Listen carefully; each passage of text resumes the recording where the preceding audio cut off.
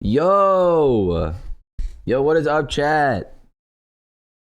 I like Loki still have morning voice. This is crazy. It's early. Hello. Big streamer. Oh my god, Moggy's playing this playoffs today. And we're locked in. But more importantly, I literally aura farm over the entirety of Unstable SMP and we're gonna watch it.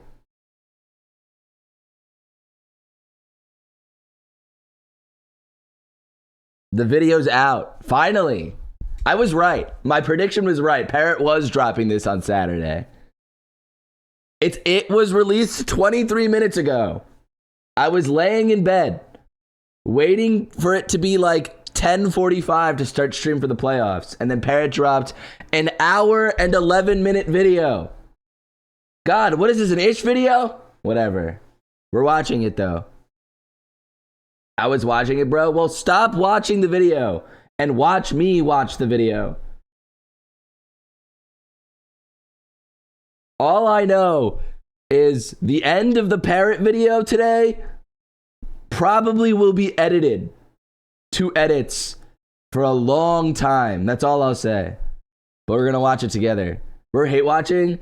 I don't know. I mean, I feel like the thing that I feel like we may love watch, actually. You think about it, but you never know. How is everyone doing? How's everyone doing? You guys good? Most Asian-friendly stream? Yeah, this actually is an Asian-friendly stream. This is like the earliest I've ever streamed.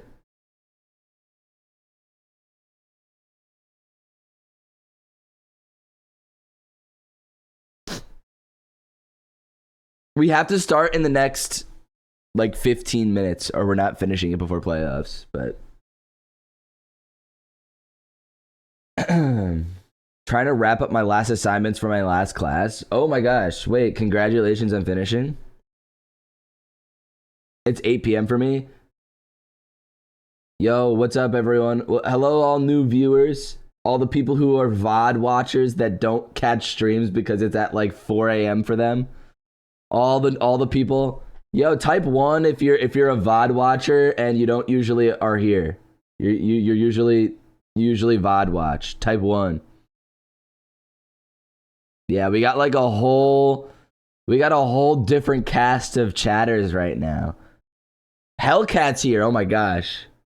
I recognize Hellcat. Jenna's here still. There's like all of like the active chatters that I recognize are not here because they're on like the other side of the world. Tung. Okay. Type 4 if you're new to the channel. Type 4 if you're new. The number 4.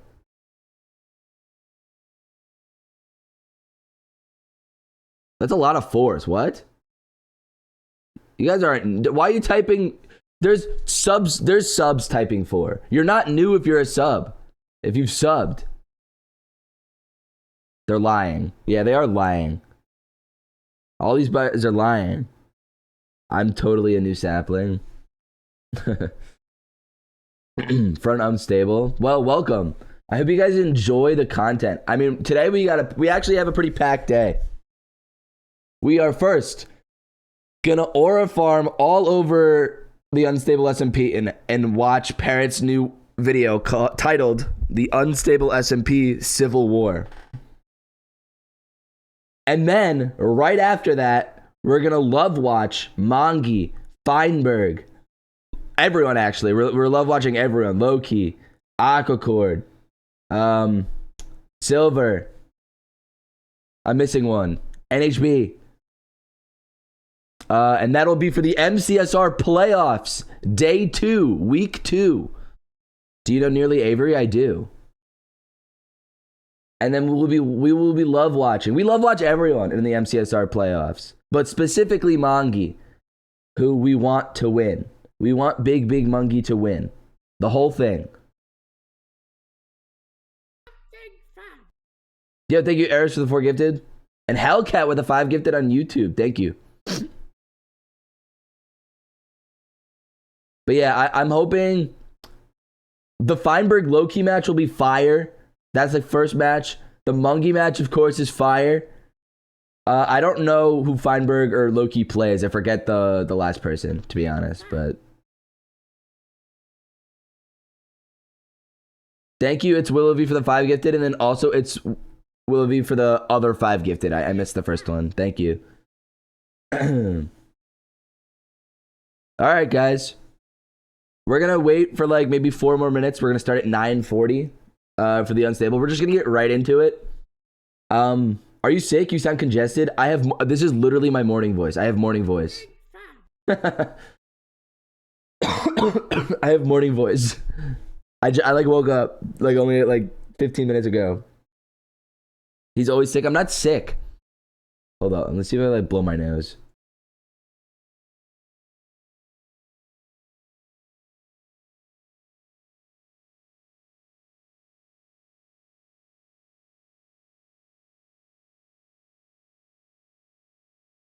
Chad, I'm not infected. I'm not infected. What time is it for me? It's not early. It's 9:40 for me. It's 9:37 a.m. That's not early. But I did go to bed at 3 a.m. last night. So I only had like 6 hours of sleep. Thank you, Alicia, for the 2 gifted.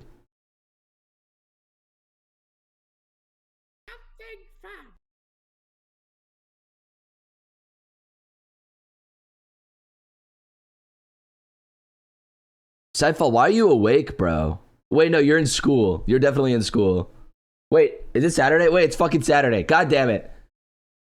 No, why are you awake, bro? It's Saturday. Wait, no, I thought you were in California. My bad. No, it's not like 5 a.m. for you. Yo, thank you, Clown, for the 400 bits. And Mom for the 10, thank you. 400 is crazy, thank you. Sleep schedule fried just like the saplings. It's not that fried. It's just I went out. I was out. I was having fun.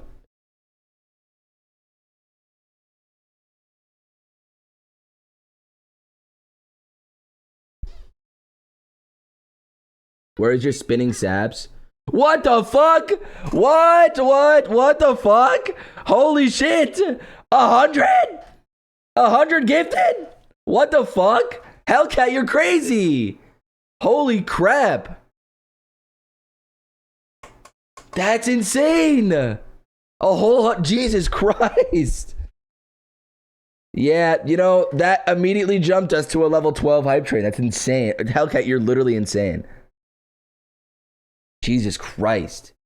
100. Hellcat's an OG sapling whale. Hellcat doesn't show up, but when Hellcat shows up, you know Hellcat's in chat. That shit's crazy. Thank you, Hellcat. Appreciate it. All right, like 1 more minute and we're gonna start. How many people are here? It says 990 on my screen. Is that true? How many people are on YouTube and Twitch? Is it 1,000 on Twitch?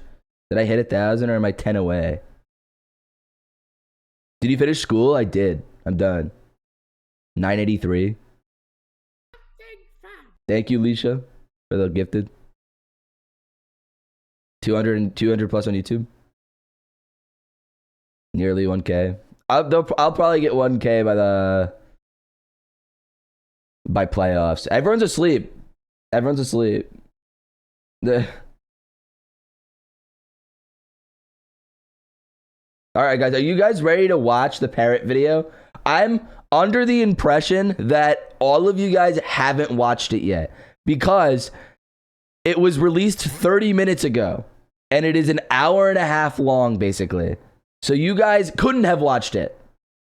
I'm like, this is the first time I'm watching it, like, immediately. I'm like low-key hyped for this because I know exactly what's in this video. I know exactly what's in this video.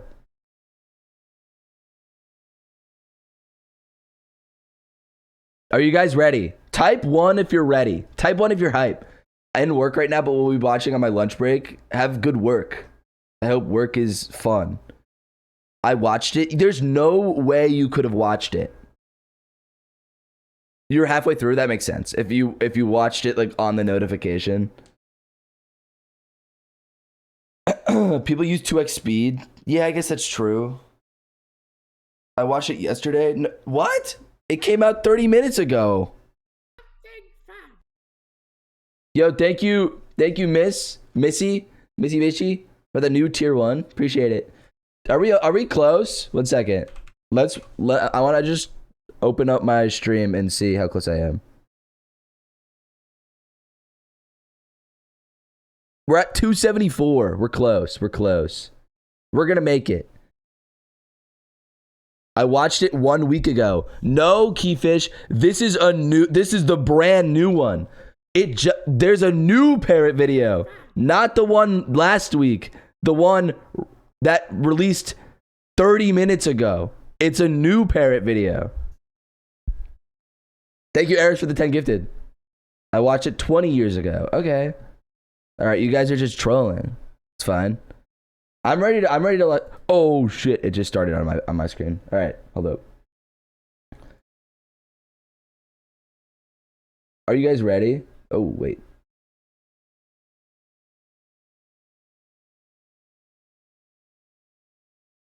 Oh.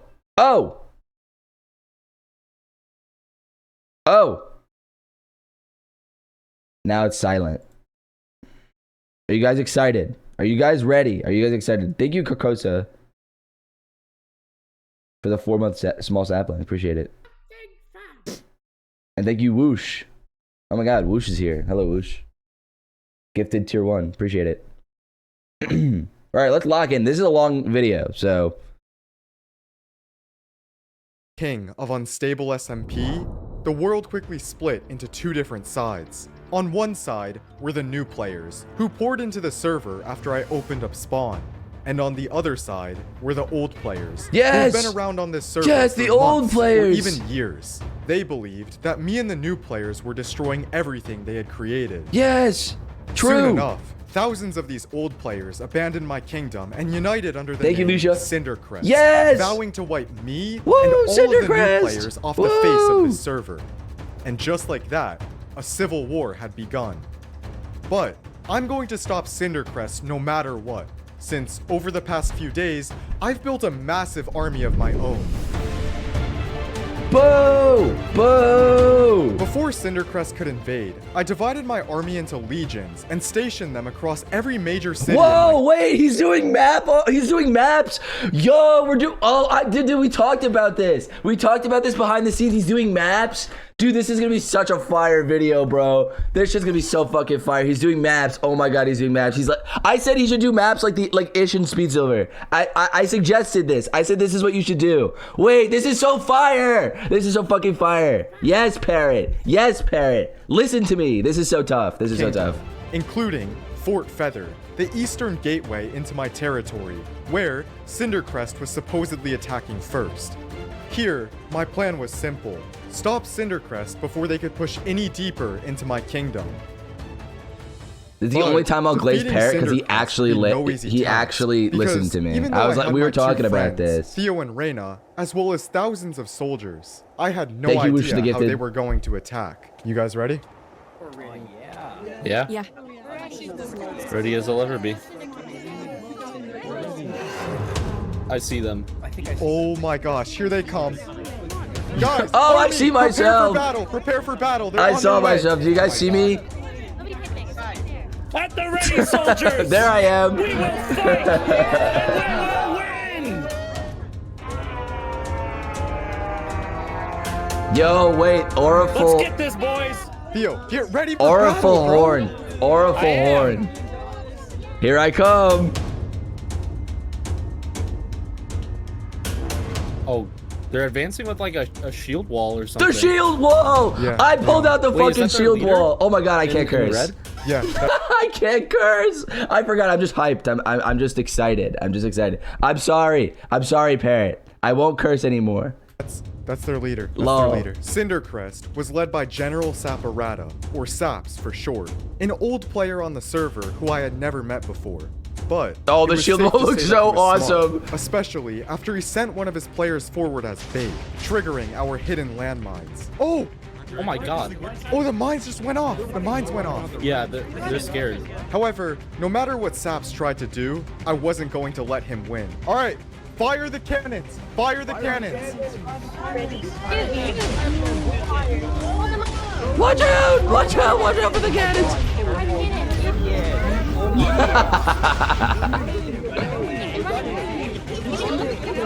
Everyone fire your bows. Launch a volley on them.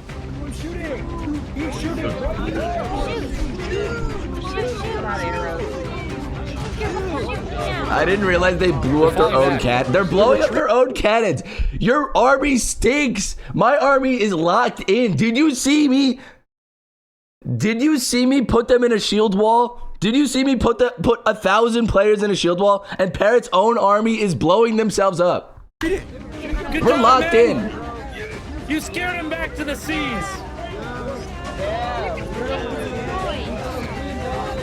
And just like that, in the span of 5 minutes, Look, the battle look, I'm like Napoleon. I'm like Napoleon. Dude, I'm like come running to a down the complete line. It's standstill, awesome. With Cindercrest refusing to move any closer to our fort. Look how What are they straight the doing? line is. What is their plan? What are they waiting for? That's what I don't know. This is making me nervous, Parrot. I'm not gonna lie. The blimp!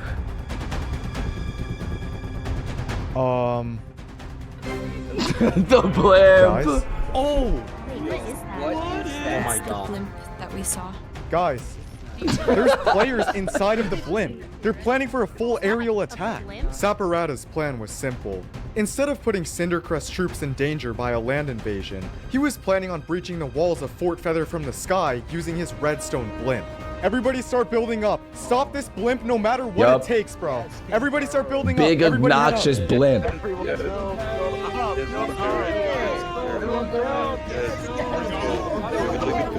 Feel the blimp. Dude, oh my god, this battle's so awesome.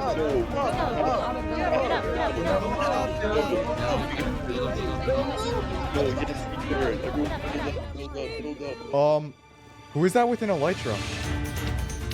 It was Shoebilly, one of Cindercrest's deadliest fighters. Yup, Oh, no. yup. We planned for this too. Guys, I think we can still build a barrier in front of the blimp. If we move fast. let's go, let's go.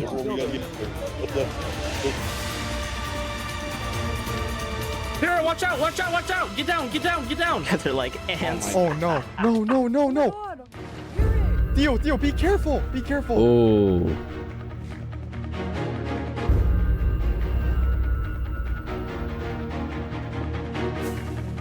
Stop the blimp, stop the blimp, stop the blimp no matter what. If this blimp gets over the walls, this fort is gonna fall. Oh my gosh. Oh my gosh. Shoebilly's like, Nice one. Nice whiff. Get up, Theo, get up, Parrot. get up. Yeah, I'm going. Theo! oh my gosh.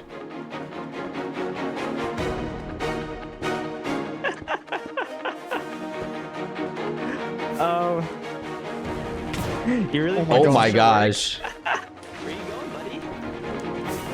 Don't make me. He's laugh. locked in. The Oh. blimp was moving closer every second, and with less than a stack of blocks left, this would be my last chance to stop it.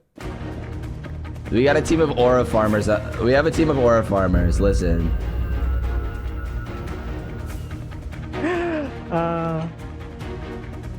Keep building, guys. We can stop it.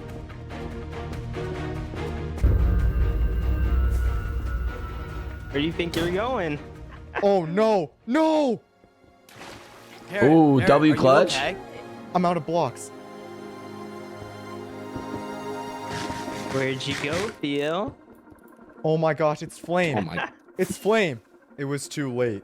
With Shoebilly opening up a clear path for the blimp to fly over, and most of my legion already dead or having run away, this battle was over. Everyone prepare for a full-scale retreat. Let's go, let's go. Theo, Reyna, let's go. However, I still had one more trick up my sleeve. Everyone grab horses from the stables and then take the tunnel through the storage room out. We lost. Oh my gosh, we just lost so many soldiers. Where are you? Guys, just go. Just evacuate. Go. Take the tunnel. Raina, can you help evacuate them? Yeah. There's an escape tunnel in the back of Stables this storage mentioned. room. I wonder Everybody if it's run out triple that the way. gap. Take your horses, grab everything you can from the storage room. Oh, here comes the While we still blimp. can. Uh-oh, here comes the blimp. Guys, they're coming down. This is your last chance to get in the tunnel. Last chance to get in the tunnel. They're coming down. Guys, let's go. Everybody in the tunnel. Here Everybody comes in the the tunnel now. blimp.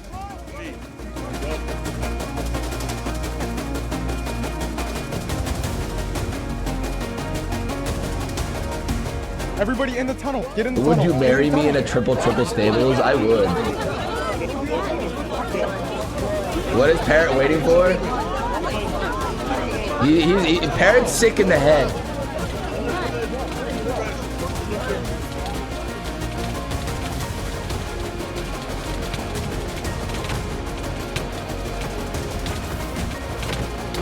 He's sick in the head.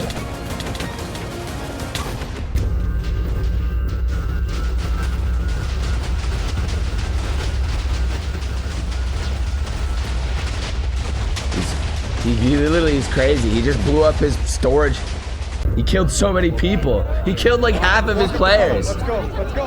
Everybody out. Everybody out.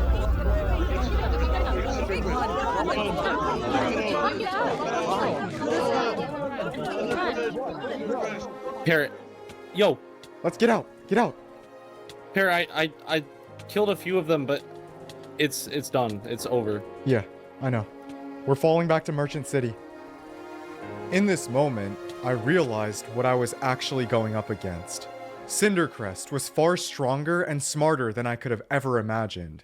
And since my army was made up of mostly untrained new players, winning this civil war Yeah, I'm would smart. be a lot harder than I'd Yeah, I'm initially smart. thought. Yeah. Luckily, Yeah. Fort Feather is only one The map. of the Oh, various dude, the cities map is inside so of my awesome, kingdom. Parrot. And in order for Cindercrest to win this war, they would have to move deeper into my territory.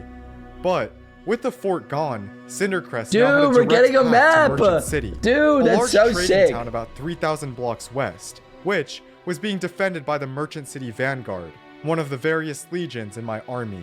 Since the tunnel I built led all the way back to Merchant City, all I could do from here was to regroup with everyone there and prepare for the next battle against Cindercrest. Well, that should be the last of everyone. I really doubt that Cindercrest also took this tunnel. Guys, Fort Feather has fallen. I need messengers King sending Parrot, we see that you and your legion have lost the battle of Fort Feather. Any funny games, and I'm blowing up everything in this radius. What are you guys doing, bro? This is the Merchant City Vanguard. You guys are supposed to be the protectors of this city. Uh-oh. And you guys are part of my army too. Listen, King Parrot. Unless you can give us a reason to fight Cindercrest here, we will have no choice but to kill you or to detain you. and Sap turn Rata you more over like to Sap Cindercrest's Aura army. Well, Ata. if you don't fight Fire. Cindercrest and turn me in That's or a kill bar. me, then we're gonna lose this war. But if we join you, what makes you believe that we won't end up like the legion of your army that just got slaughtered? Yeah. Are you gonna say something, bro? They're about to blow us poor up. Like, baby. just tell them Oh, your anything. army's turning against you, Parrot? Nothing to say, huh? Aw. All right. 10, 9, 8, 7, 6, Say something, bro. 5. When is this ever going to end? I'm not gonna sit here and pretend like all of you are gonna survive this war, because that would be messed up and unfair to all of you guys. You don't have to fight in this war if you don't want to, and you can leave if you want as well. I know you're meant to be evil, But but why are seriously, you high-key right? If we don't beat Cindercrest, I when am is this right. going to end? If I Cindercrest just- wins, not only are tens of thousands of new my- players going to I'm die, right. but and I'm whoever's just left is always making gonna have sure to live I in a win world by where there's any means never enough food necessary. to go around. But They're gonna have so to is live in a Parrot. world where people Parrot- die for no reason. Parrot thinks he's right though. That's what this but he's server doing it was by any always means like. necessary. And that's why I became king. Because I wanted to change it myself. Is he still yapping? Whatever, bro. All right. If you're gonna kill your me, stupid I speech doesn't promise like when you I can't became just put king that I would Minecraft protect music everyone on loud this over your server. speech and think it's good. So if you're gonna kill me, then do it right now. Can you put on subtitles? What are you talking about? Harry, Wait, why? Bro, The subtitles I'm are your on. bodyguard. What, I'm not what are gonna we? let What are them we do that. talking about? Cindercrest has their blimp and is already on the way here.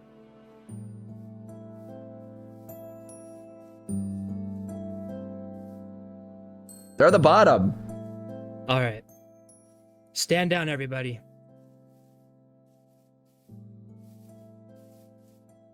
He sounds like on the verge of tears because it's the first time he ever lost. So tell me, King Parrot, He doesn't know what to do. He's a sore what exactly loser. is your plan to defeat Cindercrest?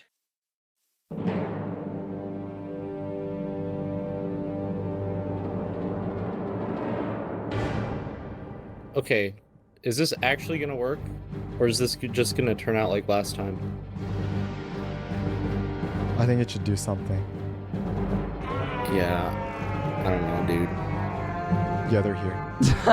The horse. Oh my gosh. How are there so many of them, dude? Should I give another pep talk, or... Wait. Are those our horses? Wait. Shoebilly's on your donkey, bro. Wait, Dingus is alive! Oh my god! Wait, no, I'm gonna get Dingus back. What? No, no. You're gonna ruin the whole plan. Dude, he's alive. Dude, how Can't many believe that. soldiers do they have? What? General Saps, can you hear me? Hello? We surrender, bro. We surrender. We surrender. Really, you surrender? Yeah, we're surrendering. Do you see all the white flags, bro? You're actually gonna surrender. Why don't you come down here and give yourself up then?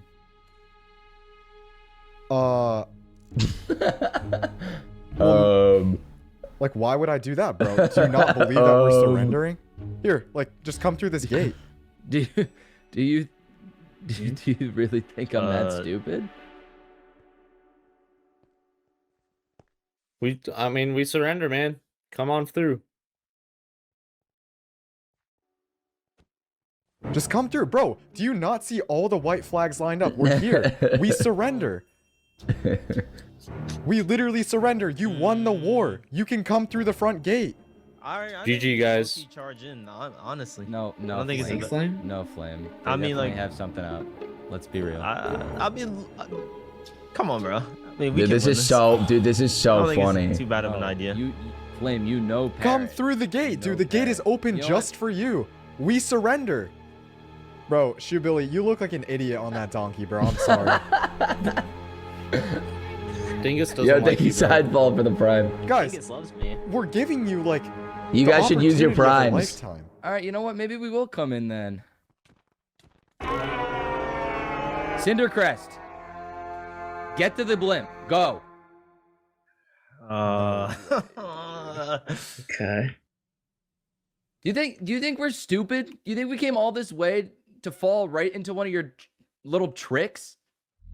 Although we probably thought that he had outsmarted me, General Saparata had just played right into my hands. Blah blah Even though blah it seemed blah. like there I was some supposed to have sort of orbital trap strike under cannons. The front gate, I was this supposed to have all a orbital strike complete bluff. cannons. In Flame reality, frags didn't get me Cindercrest orbital using their strike blimp cannons. To invade Merchant City was exactly what I wanted them to do. Or a loss. It's okay. You stick out like a sore Guys, thumb. Good. You The know blimp where I is am. approaching fast. Prepare for battle. Nice water bucket clutch.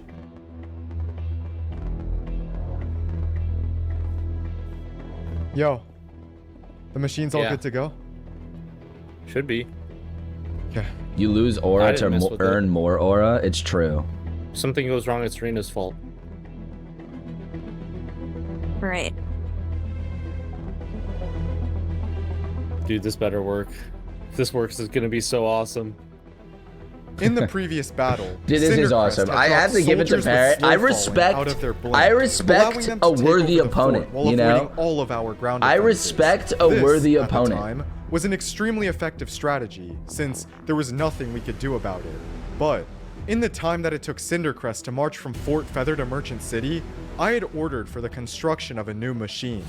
Now, I'll save you from the exact details, but basically, by using some complex math and complicated redstone, this machine is a direct countermeasure to Cindercrest's blimp takeover strategy. And if we manage to pull this off, we would easily be able to win this battle. T-minus 5 minutes. Alright, lock in guys, please lock in. Yep, flames up there.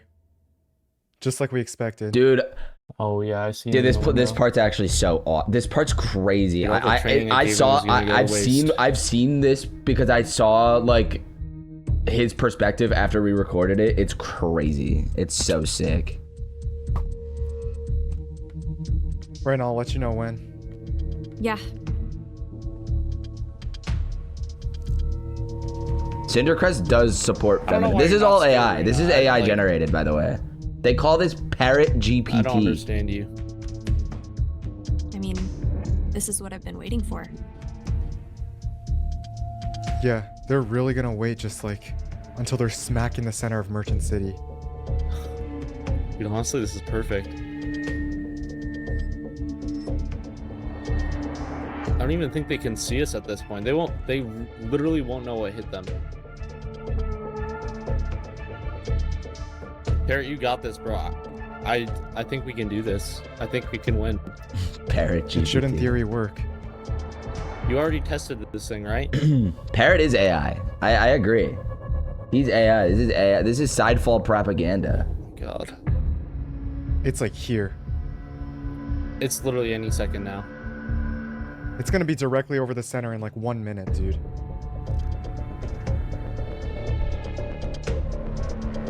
It's actually all or nothing, bro. If Merchant City Thank you, B, for the falls, 2 months. 2 month tier one. we lose Appreciate this it. war. Merchant City is right on the border of the kingdom. It literally gives them an in into the kingdom. Theo, anyone who slips by, you're just gonna have to take care of. Yeah.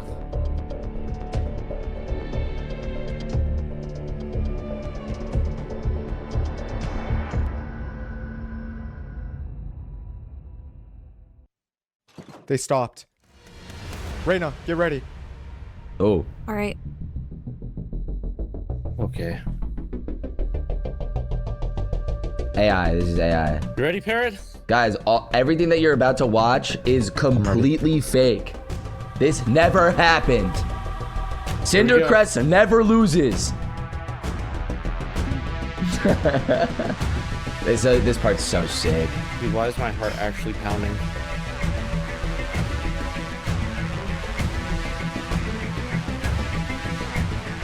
Start it, start it, start it, start it, start it. Oh my god, they're going. Yeah, they're going. They're going. Dude, it's a rail gun. He made a rail gun. How is this?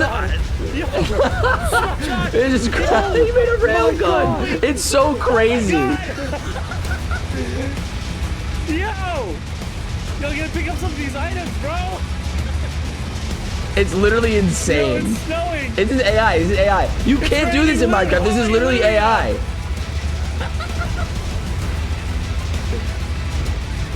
Yo, you need some new gear right now?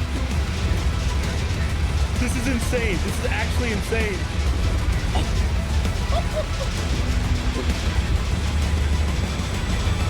Yeah, take that!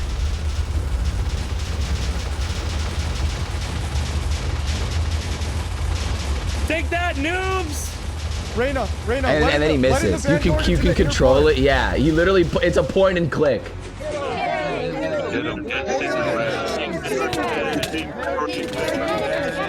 Target anyone in Netherite aside from me or Theo. This is embarrassing. Except it's not embarrassing. Why are these all It's just a small hiccup in my grand plan. Guys, Genuine good work, AI good slop. work. That's Let's so keep true. going, keep This is going, keep AI going, keep slop. Let's You go, can tell. guys! You can tell Parrot has 6 fingers in this. He literally has 6 fingers, chat. You can see it. You can count. Real people don't have 6 fingers. This is slop. This is made by Big him. Parrot. He has a mace. Just be careful, be careful, be careful. Oh my god. Oh my gosh. Guys, do this to me. Guys, Just run, then, if you Keep can't up, face keep up. them. Get him, get him, get him. Charge him down, charge him down. Let's go, Merchant City. Show what we're made of. Good kill, good kill, good kill. No, it's okay. Even when I Let's lose here, I aura go! farm. It's fine. What about Gravity They're Falls? weak. They're weak. Go for them right now. This way, this way, this way. Go, retreat, back up, back up. Back up, everyone, back up. Keep going, back up, guys, back up. Before you get killed. Fall back, guys. Don't get maced. Don't get maced. Yo, Vanguard, Merchant City Vanguard, come back this way. Back this way, back this way.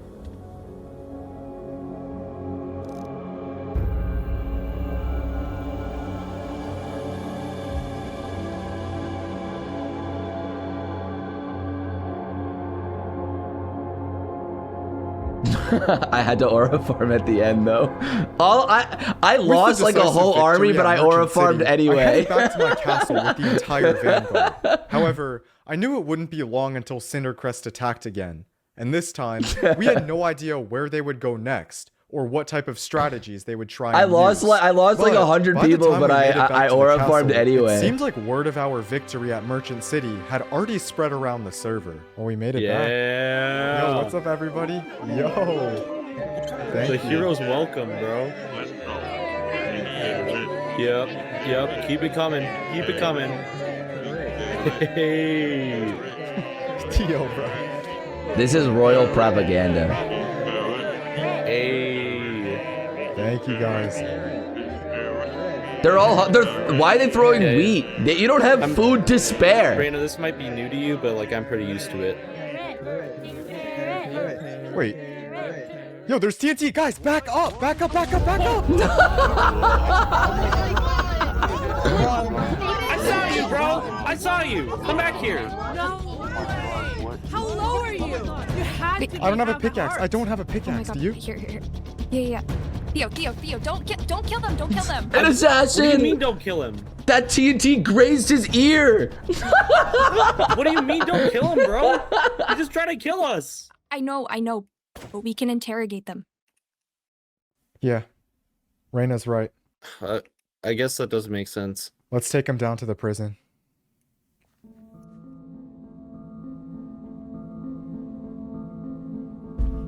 So you're Soldier part of 73. Cindercrest, right? Yeah, Where are they heading next? I'm not telling you that. Can I at least know where they went after Merchant City? Or how I'm just We were kind of close. not gonna Okay. budge. how Sorry. did Saps know that I was coming back to Northern Council? Not telling that one either. Please, can I at least know where Cindercrest is heading next? Like which city inside of my kingdom? You wish you knew. You really wish you knew. How did Cindercrest recruit you? And what kind of weapons and technology do they have? Oh my gosh, I don't know. Yeah, of Oh course my Parrot would gosh, put a I don't know woman how in many times jail. I have to tell you this. Of course, I'm Parrot would not put a woman gonna in tell jail. you anything. Okay. Well, I'm really sorry for what you're about to go through, but you put yourself in this situation. Just know that. Reyna, she's all yours. What did you say?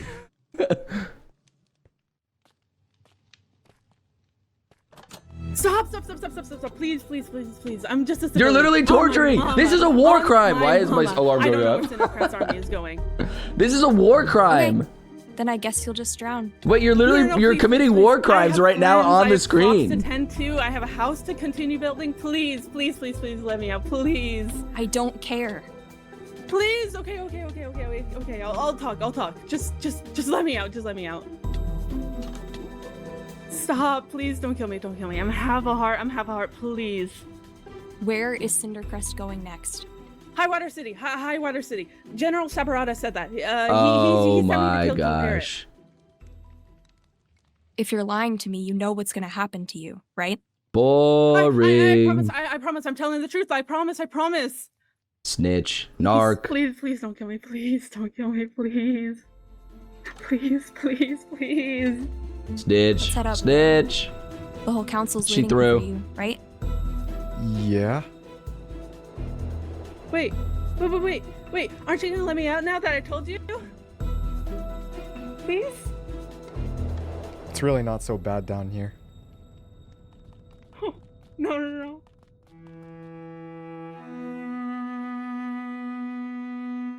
Why is Forcey there? Do you guys see? Why is Forcey here? Welcome, everybody, to the What? first official meeting between the various leaders of the different cities in my kingdom. For most of you, this is the first time that you're meeting each other ever. So before we begin, I'm gonna have each of you go through and state your name and title. Forcey. I'm Forcey, Mayor of Steampunk City. I'm Outlaw Andrew, King of the Stone. I didn't know he was mayor of Steampunk. That's cool. I'm Paramount X, Mayor of Highwater City. I'm Faimata, Mayor of Capital City. I'm Horace For you, Altman. Oh, sorry. I'm Horace, Mayor of Newtopia. I'm Prince Tetra, the leader of the Merchant City Vanguard. I'm Cable Steve, leader of Ironclad City. I'm Corporal Paul, leader of the law. Okay.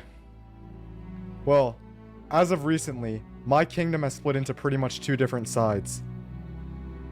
The old players, who were around from before I became king, and the new players, who joined the server after I opened up spawn to everyone. Blah, blah, blah. As you all know, Cindercrest, which is a kingdom of old players, has recently declared war on our kingdom.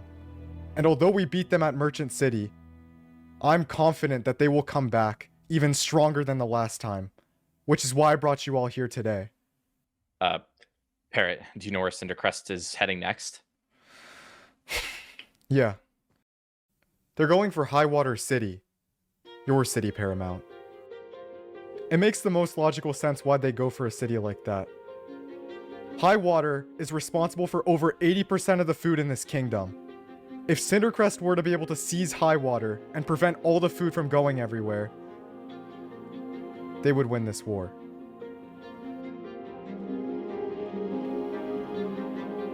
Forcey,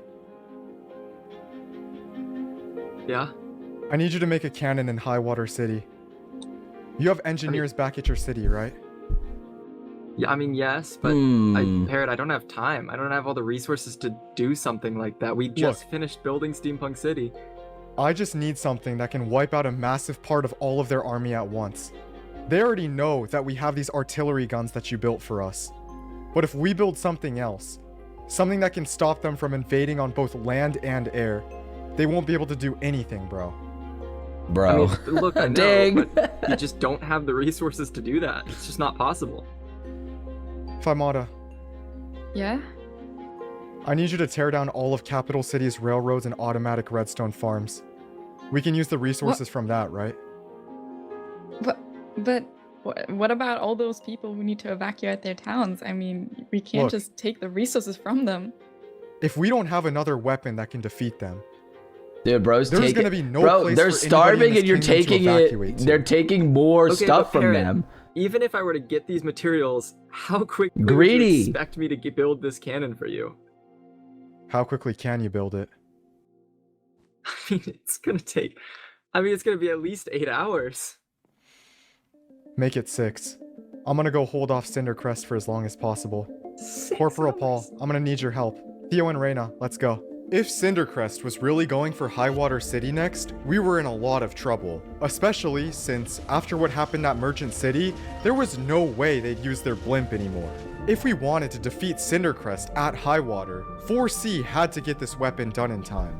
And since I now knew that Cindercrest was heading to Highwater City, I deduced the path that they would most likely be taking to get there, and then prepared to intercept and delay them as much as possible. Sap, say something. Turn away and slam the door. We're not using the blimp anymore. That's what I'll say. Oh my. Dude, there's so many.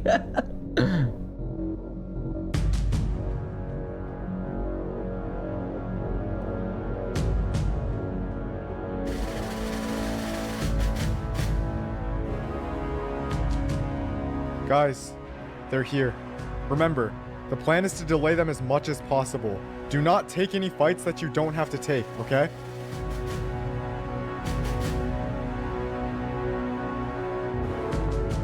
Dude, Jet, this scene was originally not at this area and at like a river that was 5 blocks wide with like a bridge that was 1 block wide.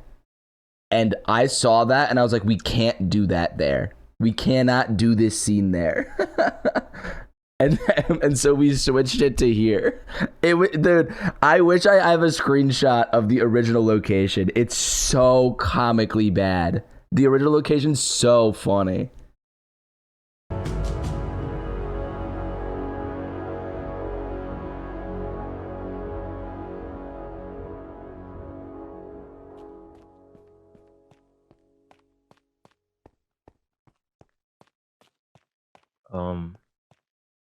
Parrot? Hello? You know, I'm glad we finally got to have this conversation. Just between the two of us.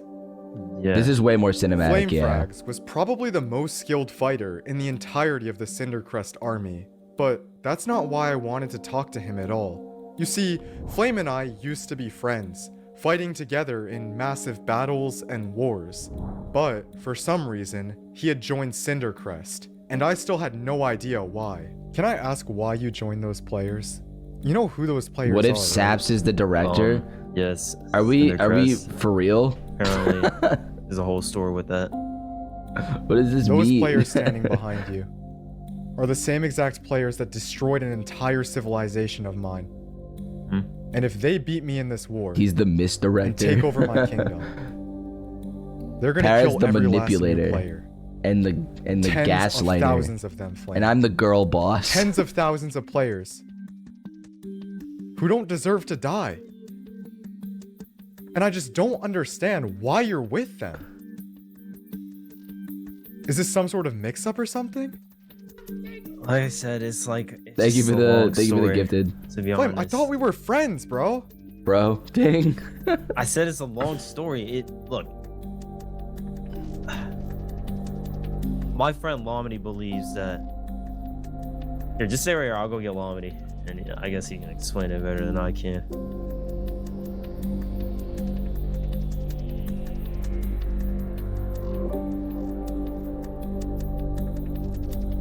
Hello? So you're the reason why Flame joined Cindercrest? Yeah. Yeah, I am. Like everybody else over there. Yeah. And you know what Cindercrest is, right? Yeah. Like, are we even thinking of the same Cindercrest, bro? Yes. Dang. You're siding with those guys who want to wipe tens of thousands of innocent players off the face of this server? Okay. All because of when they joined in? You want to know why I joined? Why? You're king. You being king is horrible, dude. Oh. You Clock let him. so many people Clock him, Lomity. die out of starvation. Yup. Your kingdom is not even safe, bro. There's so many True. bandits killing people. I don't even know how would you mess that up. Whoa, true. It's as a farmer, bro. It's I just can't watch. But I've been trying, bro. That's what most people don't understand. I've already built up. So, yeah, so I just wanted to actually get the answer to this question. So is this true, Parrot? Are people starving to death in your kingdom? Are they being killed by bandits? Ooh, clocked? I already told you, I've been trying my best. It's not enough. It's not good enough. Not at all. King Parrot, be honest with me. Do you actually care for the server? Ooh. Would I be standing before you right now if I didn't?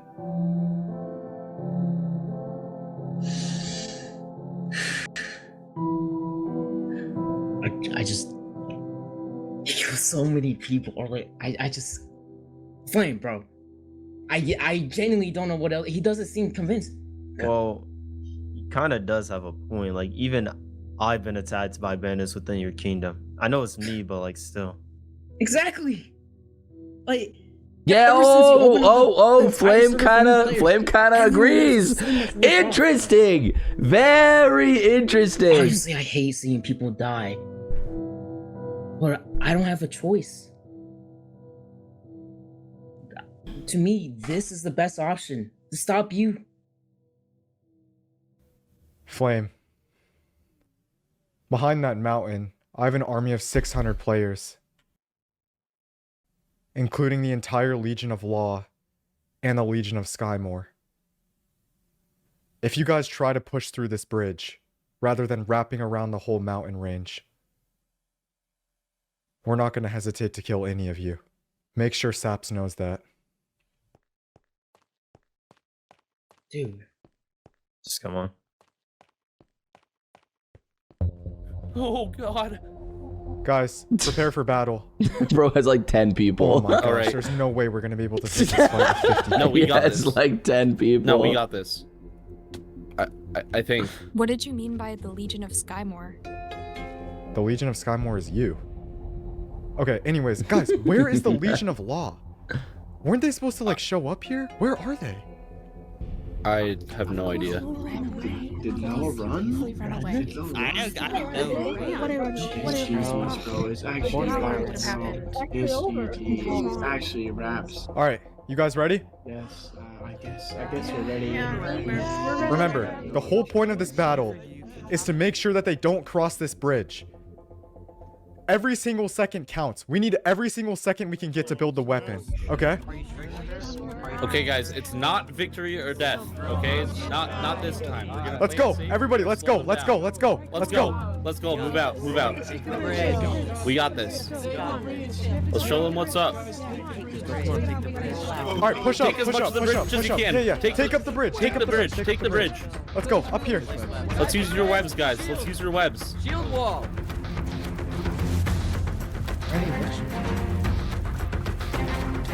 You like that, Billy? Watch out. Watch out for Billy. Watch out for Billy. I already slow He's gonna AI generate the other 500 people. That's so funny. That's so funny. Guys. Keep space. Keep space.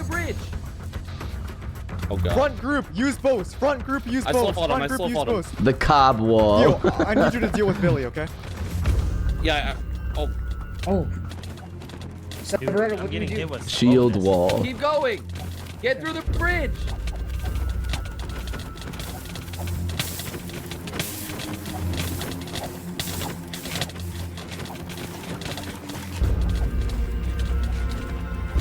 Guys, fall back slightly. Fall back slightly. Guys, we need to do full formation. Back I up killed someone? slightly. Back up slightly. Bro, wouldn't it be much more efficient if I just throw it? Like, I get that everyone's supposed to make it, but like, We're backing up. Yeah, slightly. watch out, yo. You guys need to watch out for Theo because he might expo. This is so AI. I slow fall too. Watch out for Theo, guys. He's bowing. Back up. Oh, watch out, expo. Everyone back up. Oh. Oh god. Yo, Theo. Stay back. I'm here. Okay. Yeah. Take care of this person. Oh, sorry. Rin. Oh, watch out, expo. Nice, Theo. Nice, Nice, nice, Theo. nice. Keep doing that. Yo, back up. You're gonna die. I recommend you listen to him, guys. This is messed Theo, up. my bad. With everyone bunched up on this small bridge, Theo's signature TNT minecart strategy posed a huge risk for Cindercrest, forcing them to slow down. But with the little amount of soldiers on our side, we were still losing ground fast. Guys, back up. I slow fall Billy. You like that, buddy? You're just a one trick, bro. You're a one trick. What happened to the Billy who trained me, huh? Guys, my team spread out. No You're need to trash. take any unnecessary casualties, bro. Yo, watch out for expo, bro. Nice! They don't listen, bro. That's right, buddy. Get back. Yo, don't die. No way. Oh my god. Yes, yes, yes. I had to kill one of our own men. I'm sorry. Yo, Guys, my team fall back. My team fall back. Make another cobweb area. Don't say. Parrot GPT is getting really realistic. Watch out. Go, go, go, go, go, go, go, get through.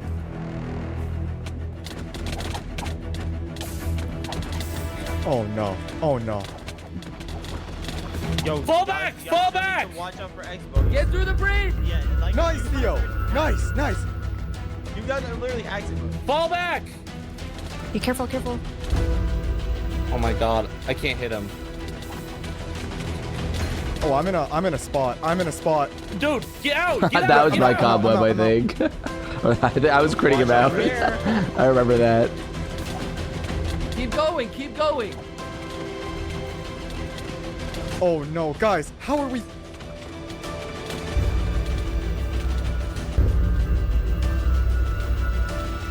Ow. Ow. We're almost through, we're almost through. Fall back! Fall back! Guys. Cobweb. Over here. Back him up. Watch out for the bow, guys. Keep going forward. Nice one, Billy. Nice one. You like that? Oh, what's What? that? Law! It's law! This is messed up.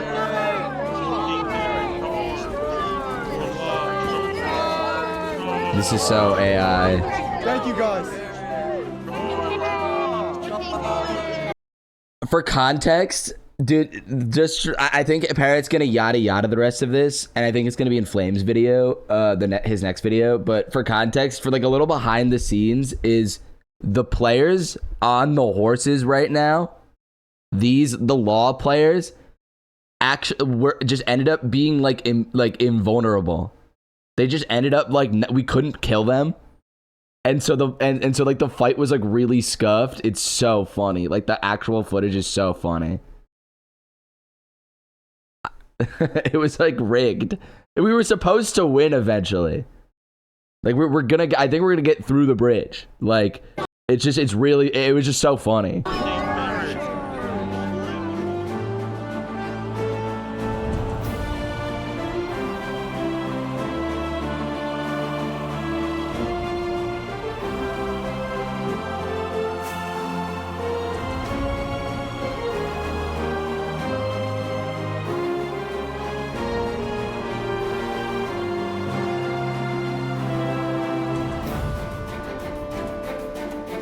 We gotta use their distraction as much as we can. I guess. Let's go to high water. With the help of Law, Theo, Reyna, and I all headed to Highwater City, wondering if we had bought enough time for 4C to finish building the weapon. Parrot finally typed in the prompt Law to generate really the other sacrificed 500 everybody players. I agree. To buy So us more AI. time.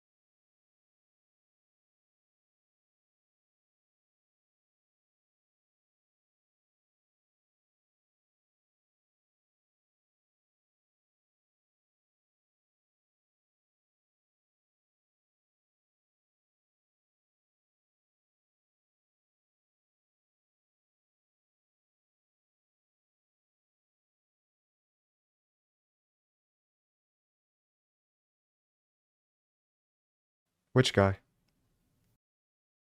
Flame Frag's friend, Momedy.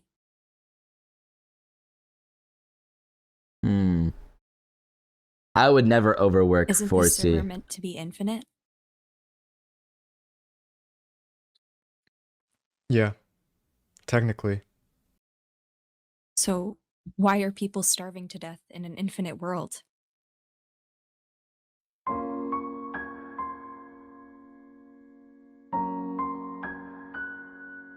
I don't know. You've tried building food farms, right? Yeah, I have. This city that we're about to defend, Highwater, What is Theo doing? it should be able to technically supply most of my kingdom with food. But for some reason, there's just never enough food to go around. I tried to figure out why, but I just don't know. Sabs, your reasoning sucks. Your reasoning What about sucks. the bandits? Have. The bandits in my kingdom? Yeah. I mean, we've tried our best, but for some reason there's always just more. And they come back stronger and re-geared each time. Yo, thank you, Andres, for the 3 months. And then also you said 6-7. So that's pretty cool. What are you gonna do when we defeat Cindercrest? When? All right, bro. I'm gonna quit this server. Really?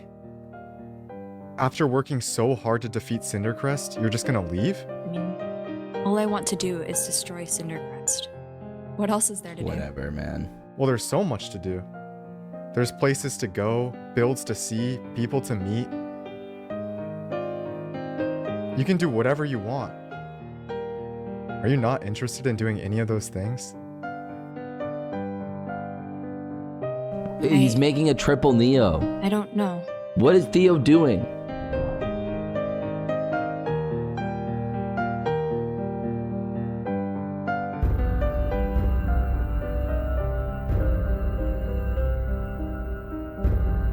Reina, I promise we'll survive this, okay? Take this.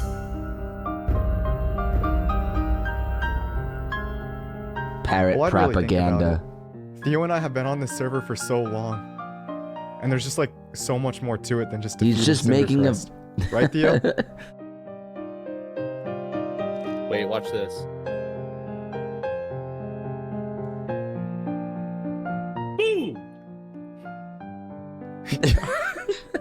Anyway, sorry, what was the question? Never Dude. mind, bro. He did hit it, though. He hit it.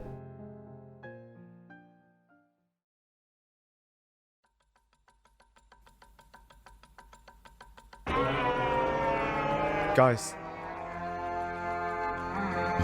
They're here. It doesn't make any sense to announce your presence with the This aura is going to be the horn, most decisive battle of the entire war. but it is really And it Cindercrest is knows really that as cool well. to do it. They're gonna The do everything coolness they can the to take coolness this city. factor announcing your presence with the Because if they horn take this is pretty city, sick. Like it's not probably gonna be able strategic to at take the all, but it kingdom. is aura. Theo, I need you to resume your position on top of the artillery cannon, okay?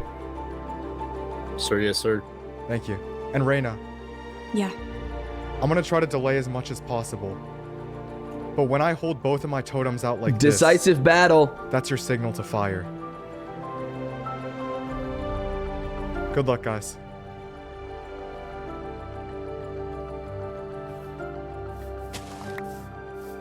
Oh, that was fire. I didn't realize Reina did that.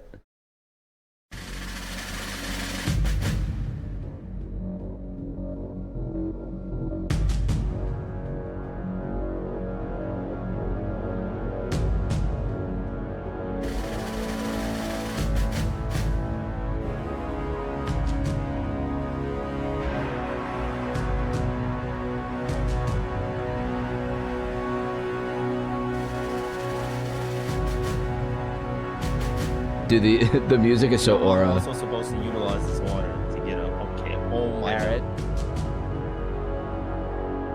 Yo, go to war, dog. Saps, before you invade this city, I just want to have a conversation with you. Sure. With the entire Cindercrest army standing in the perfect position, I just had to stall them until nighttime so that 4C could finish building the cannon. I mean, I see what you're trying to do. Yeah? What am I trying to do? You think that by taking this city and by cutting off the entire food supply to my kingdom, you can starve my kingdom, right? And win this war? That's why you're here? Do you really have to do that? Give me one good reason not to. Do you know how many people are going to starve to death if you actually succeed?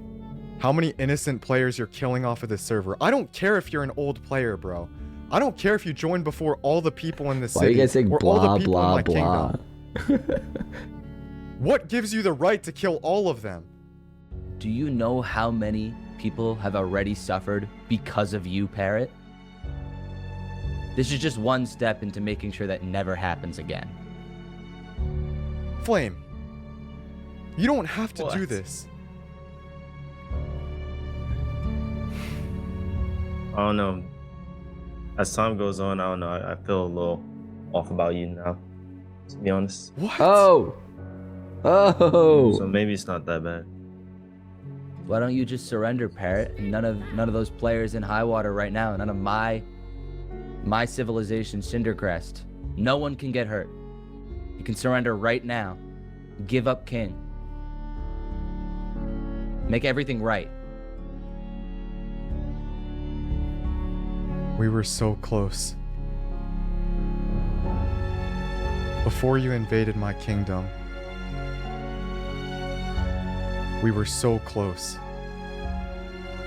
to making sure that there were no more bandits or no more people starving to death. This city behind me is able to supply tens of thousands of players with food.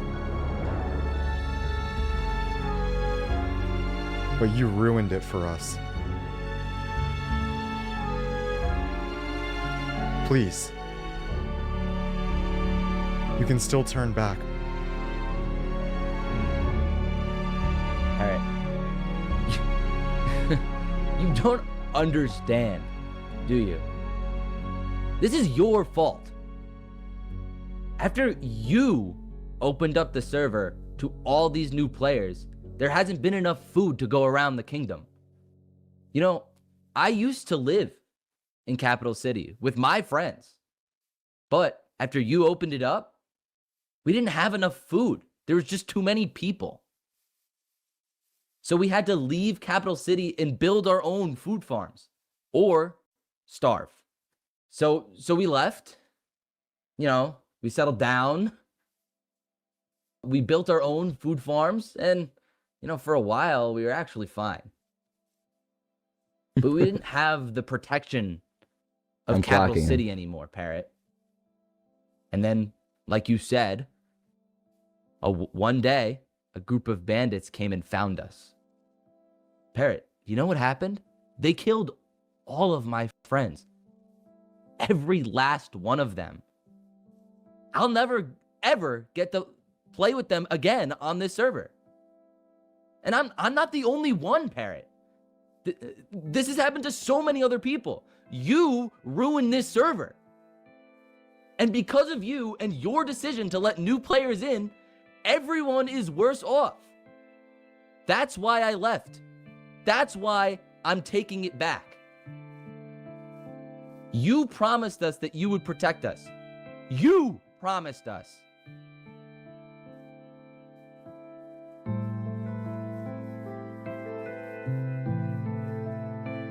You're not the first person who has brought this up to me.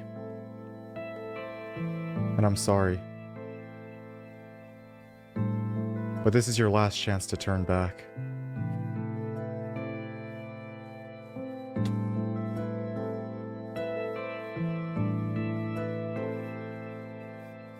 I'm asking you one question, Parrot.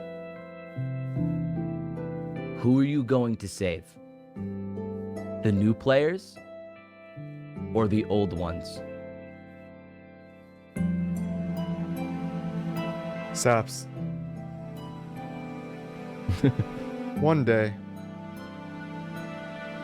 the players in my kingdom won't have to fight to survive. One day, my kingdom is going to be a world big enough for anyone who wants to live in it.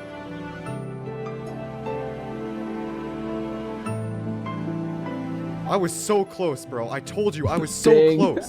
Dude, we almost went the whole conversation without a no bro. bandits and for no one to starve. I just need enough time, bro. Oh, now we have I two. need you to give me time. I don't think you're understanding what I'm trying to say, Parrot. It's already too late for that. This is what makes you weak. Your people are starving and dying to bandits. All you have to do is close off spawn. But you can't even bring yourself to watch your people die. And you know why I know that? You know why I know that, Parrot? Because you can't even bring yourself to kill me.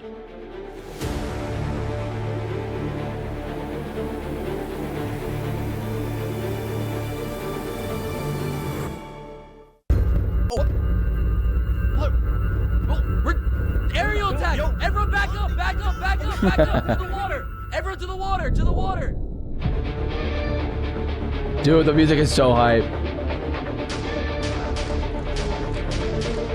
4C's arrow cannon had worked perfectly.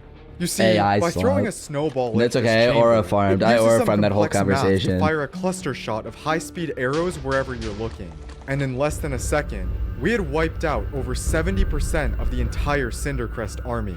It's so No matter messed how up. hard they tried, with a weapon like this, Cindercrest wouldn't be able to get anywhere close to Highwater City. Everyone prepare for battle! Prepare for battle! Protect the top We're cannon gonna- at dude, all costs! dude, While they trust waited we're gonna around win. trying to figure out what to do, I had thousands of reinforcements on the way to fully wipe them out. Trust. No, guys, it's But okay. We're General gonna. Saps wasn't stupid. If anything, We're gonna win. his next logical step was to send in Shoebilly to destroy the top cannon as fast as possible. It's okay, But of we're gonna course, win. I had It's planned fine. for that as well. Yup, as we expected, Shoebilly incoming. Theo, fire the cannon.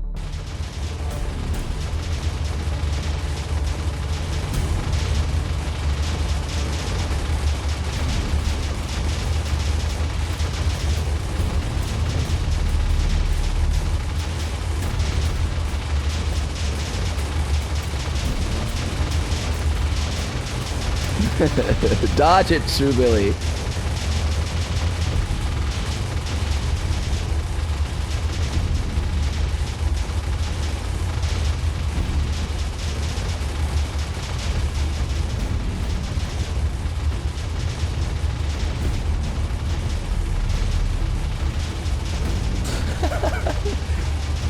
Theo, you cannot let him get to the cannon.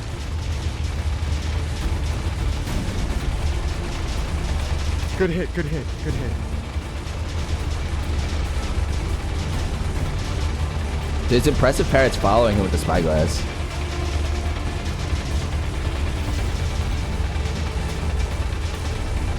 He retreated.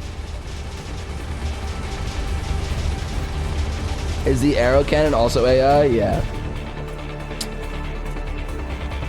Theo, nice work, good work. With this two-pronged strategy, using both the upper arrow cannon and lower arrow artillery gun, Cindercrest couldn't attack by both land and sky. And the longer they waited around, the closer my reinforcements would get to arriving and wiping them out. Cindercrest was now down to their last 60 soldiers, and unless some sort of miracle saved them, this was going to be the end of the war. No. Dude, it's so messed up. It's so messed up. Troops, head to the front east side by the shore. They're going for a full-scale invasion. Theo, get ready for Shoebilly. Reyna, wipe them out. I'm gonna lose my parlay.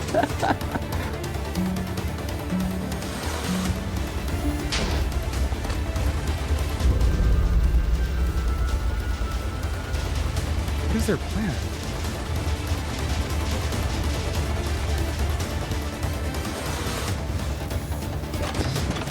We just have to give it my all, chat. We have to give it my all.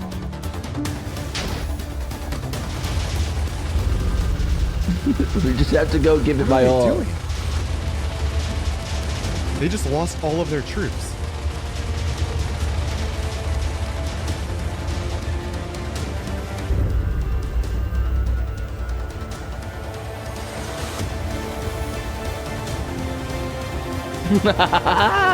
Oh! What is your guys' plan with that? You'll see, Parrot.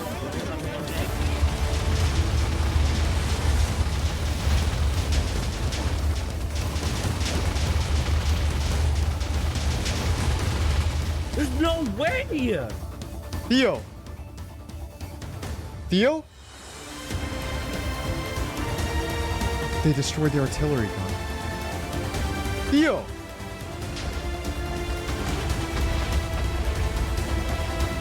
Bro, Reina, what just happened? Shubili's there.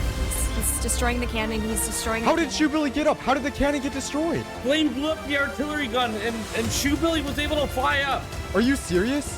Okay, there's not many of them left. We wiped out their entire army. Just get the rest of them. Everybody get on flame. Get him.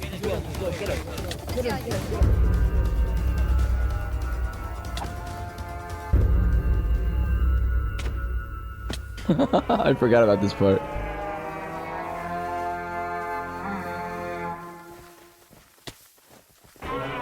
Bro, who's blowing that?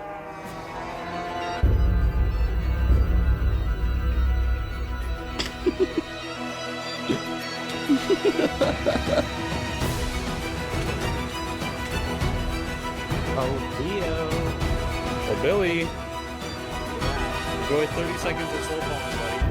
Okay, whatever.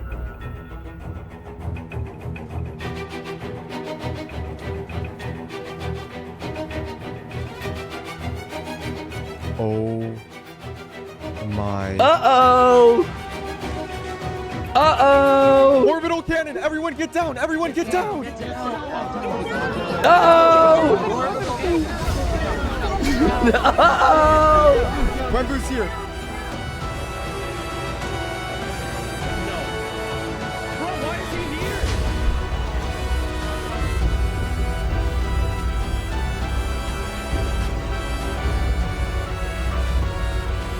Everyone retreat! Everyone retreat! Everyone retreat! No, bro. Yo, kill Parrot! Everyone kill Parrot! With 60 players! With 60! Reina? Yeah, I'm here. Over here. Come over here. Where's Theo? I don't know. Theo. Yo, We Wembo, are lost. you here to We help lost. us? We need to get everyone out. Let's go. What do you mean? How? We're not winning this fight, dude. Do you see what What they do you mean? have? There's only Dude, like come on. a couple people left. Is Wembo helping us? No! Doesn't look like he's helping us, bro. Oh my. Okay.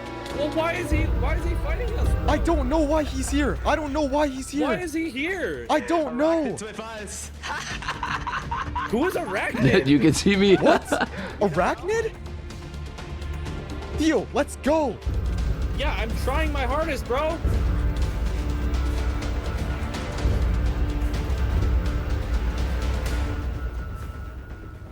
Run, run. Guys, just everybody run. Everybody run. Evacuate the city. Let's go. Let's go.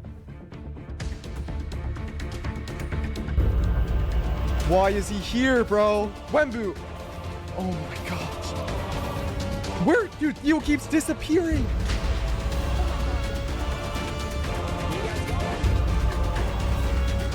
Yup. Guys, let's go. Let's go. Theo, let's go. Let's go. High water is done. Let's go. Where is Theo? I'm here. Let's go. I'm here. Stop I found fighting. you. Let's go. Oh my god. Are you trying to die, dude? Are you trying to die? I'm trying to slow fall. The city is gone, Theo. Just let's go. Just run. Oh my. Wembu's on you, bro. I know, dude. I put a sign. Let's keep going. Yo, Wember, focus Parrot now. Okay. Oh, that's the wrong person. Oh my god. What's up, guys?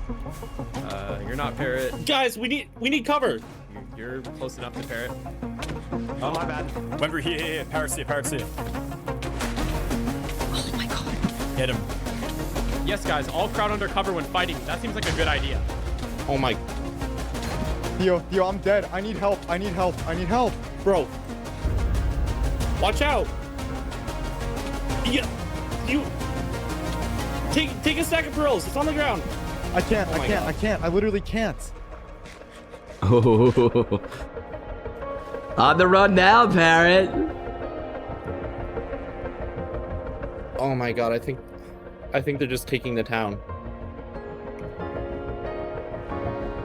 It's over. It's actually over. Dude, what happened? We lost. Let's go. Let's go. Guys, let's go. Oh! Are you Oh! sure? Don't we want to go back and try? Theo, what are we meant to do? They have 3 Elytra Macers on their team and also Flame Frags, bro. Oh my god, that is... We lost. We lost. Yeah. I hope people got out. Here, I'm making boats.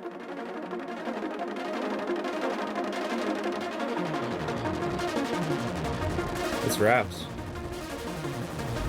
He sacrificed his whole army. Who? Saparata. That's why he sacrificed his whole army. He led them on a death charge towards Highwater to serve as a distraction for Flame. What do we even do? A small price I to don't pay know. for salvation. Highwater was the one place keeping my whole kingdom intact.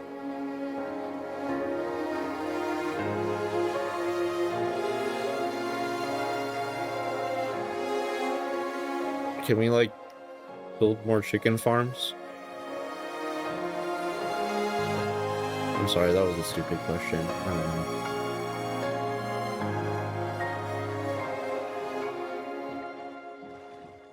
We just can't let Cindercrest win.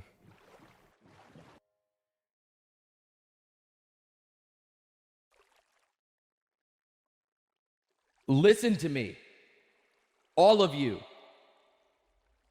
If you join this server before Parrot put that crown on his head, then I am not your enemy. He is. Do you guys remember what this server used to be? When Capital City had enough food? When the farms actually fed the farmers? When every house, every wall, every road meant something because we were the ones who made it. And then Parrot opened Spawn. He called it mercy. He called it saving people. But what did he really do? He invited thousands of starving players into a kingdom that could barely feed its own people. And when there wasn't enough left for us, Just gonna let this play out. what did he do? He told us to be patient. This city is responsible for producing the majority of food that supplies Parrot's kingdom.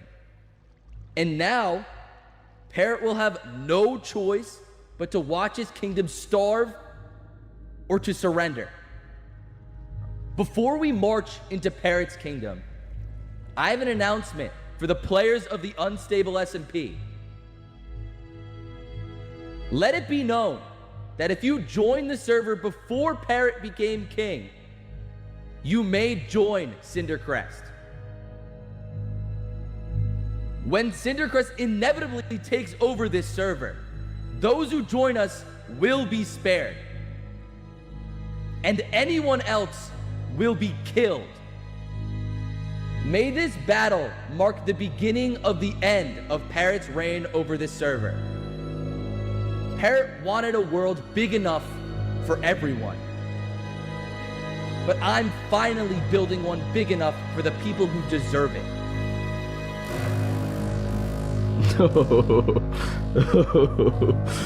Dude. Oh my god. If you enjoyed this video, make sure to subscribe so that you don't miss what happens next. And also, for the full story of the Civil War, make sure to check out the other creators on the Unstable SMP.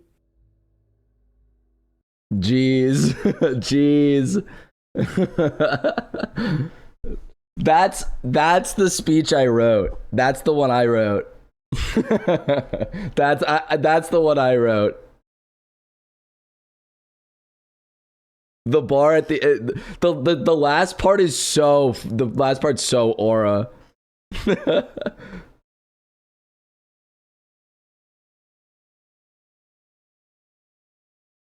That was genuinely tough. Yeah.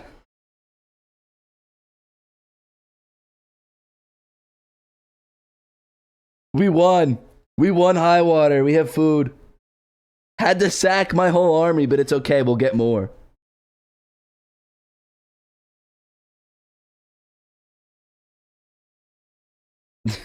Sorrowful Sabs.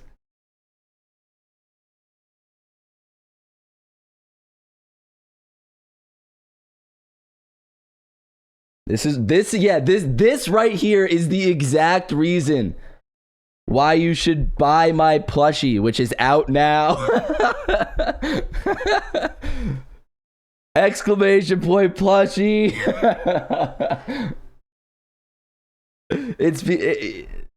Oh, that's so funny.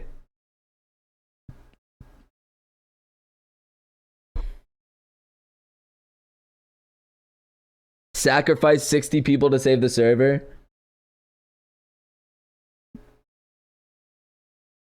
Betray one person to save 1,000.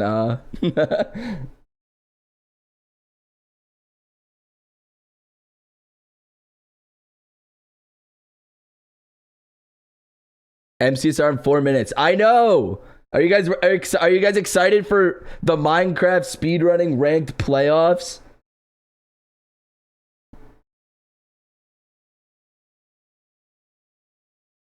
It's going to be so awesome. You guys don't want to miss it. It is literally so peak. Watching the playoffs is so peak. It's so fun. They should put the buy my plushie on the Cindercrest propaganda posters. I agree. That's a good idea. Did you guys like the video? Did you guys like the video?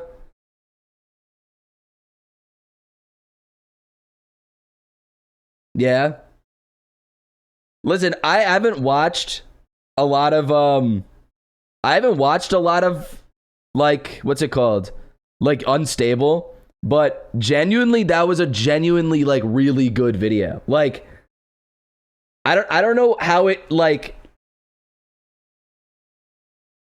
I don't know how it compares to like the peaks of Unstable, like the Whiffy's director arc or like taking over Lettuce.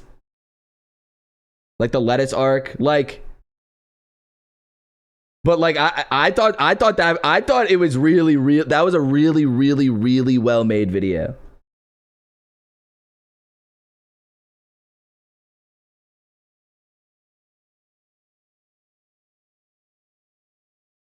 It was like such a good video. It was really well paced. The last monologue was cold. The last monologue was cold. As an Unstable watcher, this is one of the best videos by far. Yeah.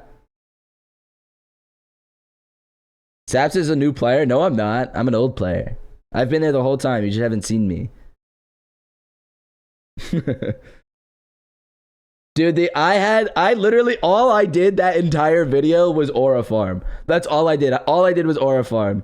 Like, it was just straight aura. They injected aura into me. And that's all it was. Dude, I had some crazy bars. I had some absolutely crazy bars. Yo, Neuro, thank you for the 24 gifted. Thank you. Really appreciate it. And Clown, thank you for the 100 bits. Saps is so auraful. True. You guys should subscribe and follow and gift and subscribe with Prime if you guys enjoyed it and you like Cindercrest.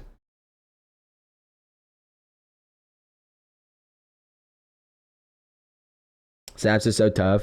Dude, the last part of the video where I blew the horn 3 times and then stared at Parrot and did nothing and then Wembu showed up is so aura. And the speech is so aura too. The speech was really aura.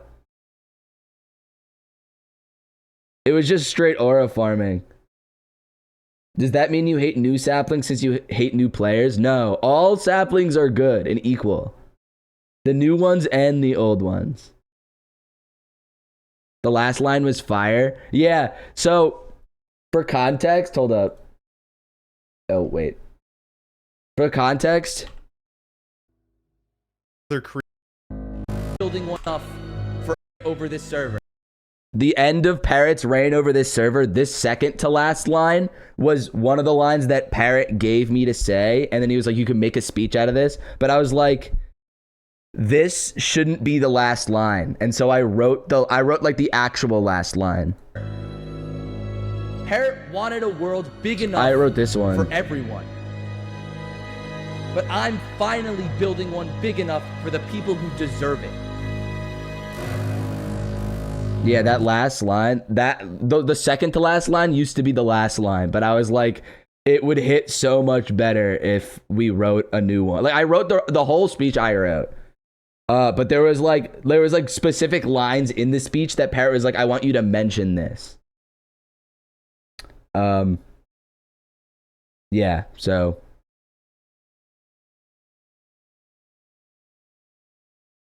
what if a sapling joins Parrot's kingdom? The heck? Why would you do that? Are you trying to be Unstable's next king? No, I'm just trying to make the server a better place, you know?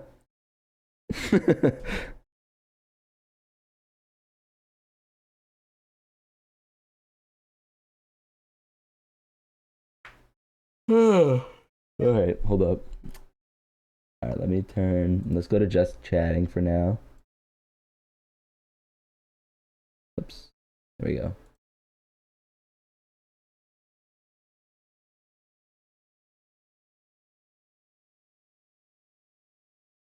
All right, MCSR playoffs is like now. Hopefully they're live. Let's see. They are live. Whoa. They're starting in 13 seconds. Whoa. Banger.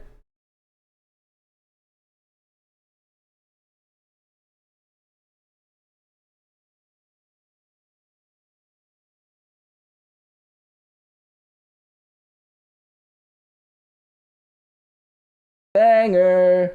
Oh, wow, that was perfect. That was literally perfect. Hello? Weekend. It's me, Curryway, and I'm back here joined. Dude, that with was literally Rose. perfect Rose timing. How are That you was doing literally today, perfect. Rose? I You couldn't excited have for we some couldn't have made it Minecraft? better. It literally I'm was so counting down excited from for some 10. Minecraft. We That was have got crazy. 5 games today, so we get a bonus game. So I'm super excited. We do have this first bonus game, and honestly, this is a matchup that a lot of people have been looking forward to. I also see a lot of people in the chat. Yes, the cameras are fixed. Oliver and I went through tech support channels. We have fixed so many things. There's a lot of different things this weekend in the broadcast. It's going to be awesome. It's going to be epic. Moving forward, you know, we're a small indie company and we're making things work. So we're very happy to have this working. It's also way better quality for me watching, so I'm also happy about that. Anyway, this matchup between Feinberg and Loki was supposed to happen last weekend. Unfortunately, Feinberg fell very ill. Loki was gracious enough to work around the schedule, and we have this game happening now. Feinberg has still, all right, I mean, he's mods, been very predictions. open about it on his Feinberg streams. He's versus had, like, an Loki. exclamation Start point the health gamble. command. He has not Start the gamba. been feeling the best recently, but I'm super hyped that he showed up today. He's ready to play. He's going to do his best. And Rose, it's not going to be an easy matchup for him going up against the opponent that he picked, which is, oh, by the way, a 3-time ranked playoff champion. Yeah, it's definitely. All right, Infume versus Silver. That's an awesome game. Monkey versus Aquacord. Into the kind of history. EDCR versus Beef South. Dude, we got some banger lineups today. Oh my gosh, banger lineups. Behind Fine picking Loki, because I think it was a pick that kind of surprised a lot of people. Oh my it's not gosh. unheard of for Fine to choose people that he is kind of arguably, you know, not necessarily worse than, but to pick like difficult opponents to face off in the round of 16. You know, he's going into this as the number 3 seed. He had a lot of people to choose from. And, you know, interestingly, in terms of the matchups between these two, they've not actually played each other very much in the past. They've actually played each other more in this season than they have in the last 4 seasons combined. And then when you look even further back, they've played the same amount of games this season only than they have in any other season before. So they've not actually played each other very much. And then of the games they've played together this season, Fine is ahead. It's 8-6 to Fine. So it's not kind of like a terrible choice from him, I think, in terms of when you look at like their history, like they're not, it's not like Fine playing Infume where they play each other like 5 times a day. It's, you know, it's a rarer matchup, and you know, we didn't see as many games from Loki either in season 10. I think Fine played around 3 times as many ranked matches. So we've seen less from Loki. Bye, so, chat. Are you guys? You know, People are leaving. What the potentially heck? There is kind of Here's the some prediction. The greater prediction is logic, I starting. think, to Fine picking Loki for this game. I think it's Dude, we you lost made like a bunch 400 of amazing viewers. points. That's I actually okay. pulled up the stats That's okay as to lose well while you 400 were viewers. talking about it with their matchup. I mean, you mentioned the They only 8-6 want me for to Cindercrest. Feinberg They this don't season. want me for Feinberg, MCSR they've playoff played, watch party. What, 1, 2, 3, No, 4, I know. 5, 6, We're gonna 7, get people are waking times up in the EST last now. 2 days, and Feinberg Mods, has can you won change the 6 of stream those time? 8 Actually, I got it. games in the past 2 days. Yeah. So there's also just a lot of very literally recent history in the sense of like the last week or so. And the point you bring up about them not playing a lot, I think a lot of that is, as you mentioned, Loki just didn't play that much in season 10. Loki also, I got it. at least going off American time, really likes to play in the mornings, where Feinberg is much more It's later late, in that's the why they're day. leaving. And Yeah, I Loki know, I also know. just is All in on slamming Feinberg. private Who's rooms winning? constantly. He's been much more of a Damn, wild card 113 person in general. 113 126,000 on Feinberg. Guys, I think Loki's gonna win. As we also get to see what happened last weekend. Is still very terrified There's of Loki. Feinberg. Like, it is not if you someone that guys anyone don't is know, thrilled to go up against, if you but guys don't know, definitely looks maybe Feinberg a is little bit more notoriously known gettable to be the this playoffs season, choker. compared to previous ones. He And chokes as we see on the every bracket, round one. Before we swap back to anything else, we could take a quick look at how we got here. Infume 3-1 HDMI cables in our last match of last weekend. And our first match of last weekend, Silver 3-0'd Hacks. That's going to be a really exciting matchup. Silver versus Infume is actually so exciting. Very well. Then our other quarterfinals, match is Big Mungie and Aquacore. Big Mungie! Quote, lower seeds. I mean, Aquacore definitely pulling off an upset there. Mungie, a little bit more arguable if it's an upset or not, but 2 really high-level players. One of them is going to be going to the semis in that matchup. And then our final quarterfinal that is set is EDCR, who took out Ulsahin 3-1 in Ulsahin's first playoff appearance, and also EDCR's first playoff win, which was great. And Beef Salad took out J3-1. Beef Salad looking primed and ready for another long playoff run here. Has a chance to go to the semis against EDCR, which is also a UK matchup, which is always fun. And then the winner of this first game, Feinberg Loki, is going to be playing NHB, who took down Raul, at least like 7-time playoff participant. So Dude, really this is impressive from crazy. NHB. Dude, the bracket's which insane. Of these matchups in the quarterfinals are you most excited about? It's between 2. I think I'm really excited to see Infume Silver, just because I think Silver played really, really well last week. And I think it'd just be interesting to see this kind of like matchup between 2 people who are obviously very, very good friends. But also I think I'm more excited for Mungie Aquacord, because I think, arguably a little bit of an upset in Aquacord kind of pulling off the reverse sweep onto Dougal. That was crazy. Both Mungie and Aquacord just played really, really well last week. So I'm really excited to kind of see the 2 of them play today. Mungie's locked in. I mean, Mungie, one of only 2 3-0s last time, so we're excited to see that matchup later on in the day. But I mean, this Feinberg Loki matchup, I mean, we talked about it already a little bit with Feinberg dominating the last day or so, and we could take a look at the player spotlight stats now. Rose, there's a lot of pretty crazy stats here. They're separated by 2 seconds on average rank time. I would imagine the win versus opponent. I would imagine this is. I'm not sure where that. Oh no, because this is season 10. Yeah, because we just talked about looking at season 11. Sorry, that makes a lot of sense. So Feinberg 3-0 in season 10 is crazy impressive. But I mean, Rose, Loki, RSG world record holder, 3-time playoff winner, former rank world record. I mean, what is there to say with all the stats on the screen right now? I know it's not looking, when you look at the stats, it's not looking amazing if you're a Feinberg fan, but I have a couple of points to say that might kind of boost the morale of the Feinberg fans, because yes, we know Loki is an incredible player. He's a very scary player. He's the world record holder. He's a 3 times playoff winner. But Feinberg is fresh from a couple of PBs. He got a new ranked PB. Yeah, that's true. Which was the second fastest this season. And he's also fresh from a new RSG PB. So, he's been playing well, obviously, despite not feeling 100% this week. But, he has a lot of experience. And, we've talked more so last week about the kind of change now in the seeds. Zaps, I need to go. It's already 11 p.m. for me. Filter that aren't being checked beforehand. You don't have to stay. I appreciate it if you do though. Decision making, I think, and kind of dealing with slightly more kind of less. Go watch the new Parrot video. Seeds, I think. Did you just get here? Could kind of be his best chance, I think, to be able. I just watched it. Down Loki. No, you're absolutely right. I think something we always talk about on the broadcast is the play styles between these two players. I mean, I struggle to find really any matchup. It was really good. I guess the Mungie Blaze it was a really good video. That, where it's just two totally polar opposite play styles. But this is very similar where Loki is the You're type so of player evil, bro. Whoops. My bad. Himself to the I'm saying until Mungie wins his match. What is possible.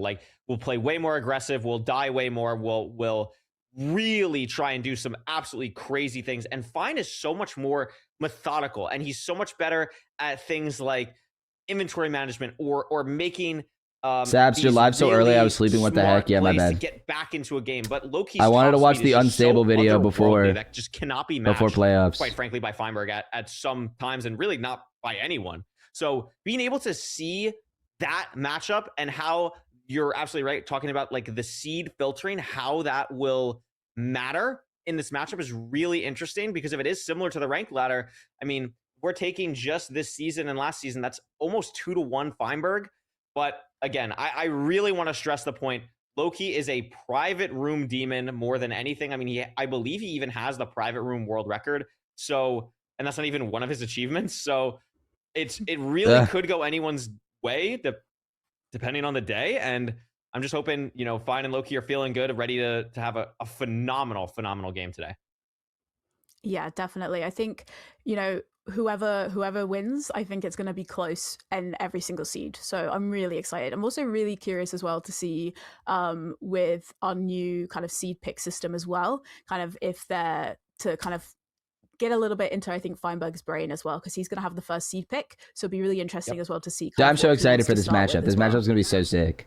It's a great point. We'll see the seed pick momentarily. I'm sure we'll be hopping into this game pretty soon here. Oh, look at that. We get it. Oh, and Rose, I mean, I don't know why we were even wondering. I kind of, we got to lock in here. I mean, of course it's going to be Desert Temple from Feinberg here. I mean, one of, if not the best desert player in the world, it's really probably between Fine and Fume and EDCR in my head. I mean, those are the three that are just absolutely lights out on this seed type. So not surprising. Loki used to have Desert Temple world record, I think, actually, before Jay took it. So Loki also very formidable on this type of seed. But I mean, this is his roots, Rose. This is what Feinberg is going to feel most comfortable playing for sure.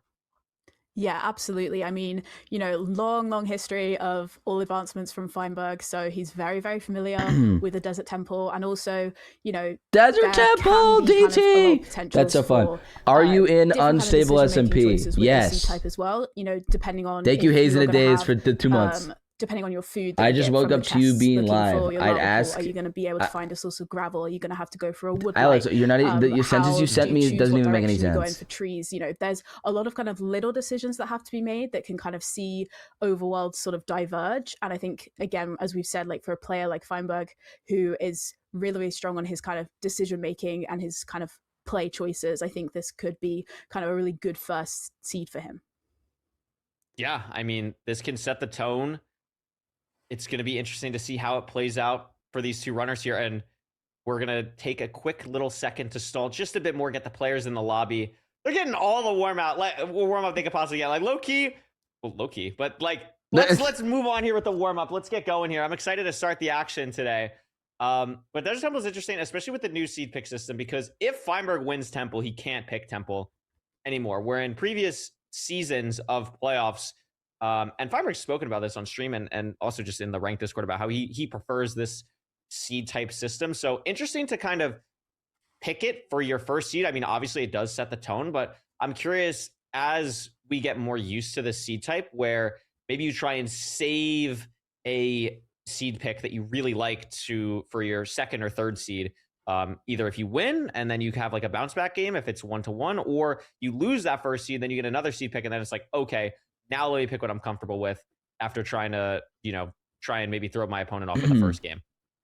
Yeah, definitely. I think it opens. Sabs himself is not one of the runners. Yeah, I guess that's a good distinction. I'm not playing in this because I am not good at the video game.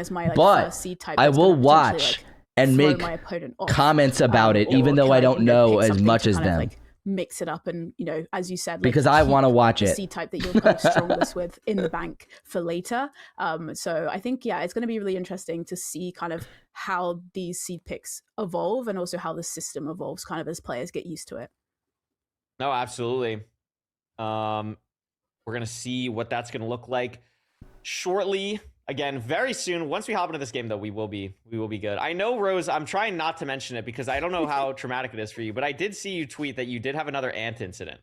So I did. Like, nowhere near as bad as the first time. It was well, that's good. Yeah, it was only like a really small group of them.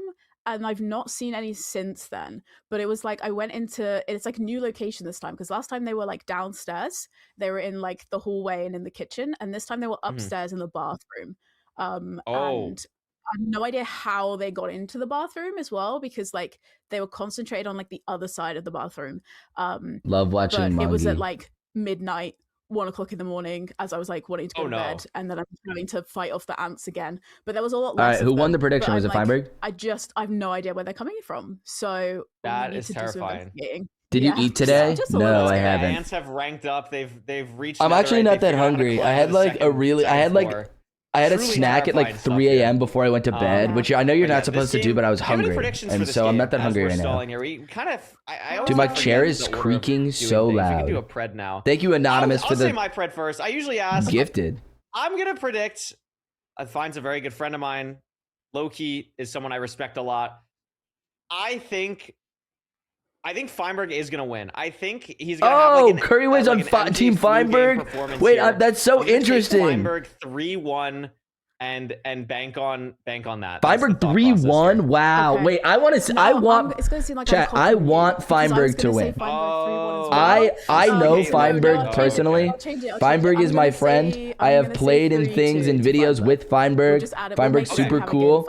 Yeah, I think it's going to be... Feinberg winning would also be generational for viewership, and I think that's really good for MCSR ranked and Minecraft speedrunning as a whole. Because Feinberg is well known outside the ranked bubble. Like, that's enough. Like, let's get some new blood. But he is also known for throwing. I actually am just so excited. And Loki is not. Loki is maybe my favorite person to actually watch in playoffs, because he's so like we're saying, good. He doesn't stream as much as, maybe like an Infume or a Feinberg, where you get the chance to really watch them all the time. Loki comes into playoffs. It's also similar with EDCR as well, where I have no idea what to expect when I watch Loki here. Like he could do some type of crazy tempo routing or new play that we've just like never seen. And I think that's so just impressive with his gameplay. And also there's very few players with how long that I've played this game that really just make my jaw hit the floor when I see them do movement stuff. And Loki is maybe one of 3 that can do that. So it's always a joy and pleasure to watch Loki play Minecraft, honestly. Yeah, definitely. I mean, as we said, like we've pushed this game back, obviously because of Feinberg's health, but it's definitely a really long awaited game, and a matchup that I think a lot of people are looking forward to see. And guess what, Rose? I see the message from Oliver. Okay, go for real. It's happening any second now. Amazing. We are going to play Minecraft. Feinberg and Loki are going to play Minecraft, and it's happening right now. Look at this. Oh, Desert we're in. Temple, We are in. Are out. Feinberg the 3rd seed, Loki the 11th seed. We're going Desert Temple on this 1st seed, and it's right there in front of them. The gravel's going to be right in the river. The parkour's coming out to get in the temple, and we're going to see what they get. Loki's already ahead. Yeah, very, very close, kind of basically neck and neck at this point. Chat, should I move chat? Should I move chat to somewhere else? Nice should I move it? Start. Well, Feinberg actually going to go for high TNT here. Loki going for should lower. I move you guys? 6 iron or 7 iron, excuse me.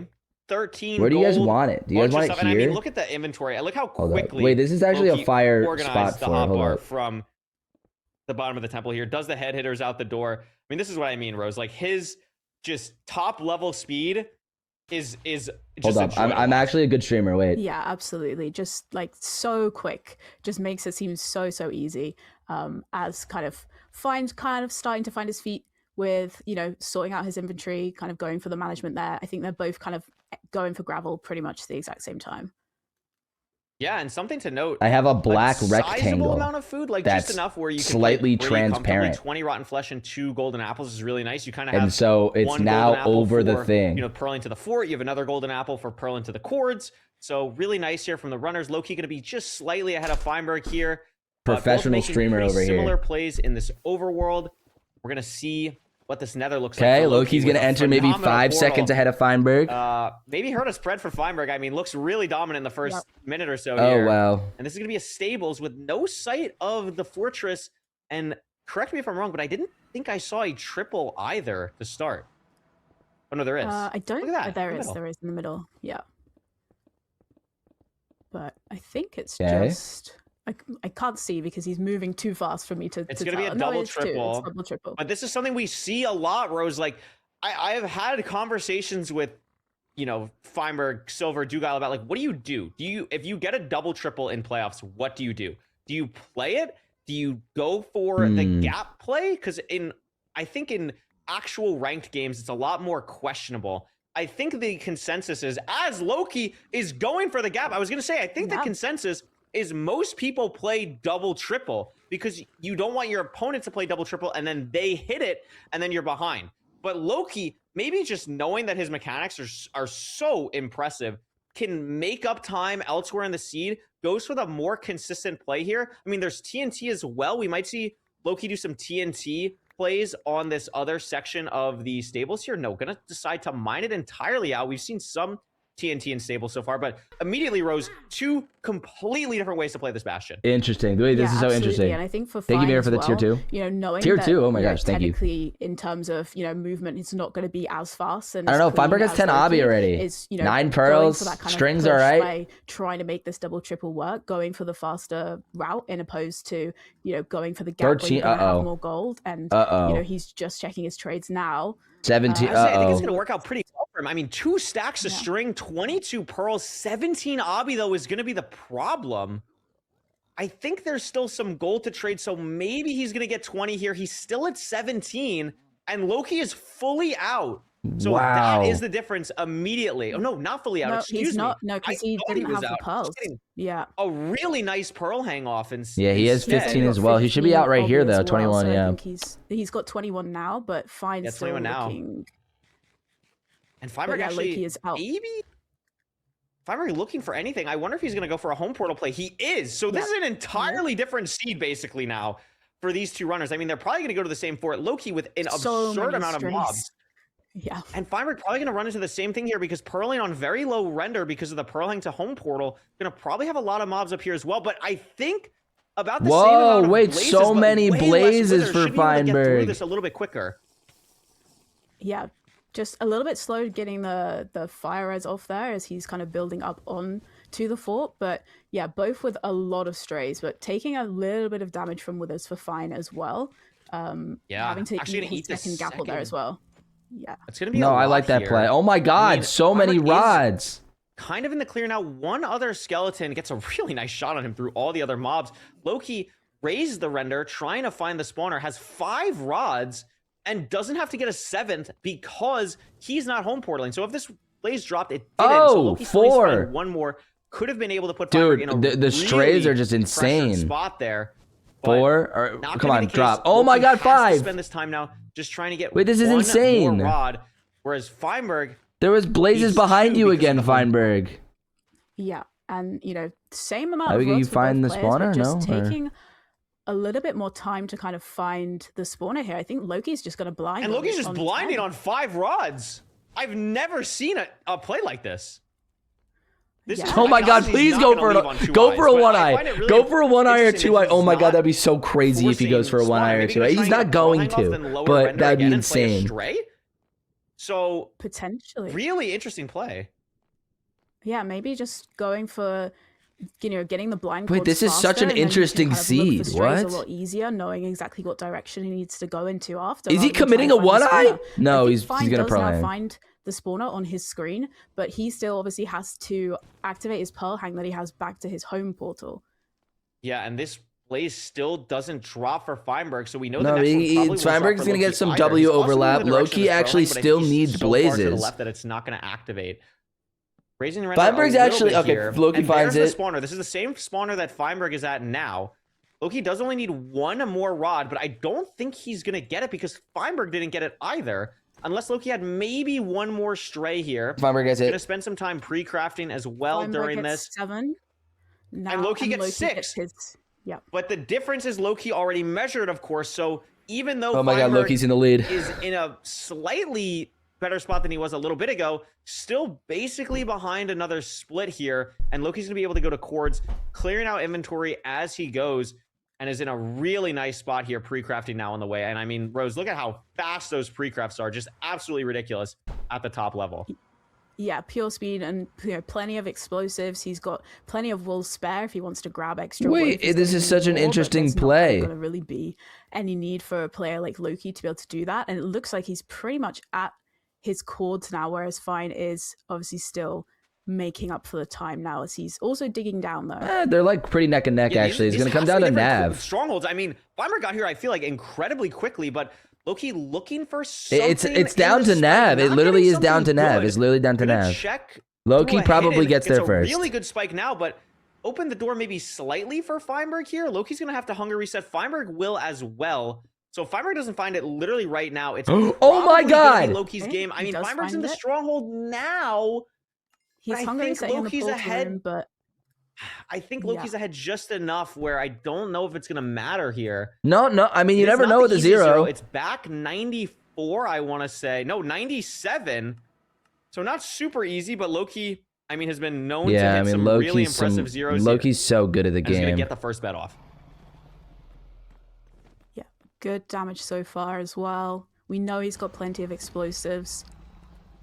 Doesn't have arrows though, and Feinberg does. Yeah. So maybe Feinberg can get back a little bit here, but no, it's not going to be enough. Loki gets a really nice last low fly anchor. for Feinberg. Low fly for Feinberg. I mean, Rose, that was pretty close at the end. No. If Loki had arrows, it would have been more intense of a lead, but Loki's going to take that first seed. Really wow, so close. I mean, so close. Wow, that was so close. Yeah, absolutely. I mean, Feinberg played that so well. For the double triple play, obviously he didn't kind of play off in terms of he didn't get the obsidian, so he was forced to have to use home portal, but both of them kind of slowed down quite a lot at the fortress because they were playing for strays, took a really long time to get to the spawner. Loki choosing to measure slightly earlier, and you can see, that's there in the splits. Loki's measuring a minute earlier, but does kind of, within 8 seconds of each other, kind of towards the very end of the seed. So, the fact that I think Fine had closer stronghold chords after measuring at his home portal did kind of help him to close the gap a little bit. But yeah, very, very different seed pretty much from the Bastion onwards. Yeah, I mean, think about it too. Like, it's basically just the Nether enter. I mean, Feinberg entered the Nether 7 seconds slower, enters the end 6 seconds slower, so actually made up a second on the rest of the entire seed. And that 7 seconds is just because Loki's mechanics in the early game are so otherworldly. I mean, a 124 temple enter is obscene. Like, that is just, there's not a time you see that often in the game. It is just crazy. And yes, the finding stronghold split, Loki is ahead by a minute or so, but that is very misleading because of how long it took for him to get that last rod and find the last spawner and all of that stuff. But if you're Loki, though, you still got to be feeling really good. I mean, you forgot arrows in the Bastion, but you made a more consistent play, and you're able to take a 1-0 lead on Feinberg here. I mean, listen, that you can't get a much closer match. That's also a completely different match as well. Like, and going that for is just insane. Arguably slower play and playing the gap. Like, they played it so differently. That worked out because he was able to get 20 obby. He didn't have to worry about home portal. He could be, a little bit kind of not so much like flexible, but he could push further into the fort without kind of worrying about where his pearl hangs were going. So definitely kind of just I think a better decision making from Loki, kind of coupled with his speed, but Fine's still very, very close behind. Only, as you say, like only about 7 seconds across the whole seed. So there's still definitely a chance with kind of being able to close that gap. Yeah, absolutely. I mean, we have the next seed pick ready. Let's take a look. It's gonna be Village for Feinberg here.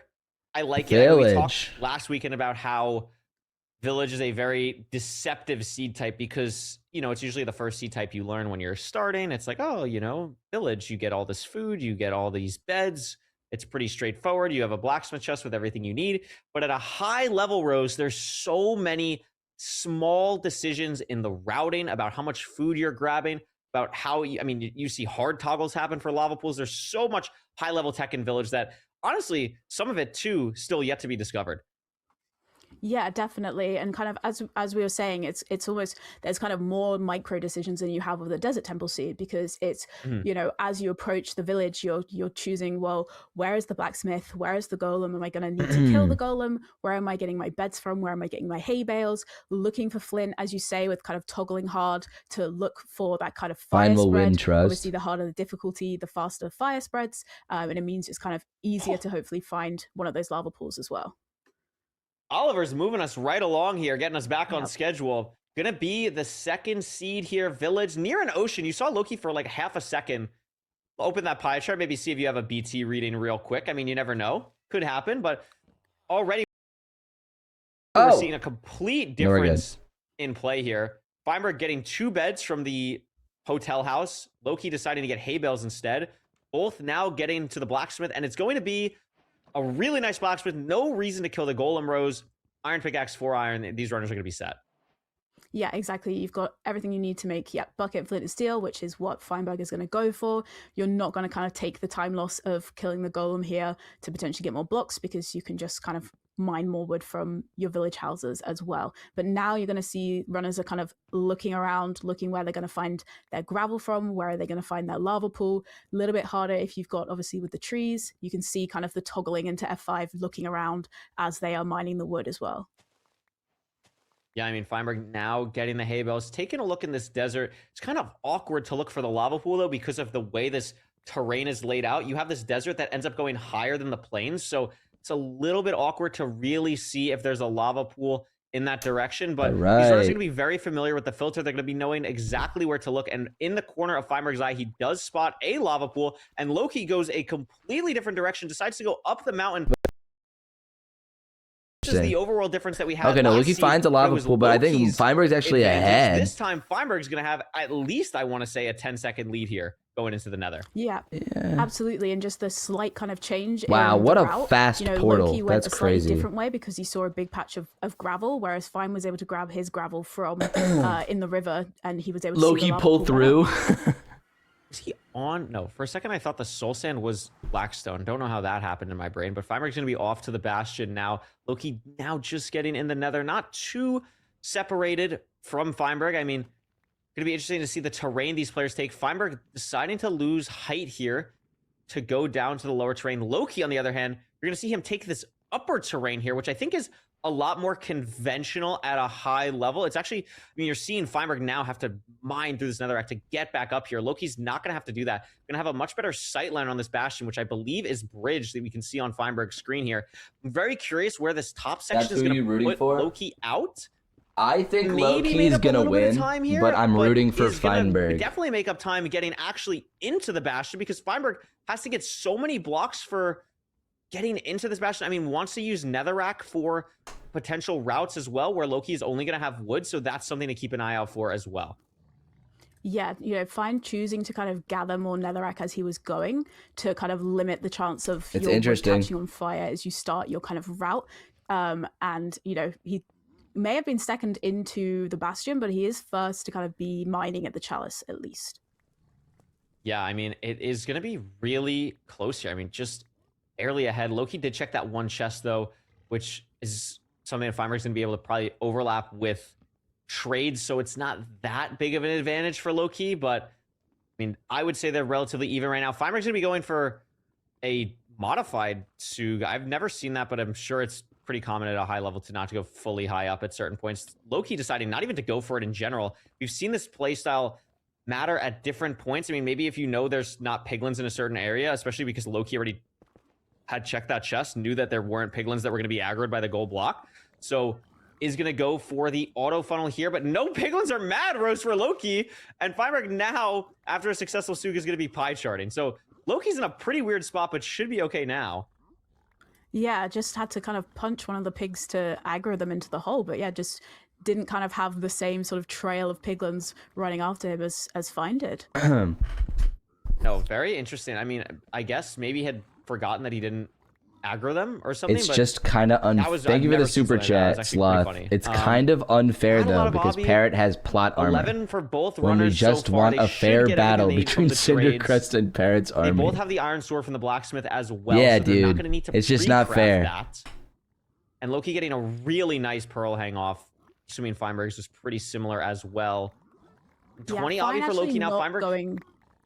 He didn't go for the iron sword. He didn't pick it out. I of hope the blacksmith, Cindercrest wins. Fine. Me too, bro. Me too. I hope Cindercrest also yeah, wins. He tends to go for the Wait, iron we axe. have He's like not the biggest fan of the. we. the I'm iron sorry, the sword, chat's so blocking it, but you potentially have like the make a bit of a difference if the they're explosive even, count behind chat. spawner as Shoot, well. that stinks. That's a great point. I mean, we also out. see people.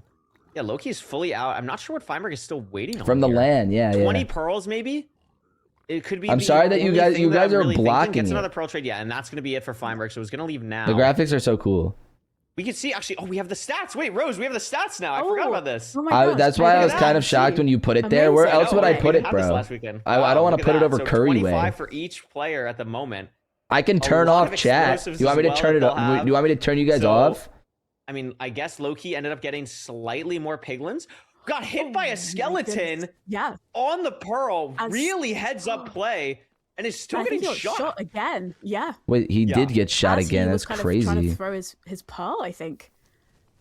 Yeah, that was actually crazy heads up play from Loki. Something Maybe make it I always like smaller. to highlight that I haven't had the chance to yet. I mean, is there's not Loki, really a as place Feinberg for me to gets put it 4,000 if I strays, because make of it course he does. smaller, but Loki is put us in the the middle. best player in the world, bar none, at not hesitating. It's not Every really, like, single a good play spot Loki for you makes, even if it's guys. an accident or a misplay, I can or put you guys some here, and then insane it goes thing over happens to him, Curry like way. just what happened to him I don't right want now, to put it over Curry he way. never Just make makes you guys it the look entire. obvious Yeah, that what like if I anything wrong happened. That play was so impressive because he instantly lowered his All right. center, instantly hit the bow clutch, instantly got away from the skeleton, even though he was still getting shot. And it's just so That impressive good? that he's able to do that and like have Guys, the, stop the typing. mental I'm trying to capacity watch. be Guys, on stop lock with typing. I'm that. trying to watch. And I mean that's probably his greatest skill on top of his otherworldly mechanics. Yeah, absolutely. I mean, just recognizing Guys, that stop. fact that you've just thrown a pearl and you've I just, can't see. you know, Dude, to who have tried- that I game saw that awareness, tung, you've tung, just tung, thrown a horse pearl and fly you've been shot, past. like by a skeleton, you're not going to survive. To just be able to make that decision so quickly, and you know, he did lose a little bit of time. He's blinding on only 5 rods again. Fine is now on. Yeah, on I 6. mean, He Chad, to be plays honest, I'm just strays gonna turn you as guys opposed off, to Loki I kind think. of having slightly less strays because of his kind of skeleton incident. That I think he it's just had. better without you. So has finished measuring first, but does need to get another rod. I think whereas it's a- Feinberg doesn't. Doesn't have to get he doesn't have to get another rod, but has this 4 stack right here. Gets You guys the don't rod on want the that. You third, guys so don't is want- again gonna what be do you want me slightly to ahead here. do? Feinberg has to drop all the way down. Gets the pearl to land correctly though for the portal, so is going to be leaving here now. But Loki still having a pre-craft. Feinberg is already This is pre-crafted, such a but fire wants to make spot. a golden apple for the terrain leaving. That could be the difference between a hunger reset and not, as these runners are getting closer to their portal cords. Loki building On up the seed type.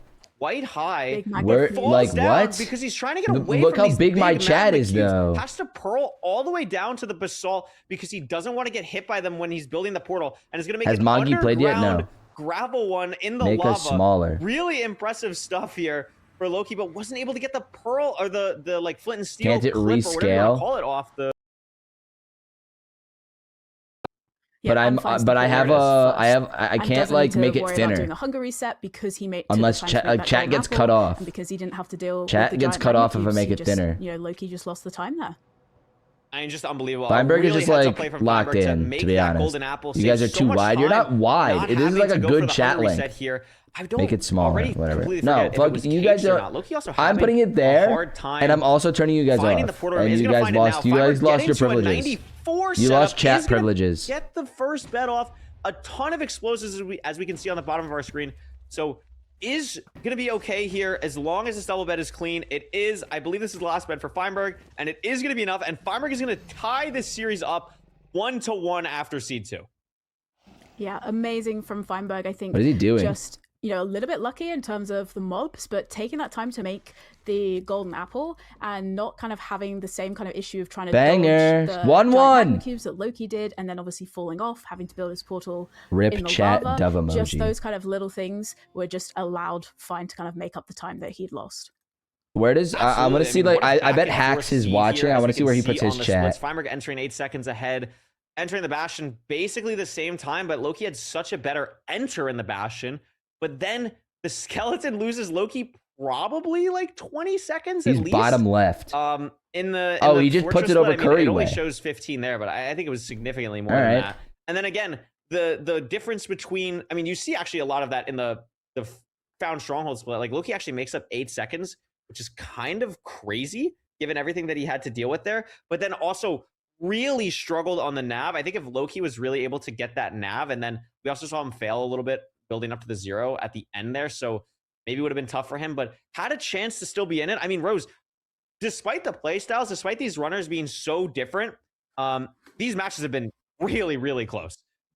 Sabs, you streaming tomorrow? Maybe, in the maybe first not. Seed, I'm not only sure. About 7 seconds between the two of them. This seed, you can see it's back and forth. It's only at that kind of end enter at the very, want very to, end but I don't where know we if kind I of see can. the gap start to widen, but it's been so back and forth so far. So I think it's going to be like this for another couple of seeds, definitely. That's absolutely nuts. I mean, we're tied 1-1 now. Overworld, or 2 overworld. Obviously, they're all overworlds. We've seen 2 non-ocean seeds, is probably the best way to say it, in Desert Temple and Village so far. Do you think Loki maybe wants to try and get Fein to the ocean here on Shipwreck or Buried Treasure potentially? Potentially, but he has also got the Ruin Portal option, and I think maybe yeah, that's if true. if you're Loki, maybe you just think, right, let's go for a Ruin Portal, let's play a really fast seed. This is where I'm potentially going to be stronger because I know I can play a lot faster than my opponent. So do I go for? Saps, you're gonna react to the new Parrot video. I already did. Once the stream is over, you'll get a VOD of it. Potentially, but then he might know. Sorry, I did it this morning. It was early. Feinberg kind of less of a fan of ocean seeds, so do I pick the ocean seeds to kind of throw him off? It'll be interesting to see what Loki picks here.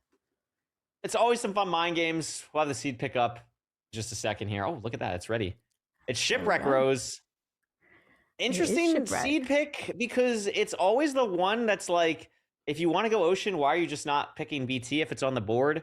But I think it makes sense because it's an awkward seed type that Loki's probably more familiar with. So I like the pick from Loki. Yeah, I think it's going to be interesting. I mean, we had the really interesting Shipwreck seed last weekend with, I think it was Jay and Beef playing very, very different kind of approaches because the ship was further away. And you had, obviously, I think Jay went to the ship after gathering wood, whereas Beef did it the other way around. Yes. So, if we have a potentially slightly further away ship this time as well, you might see that kind of extra level of kind of different decision making in the overworld as well. No, that's actually a great point, and something that jogged my memory on is Loki is actually. Thank you, Mo, in for the playoffs. gifted. Again, I can't really think about it in his own personal play outside of playoffs because he doesn't stream as often. But I remember in playoffs, he's made a lot of iron axes when there's like not enough iron for full iron tools and shears. He'll make an iron axe and just slam getting a bunch of wood. So that could also be something we see here with Loki that could be a little bit interesting depending on the iron count. So a lot of weird things can open here. I always love watching the food situation on Shipwreck Seeds because it is probably the most jarring difference that can happen in a single seed type with, having just rotten flesh or like golden carrot potential. So exciting to see what that is going to give us here. Both runners checking the treasure chest first. And it's going to be 8 iron, which is not a fun number, but they are going to get a TNT and really nice food. 8 iron stinks. Yeah, really kind of healthy amount of food. You've got a lot of food, I think though. About 7 bread. There's good 7 trees carrots as well. A lot of wood, I think actually. I saw the magma pool. I think both players saw the magma pool just behind the where the Look ship at this was. TNT for Loki. A really awkward spot. Normally you want to have a lot of air when you do a TNT, so you get a lot of I mean, range Loki on the literally has TNT, more wood than places it Feinberg, between though. a stone wall and like a midway point in a tree. So blows up the cobblestone, which is going to allow him to make the iron or the stone axe immediately. And maybe that was the thought process for Loki. Take way less blocks, but I'm out way earlier. And maybe that's the high roll he's playing for. I mean, I've Loki never literally seen has that in more playoffs. wood. That's crazy. Yeah, really Loki interesting literally has decision, more rather wood, than though. kind of maximizing your kind of dirt and your wood blocks, just going for, let me get this exposed stone here so that I don't have to worry about having to craft my pickaxe and then having to go back into craft. Dude, what the afterwards. heck? And a weird kind of underwater lava pool as well here. Yeah, this is going to be kind of awkward for these runners, but they should be able to handle it. What I was noticing as well is this, the gravel situation, not looking great. Still, neither runner has flint. I mean, it's been taking a while on these rates here. I think Loki is more ahead than it looks because of these flint rates. I mean, we'll see how many more Feinberg has to grab here, but Loki's going to be in by at least, like 5 seconds, 10 seconds here, and is out. Yeah, just a little bit of kind of time loss there, catching up with the gravel rates. Both players, I think, see the Bastion as well. Bastion's right there. I wonder where Ford is. This is a I think weird it's bridge. seed. Terrain's not I think it great. is another bridge Bastion.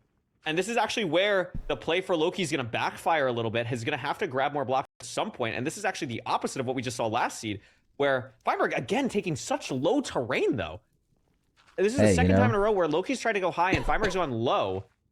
And Loki's going high with less blocks as well. So he's going to be able to mine some. And Loki's in a better position. Again, I thought Feinberg actually had a nice advantage there with the blocks to be able to really focus on that high ground. I thought Feinberg was going to get hit off there, to be honest, with the lava. All the way around just to get to the chalice. And Loki, even though had less W blocks, now door doesn't even tag. matter for the block count. W door tag. Yeah, and Feinberg using his oak doors there as well, just to try and maximize the amount of blocks Dude, that that he's was saving, 'cause he wants to awesome. make sure he's got enough dirt to be able to do the route that he needs to without kind of Dude, that risking door tag burning is gonna be the any of his win wood. that he needs. But yeah, as you say, Loki kind of just a lot faster kind of getting into the Bastion. That was, I mean, crazy to see. I think Loki played that so unbelievably well. I mean, it's not the flashiest thing to talk about terrain nav, but that was really impressive from Loki at a really micro level. Feinberg going to be going for Sug here.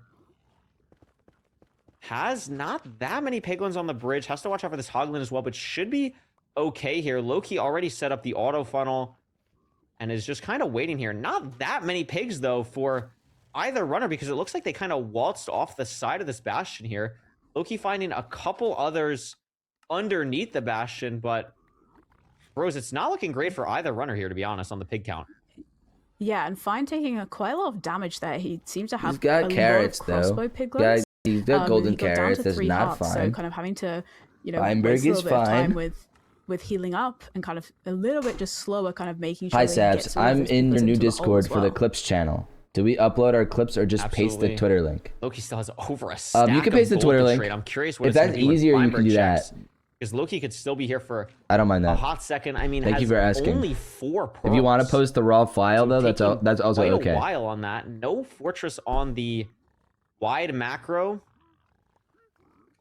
Both runners basically the same obsidian count at the moment. Loki's still not seeing anything on his screen that resembles a fortress. And Feinberg just checked the trade, still only 4 pearls. Loki now at 24. Could leave, but really low explosives. I mean, only has 4 total if you count the blaze bed. So not a lot to work with. Yeah, I think he's going for a pearl hang here and waiting for those extra trades to try and get a few more explosives, but still not getting them, I don't think. No, I mean, he has to go 2 down. bed, Go down. 2 Go down. anchor, assuming Hello? he uses 1 bed for a blaze bed. So wants to get 1 more. There I we think he go. has 50. He has He everything now now. has 3. I actually don't know the Prime Obsidian count. I usually never look at that. I just assume they have enough, and they do. Loki's out, has 3 and 3. Feinberg should be able to leave here in a second, too, or is going to wait even more for even more explosives. I mean, they're done. Yeah. Like, he's not getting any more. Yeah, just really slowing down the pace there. Both runners having to wait for more explosives and not really getting that many more. That's so interesting. Loki's going to be purling straight onto the spawner at the fortress as well. You guys should join my new Discord. That'd be pretty cool. Yeah, I mean, Loki has the sword as well. It's something to keep an pretty eye cool. out How many for. members are we at? On the side I of don't Feinberg know. doesn't have the sword. Iron Axe instead. Loki immediately building a portal as well. Playing aggressive here, trying to push the pace. We're almost at 5,000. Feinberg That's crazy. We're at 4,300. Just now going to get to the That's fortress. insane. And What in the the heck? bad part as well, but does have Holy 2 moly. strays here, so that'll help. 3 strays, in fact. But it's still going to have to find the spawner as Loki already measured. Yeah, and again, just seeing Loki deciding to measure a lot faster. He's going for a pearl hang as well to shear the sheep to try and get more explosives, but I think only gets 1 wool. Okay, gets enough, I think, for 1 more bed there. A little bit hard to see how many that he was able to get, but interesting kind of taking that time to get more explosives from Loki could actually kind of help. And he's, able to blaze bed now as well, having grabbed that extra wool. That's what I say. I really like that he's able to now blaze bed much more comfortably. I mean, Feinberg is probably also going to blaze bed, but I mean, we'll see if that's going to be the case here. I mean, already has 10 rods. I actually missed. Feinberg actually might have blazed bed, or maybe the rod rates are just absolutely ridiculous on this seed. 4,000 saplings. Yes, true. Just enough to leave, I think. Yeah, Loki has that 6 rods. I need a coffee. I'm like getting tired. Able to leave as well on 1 more cycle. Chat, should I order coffee? I I feel like that's kind of so crazy. I think he's just gonna pre-crap because he has the 5 I feel like that's rods such already. a crazy thing to do. And Loki is DoorDash out. coffee. Nearly at chords. Like what? Yeah, he's got 3 bed, 3 anchor for Fine, and interestingly, Fine's blind was in an ocean, so he didn't even have the option. Can you to just go make a fishing coffee? like Loki I'm did. in an They apartment blended at different, home, like out, and I just don't have a so coffee maker, so I that's can't. Also going to have cost Fine a little bit more time there as well. Yeah, I wonder if it's actually different strongholds then, because Loki's terrain, especially It's a little now, crazy, does but I not support look it. Yeah. the greatest. Like And also, I think wanna point I out, think because it's we've seen this a lot of bonkers. times Like imagine in DoorDashing like a Loki's Dunkin' games so Donuts far. coffee to your house. The Like go pre-craft get it. doesn't Like I really would come never. until, There's just no like, way. we're Like basically it sounds like on chords or like at chords. Like, it it's very pisses me rarely off happens thinking at about the it because of the fortress. DoorDash fees. So Like I'm actually just something I mad want to now. ask about if he wins the seed in an interview, or wins the game in the interview, but I haven't seen any other player really do that. Like as the much as Loki has $5 so far. Dunkin' drink's gonna be like Yeah, 20 definitely. bucks. And It's from crazy. trying to look at the very tiny Ninja Brain Bot chords, I think they are And they're really building the same they time. are the same. Wait, stronghold, yeah. what? So Buy one get my one goodness. free? from Fine, but they're both going to be entering. No, the it's stronghold just at the same fucking time. hash browns. Why? Don't market that. Actually crazy. Both going the same direction down mid. You can Feinberg order not lunch and gonna have then- to hunger reset, and Loki Oh my does. God, So a huge Feinberg! difference here. Feinberg in the end, but also notably way less explosive. Still enough to go for a 0, but Loki has way more room for error here than Feinberg, and it's not the easiest 0. It's back, it's tall, it's at least 94. It is 94. No, we're there, Feinberg we're there, should be we're there, able to get we're to there, we're there. 99 here. Is gonna what? Pivoting to half bow immediately, deciding wasn't gonna make it. Fails. Oh no, and he Loki's gonna be able loses to go off for the that. 0. Plenty of time here. Gonna go for the double anchor. And Oh, Loki's gonna that take the seed because sucks. Feinberg couldn't get all the way on the 0. Yeah, and I think knowing that Loki more securely get the 0 because he had Oh, more that's to play with there, terrible. and he had a very different blind. He was able to grab the sheep to get an extra bed, whereas Fine didn't have that option. So Loki played had that to choose to really not go well. for the 0 there, and that's kind of costing him the seed, That's even though he entered insane. first. Yeah, just absolutely. That's just unfortunate, man. Crazy there. I mean, it makes sense. Like if you're not feeling fully comfortable, and you're also thinking, okay, Loki has the same amount of explosives as me. This is a really tough 0. You think about how many seeds we've watched in playoffs, or obviously the one that comes to mind is the Ranked Land Skycrab Dugile game where both players fail the 0 and have to run it back. Maybe you're thinking, I don't know, like Loki could fail this. I'd rather play it safe and have the explosives, but it's a really risky call to make. And Loki is able to hit the 0. And also, I mean, Feinberg's thought process is just unfortunately flawed because Loki didn't have the same explosives because of being able to get more.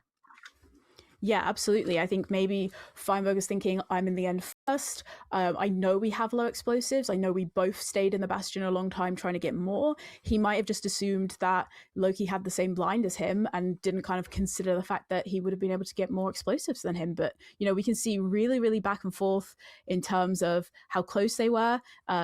Loki blinding faster there, but we know he blinded with a lot less rods as opposed to Feinberg. But yeah, just the kind of 0 at the end and the explosives coming down to the game. Yeah. pretty crazy there. I mean, something also that I've noticed is Feinberg's nav has been really good in this matchup, made up 7 seconds on Loki just getting a portal room. With how close these matches have been, that is really impressive. To We Loki, low that key Feinberg's been original able with the to kinda jokes today. have that advantage in the end game. That's something to watch out for as well going forward. We're doing a quick little stall here because we are going to have some Fulham analysis, but we do have to get it set up, and I'm very curious to see what Fulham caught that we didn't. And also, Chad, I do know that they had 3-bed 3 anchor. Why you guys but question Feinberg is marking? going to assume that Loki blaze bedded and had less, or they're in the same boat. Why are we question Feinberg marking, does not know hello? how that plays out. He has no idea. So that's something to keep in mind. But Fulham is ready to go shortly. I'll wait for the big call from Oliver. But I mean, Rose, this has been a very back and forth series so far, even with the play styles being so different. Yeah, absolutely. It's been so close. So I'm excited to see what Fulham's analysis is going to bring for us. Amazing. And he's ready to go. So we're going to send it over to Fulham for a quick analysis, and we'll be back for Feinberg versus Loki, game 4. Hello, everyone, and welcome back to the mid-match analysis segment. What a great matchup that we have so far. It is 2-1 to our current leader, Loki. Feinberg just was able to take our second seed, but was ahead in that third one. Rather than that, though, I want to talk right the way back to seed number 1, where there was really a big decision-making difference here. Now, unfortunately, I'm not able to grab clips from Loki. We're going to try and get that fixed as soon as we can. Sorry, that's why we were a little bit delayed on this mid-match analysis. Not able to grab clips from Loki's channel as of yet, but we're going to make sure that that's working for if he does obviously progress through the bracket. But for now, I'm going to have to imagine. You're going to have to use your imagination here for me. Loki entering the Bastion at the top, able to loot all of the chests in advance to be able to check to see. Do you have a screenshot? Is that exactly what? Did he take a screenshot of Loki's like game? Obsidian looted from those chests. That is a. I believe it might have been 8. I correct myself there. Obviously, I can't go back and check. I wish that I could. However, Feinberg was taking a lot of damage from the pigs, and as you can see here, had to go and make a decision to either play double triple or triple to gap before looting all the chests. Now, as he's making the this decision, he's able to go up and check the chests afterwards. Unfortunately, when checking the chests, he notices that he doesn't actually get very much obby across the chests that he loots. This is something that I believe that Loki knows and probably has studied quite intensely. Now, this is what I wanted to talk about. We have the Bastion Trade Simulator here, and as you can see, a lot of the time when you don't have the percentage in your favor, as you can see, the normal percentage chance for double triple to give you 20 obsidian on average is around about 83%. In this case, however, we had low obsidian counts in the chests at the top, and this relies on average, you getting 15.6 obby per just from chests, and on average, you get 11.1 from bartering. So only grabbing 8 that, it means that on average, Loki's thinking, I'm only going to be getting 18, 19 obsidian here if I play double triple. I'm going to play triple to gap, make that choice early, likely for me to get 20 obsidian. Feinberg, unfortunately, doing things the other way around, gambling on the double triple first and hoping that the chests had the obby.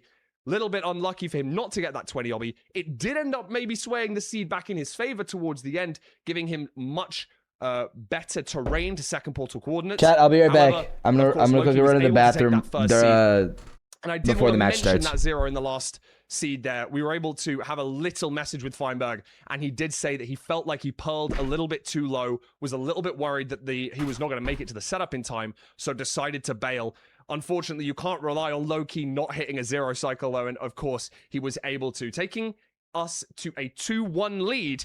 And let me send you guys back to Rose and Curry in the booth to see what happens in seed number 4. Thank you, Fulham, for the wonderful analysis. I like that we pulled up the Bastion tracker sheet of all the trades. That's always crazy. I like the mentality from Loki to just kind of play all of those options out in your head. I mean, he's done this so many times. He's so methodical about things like that, and it pays off big time. I mean, Loki's up 2-1 here in this series. Yeah, definitely. And, match point for Loki now, it's going to be Feinberg's seed pick now as well. So it's going to be interesting. He can pick, I was going to say he can pick Temple again, and he does. There we go. I was going to say, he that was his first seed pick, but obviously because he didn't win on that seed, he's been able to pick it. So, he must have thought, they were very, very close. He knows he's potentially stronger in these kind of overworld seed types. So yeah, really interesting to see how this is going to play out. But yeah, one of the first times I think we're seeing the same seed being played. Yeah, by the same runner picking it again is pretty, not surprising given that it's Feinberg. Felt pretty confident. We also saw we talk about these overworlds and sometimes, people might think like, oh, it's just an overworld. Like, how does that affect the rest of this? The rest of the seed the most because you have so much TNT to work with compared to other things where you don't have that like extra, tool in your toolkit basically. So I like this pick from Feinberg because he knows besides entering 7 seconds later, he played the rest of the seed better. So, if he's going to get back into this game, it has to be right now. Yeah, absolutely. If you're Feinberg now, you're going to be thinking you might be a little bit frustrated as well. You lost that last seed at the very, very end. You're able to close that time back. You've been very, very back and forth. Wait, what? We're doing DT again? To your strength. What the heck? So why are we doing DT again? It's gonna be That's crazy. What he needs. I want to see. Why not Rune Portal? So I'm hoping that I guess Feinberg's able to Feinberg win does the not seed. want to I go to think, Rune Portal, it's actually. really great watching these two play. So I hope we get to see them play each other more. Dude, I lost like 100 viewers just for that. Absolutely. That's crazy. It's been a joy to watch. It always is a joy to watch between these two runners who have been around for so long. Rose, both of them have also played. They didn't play each other, but I guess Fine technically didn't play season 1 playoffs, but had the #1 rank in season 1. Loki played in season 1 playoffs. These are veterans of the scene compared to some other people who we've seen more recently with like NHB, who's only played in his second playoff. So interesting to see two people who have been around for so long play at such a high level still. Yeah, absolutely. And it's so great to see two players with very, very different play styles as well. I think Fine going for high TNT again, as opposed to Loki going for low TNT. Yeah, doesn't end up mattering too much for either. One chest didn't explode for Loki, but I don't think it really matters. He has everything, already checked it. Messed up the head hitters again, unfortunately, but both runners heading the same direction out of the temple. And the lava pool is, literally right there. It's going to come down to gravel here. We're going to see if they can get that somewhere close. Not sure if there's a river kind of where the desert meets the acacia or not. So it's going to be interesting to see if they're going to push for that or if they're just going to go for the woodlight. I think Loki's maybe looking to go for the woodlight. Loki's going to go for the woodlight. Feinberg is also going to go for the woodlight, committing earlier. So that's big. Loki building the portal a little bit farther out, though. Maybe that matters. Already had a spot of lava, but Feinberg has the portal set up earlier, which is really nice. Yes. And then it's also going to get more wood. Yeah, because he only had 15 planks there as he was building his portal. So maybe kind of using that time to overlap and grab it more. And he's going to get the woodlight first. My Although mom Loki texted me. I have to right text behind. my mom back. Yeah, Loki doesn't get the woodlight much slower behind. There is the slightest bit of desync between these two streams. Feinberg's stream is about 2.5 seconds behind, so that's something to keep in mind as well as we watch, especially with how close all of these games have been. But look at this. Immediately, Loki having a really hard time finding this housing. Wait, what? match, Oh my god, Feinberg's please just Feinberg here win. already doing everything. Yeah, just a bit of kind of Just not don't able fuck up. to see the What is spike it, as well housing? for Loki. He's still looking for it. Toggling, he's rescanning, whereas Fine is just able to kind of Wait, pretty much what was the start his route difference? here. I missed it. I was on my phone texting my mom. That is a How did Loki huge not difference, find and it? Loki just He seen just the didn't. bastion. Did he Now, just not get a scan? That's like 30 seconds that was just lost by Loki because he couldn't identify the spike immediately. Now, it obviously That can be very hard stinks. to do that sometimes when the bastion is so close like it is here. And they were also very high up, so there's striders that can spawn in the lava below them. But, at this level, that's a very shocking thing to see. And that's going to be exactly what Feinberg needs to get back into the seed and force a game 5. He's ahead by so much at the moment. Yeah, and he's going to know that as well. He's going to see that Loki was late to getting the advancement, so he's going to know that he's got a little bit of time. So, hopefully that's kind of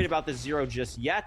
The dragon has not flown. I like It's lamb. probably going to stay at this point. I And say one gyro more because bed will I close it out suck, for but I Fibers like here. lamb gyros. Loki I know they're might euros, have the honor of and they're supposed to be entering the end, but euros, it's not going to be I say much gyro. more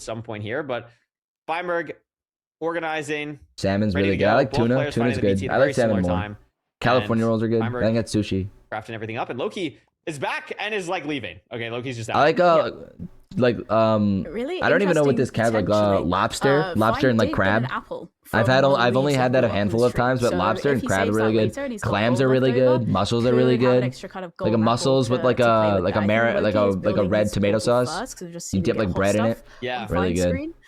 So definitely Seafood's kind of really good. slightly French fries ahead are there good. as That's so we can see true. he's now entering.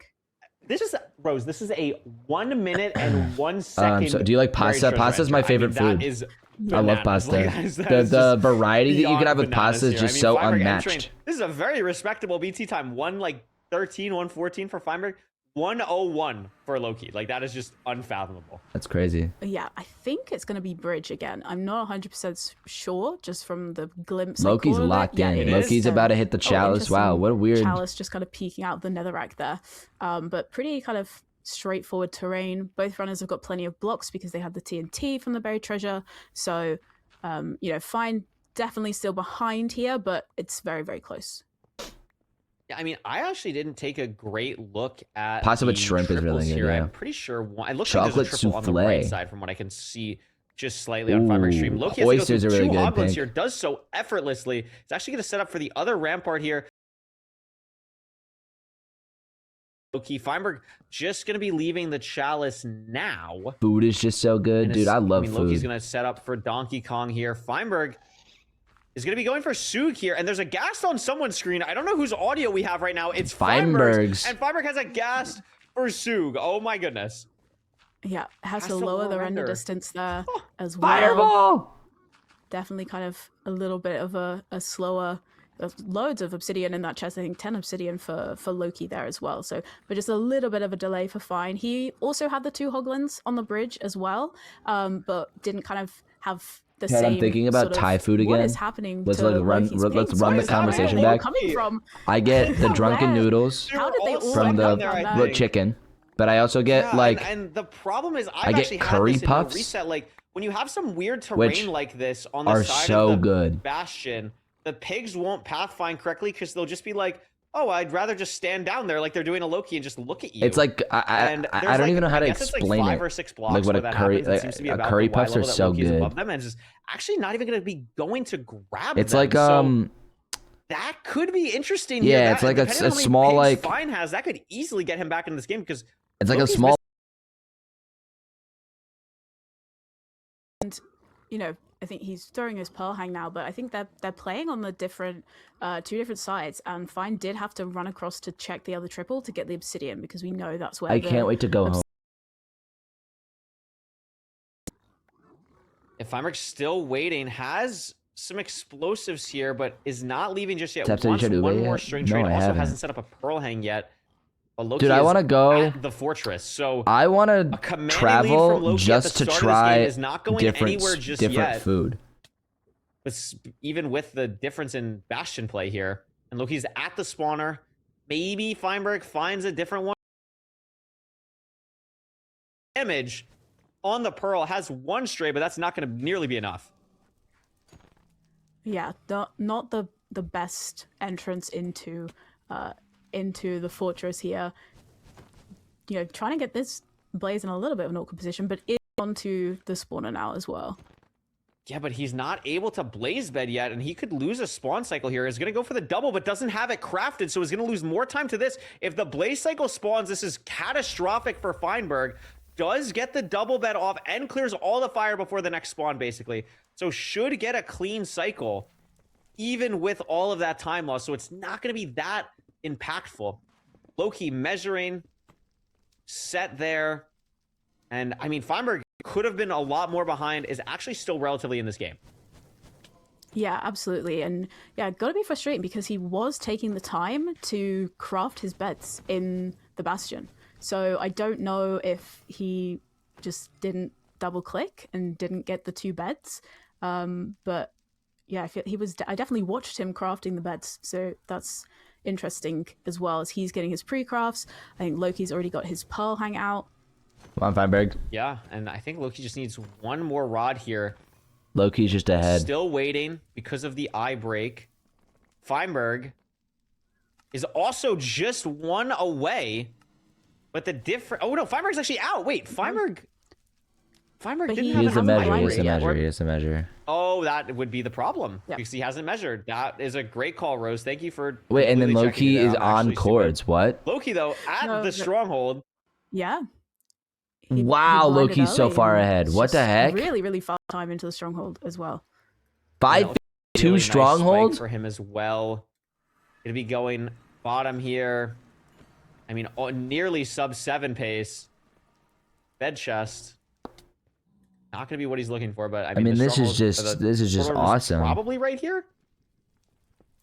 No. Here's it. Maybe No, not. not here.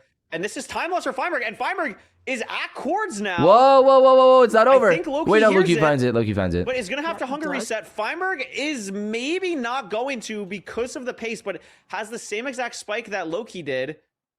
So maybe Oh can my gosh. find something else. Maybe here. Oh my gosh, it's not over, It's though. just going through the same motions that Loki It's already probably did. over, I so think. Loki's going to keep his lead. The zero's far back. It's another back small boy zero. This is like the third time the zero's happened in this match. Back small. I seven mean, I explosives think for just should Loki be just pretty gets good here. there. Only going to 91. So I guess could the dragon could fly. Fly. No.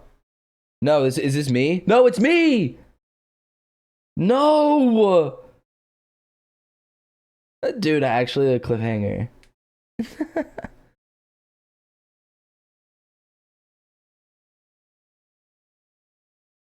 Hello? It would be pretty unlikely. No. He's going to be on such low health, though, and it's not even going to commit to it. So it's just Dude, gonna did go for Loki half of miss? it. Because Did he's Loki 2-1, fuck didn't up have the to zero? have a It 100%. flew! Not able to It go for fucking because flew! of the Pearl clip. And I mean, this is anyone's game now, but Loki is Dude, already are set you? up. We So love. Dude, we. That's actually so realistically, crazy. Loki is set up RNG wise for a way better endgame. But Rose, literally anything could happen right now. Loki could just get fully unlucky here. It is just a perch race. Yeah, and it's not the perch standardization that we're used to seeing in season 11 either. So it's not a guarantee that just because Loki was in the end first and knocked down crystals first. Oh it's my not a god, it's literally a perch.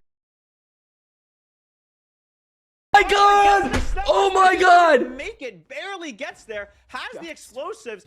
The breath is in the way, but I think he has this, Rose. And No! is Way! out. Oh my god, Feinberg! Best of 5 matchup off of a perch race in game 5. No way! Wow. And as Loki just gets the perch now, but yeah. as I Holy said, crap! The perch standardization isn't here because we're playing as we do in That's season 10. insane! So that just means Fine gets the perch. Yeah, faster. bang!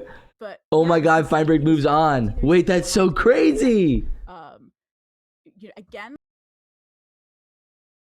as well, which is just an interesting kind of decision. I'm wondering Mid-offs kind of flashback, what yeah. his thought process is going to be, kind of why he was choosing to blind that early. But I can't believe it came down to a perch race. I cannot believe it yeah. came down to a perch race. I mean, Loki deciding, okay, so since we're going to interview Feinberg here, we're not going to interview Loki. I would be so curious on the low bed there. So normally people go to 91 for the zero in ranked because you don't want to go to 90. That was even insane. though That was there's a insane. very, Thank very, you, very small Son, chance for the that Ben 5 will break gifted. 91. And Ivy for the Loki 2 is months. very, very, very good at recognizing that the dragon, is going to either break the bet or not. I'm assuming he saw. Dude, that's crazy that my Wi-Fi just like flickered right as Loki missed the zero. Putting the bet at 91. Like that was crazy. I thought I was gonna come back and the match would be over.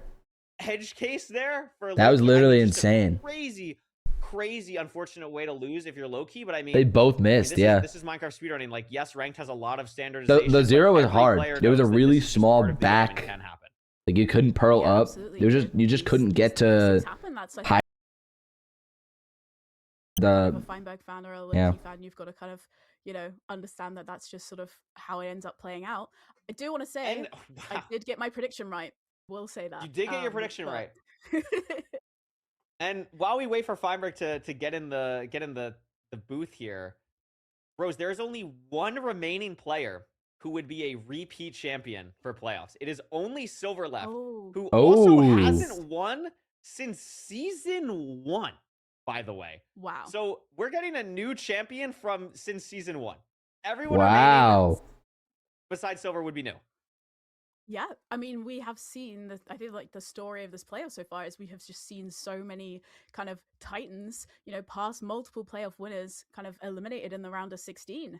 So yeah, it's very real possibility we're going to have, if not a new winner, we're going to have, someone new for the first time in kind of 9 seasons. So really exciting.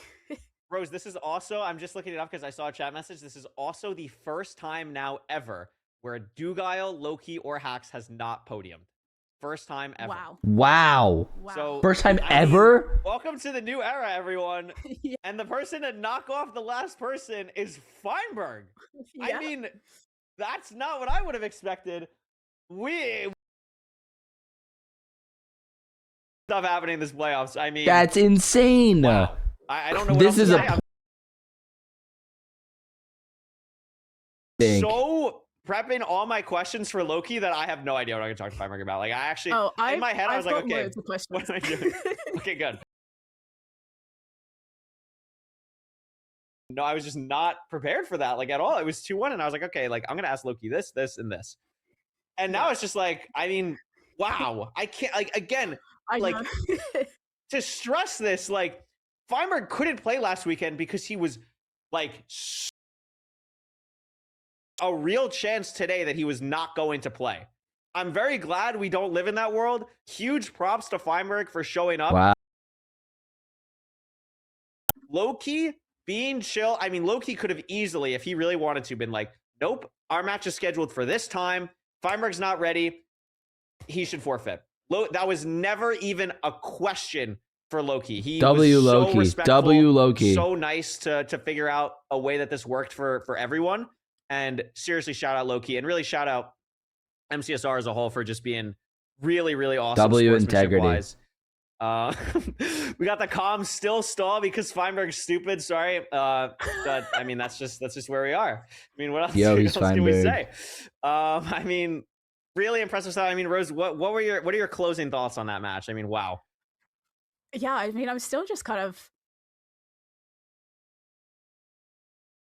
5 seeds. I think not potentially not what people were expecting, but I think a really good demonstration of just kind of how unpredictable speedrunning can be. Absolutely. We got the call from the big boss. Feinberg's ready. We're gonna bring him in.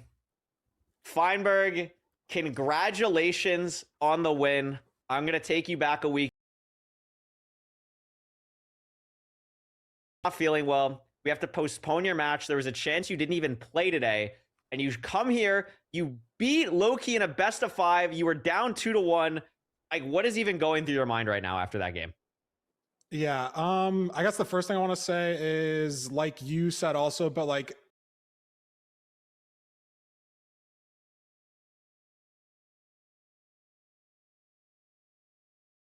okay with like the scheduling change, but it's still weird to like not play the first weekend and move the match around, and like, you probably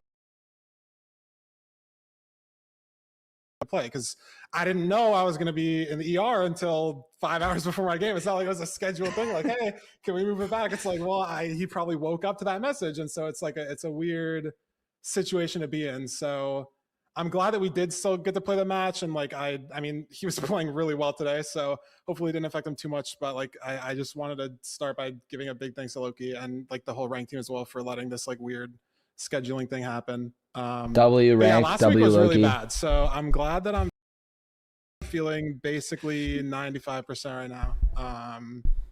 And I get to play again later today. It's pretty cool. You do get to play later today. You're gonna play NHB in, I don't know, 3 hours, 4 hours. Dude, am I lagging? What are your kind of thoughts? Won this game, like you knew who you were playing for a long time, so I guess a lot of people know that, but I guess it's more interesting from NHB's perspective because he didn't know who he was playing. I mean, is there any different prep that you would have for a match like that, or what are your thoughts on just playing NHB as a whole? No, I think prepping, I mean, okay, I haven't talked to like any like coaches or like analysts or whatever. Like I haven't spent like tens, hundreds of hours diving into it, so maybe there is something, but it feels like like ranked is so single player. You can't like counter strat somebody. Yeah. It's like, it's not like you're going to like a Valorant match or OWL match or something where it's like, okay, you know, this team's playing this comp and we're playing the same map and you can counter strat something or like hide strats. But like, you can't really do that because you're just playing your own game. And so the only like thing that I care about when I'm playing somebody else is like just how my mental feels, where it's like, if I make a mistake, do I think I can still win? And nowadays there's like, the number of players that I feel this way keeps slowly going up. Like it's probably like 4 right now, where it's like, if I'm behind into the Nether and then I'm behind into the Bastion, and then like I mess something on the Bastion, I feel like I lose. Like legit, I feel like I like in my head, and it's so hard for me to get over that barrier of like, you lost the game. You're playing an 8-minute cutscene. Like, if I wanted to forfeit right now, it's probably better long term, like for the elo, because I get to queue another game. It's like, that's the mental I have versus like Infume, Loki, and Hacks. I think like that's it. Like those 3 people where it's like, if I'm behind, like even that early in the game, these guys are so good and so like clean at the game to where it's like over. Like, oh my God, I'm on the ladder like the last 2 days. Like, thank God Infume's on the other side of the bracket. We were like before literally 36 hours ago, like Wednesday, I'm sick, I'm in bed. We're like 13 and 12 on the season, or like 13 and 11 on the season. Like pretty even. Now we're 25 and 13. I played like 15 games against him. I think I won 2 in the last 2 days. Every time I queue him yesterday, I'm behind in the overall. I lost. I make one movement into the Bastion. Oh, I lost. No, pull it up. It's like disgusting. If he was won the last 5 against you, and yeah, the last no, but like keep scrolling. It's like I win 1, he wins 4 more. I win 1. Yeah. It's unbelievable. And it's like, as long, and playoffs is different because like on ladder, I guess you can hide someone's name. And like, I mean, for me, I would never do that just because everyone in chat would tell me, and like, it's just like bad content or whatever. But on playoffs, you can't hide who you're playing. So that definitely matters to an extent with like the matchup that you're going against. But in terms of like game specific prep, I feel like there's not really like strats. Like I guess the only thing you look into is like the seed pick bans, but I feel like it's just more important to pick what you're comfortable on. Like I picked Desert Temple first seed and yep. lost the overall by 7 seconds, lost the game by 4. So it's like, was that stupid? Maybe, but it's like I was comfortable, you know, waking up. I slept for like 4 hours. I didn't even like feel bad last night. I just like, I got in bed at 2 and I just like couldn't go to bed till like 5 in the morning.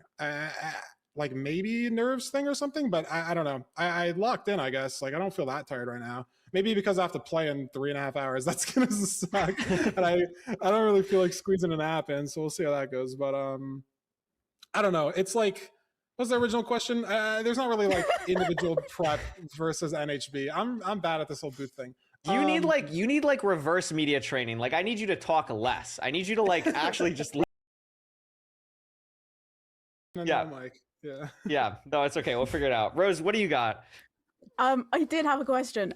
So I wanted to ask, one thing that I noticed during that game is that Loki was blinding really, really early. So he was blinding before he had 6 rods. And I was just wondering if that was something that you picked up on, because I don't know how much you're kind of paying attention to, obviously, advancements and progress. But did you kind of notice that he was blinding early, and did that kind of push you to go a little bit faster at all at any point?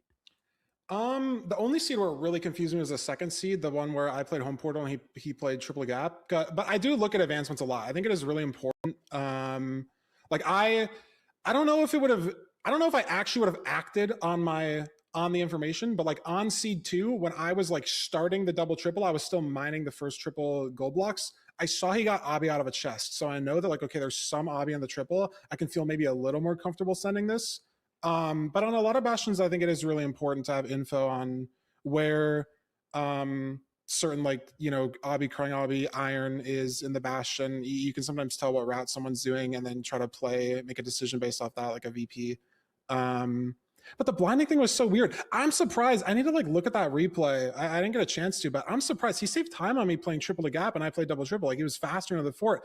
And I noticed on the first seed he blinds early, and a lot of people just like not a lot of people, but it's kind of just a play style thing. Like, do you like to blind early and then do your pre-gaps after? Or do you like to, you know, I'm someone, it's very AA-pilled for me to like, I'll clear out the entire spawner. And it's something I've been fighting against myself for like a year and a half, where it's like, you're clearing out the spawner too much. It's like, I have the whole 9x9 cleared. I have double layered soul sand everywhere. He just keeps yapping. And I have nothing crafted and I have a full inventory. And wow. I just lost. It's impressive against hacks who didn't do that at all, because you don't need to do that. But I was looking, and the second scene was the only thing where it really confused me, where I was like, how did he blind so early? Because I had really good strays, and I only had 4 rods when he blinded or something, and I was like, that's unbelievable. Like, there's no way he's playing portal. And then slowly and slowly, I'm at my spawner, and he's not on the stronghold, and I'm like, did he die? What happened? So that was the only time it really confused me. Otherwise, it's kind of just a play style thing. Like, I know certain people, I think EDCR is a player who really, like, blinds early all the time as well. It's just kind of what... Oh, I mean, that makes sense. I'm going to get us back on schedule. You did a phenomenal job. Congratulations on winning. Good luck in your match later today against NHB. Maybe we get to interview you twice in one day. That could happen. That could absolutely happen. Ever. Wow. First time ever. It happens every time in the final day. First time not on a final day. Go. I don't even know what the hell you're going to do. And that's, I guess, final question getting you out of here. What the hell are you going to do in the next 3.5 hours? What's your game plan? I'll probably get some food. I think I was going to call Ludwig, see his sob story about how Loki lost, and then watch the next 2 games. I'm excited to watch. Well, who's actually next? When's Infume Silver? No offense to EDCR Beef Salad is next. Infume and Silver is the last match before yours. Because that's what it's the last one? Okay, well, not like I was going to warm up beforehand anyways, but yeah. We gotta be watching. Amazing. That. This is what it takes to be a top level player, everyone. Feinberg, thank you so much. EDCR versus Beef Salad in 3.5 hours. But good luck in your next match. Congrats. Thank you, guys. Thank you. Rose, I mean, he should get in the commentator booth or something. He loves talking, don't you think? Yeah, he loves. He loves talking. Curryway, you're in. Bro just said he loves talking. The commentator Curryway just said he loves talking. We had to find like another commentator to fill the spot. I think we found a pretty good one, chat. And what we're gonna play in this interview, I messed it up. That was such a good segue, and I messed it up. We're all getting better. It's okay. We're all getting better. We have a Rose Beam interview that we're gonna play in our little intermission here to get to know our newest caster a bit better. So when we come back, it will be EDCR Beef Salad, which is going to be a phenomenal, UK battle. I'm very excited to see that matchup. So don't go anywhere. But in the meantime, before we hop into that, we have an interview with Rosebeam. So check that out, and we'll be back soon. Bye-bye. Hi, I'm Rosebeams. I go by Rose online, and I am 29 years old. The name Rosebeams was a little bit of like name experiment online, which was a play on Starfleet from Star Trek, because I was a really big Star Trek fan, and I wanted to change my like name online, and I was like, I need something that's kind of the same sort of like women. Hey, come back. There we go. My middle name is Rose. My actual name isn't Rose. Spoiler alert, I'm sorry. And then I just thought beams, sunbeams, and I wanted to keep something kind of sun, spacey, light. Stop! Oh, dude, I should just plus flowers, and so I just kind of started mashing words together, and then I came across Rosebeams, and I'm gonna fucking kill myself. MCSR, my stream gets destroyed. Initially, why is it always MCSR? Community back in 2020, 2021 with the kind of like newer sort of 1.14 and the kind of first 1.16 runs. I was watching and very, very casually running pre-Bastion strats.